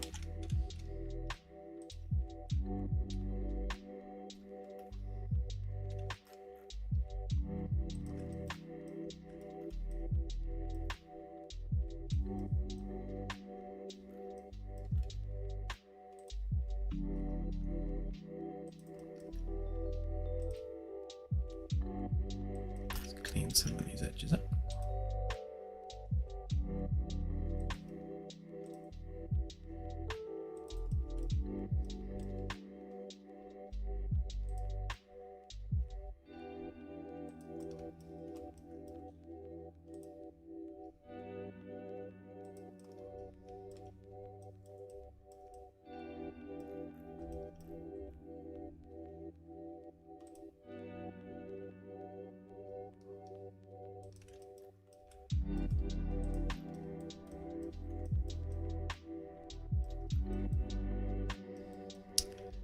Okay, so on the next stream,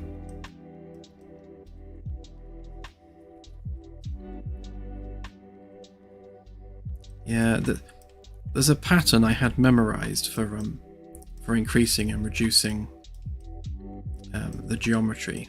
I can't remember off the top of my head how I did it now, but yeah, that's a job for the next stream, I reckon. Yeah, so on the next stream we have to basically take these engine mounts and then start like fitting them in.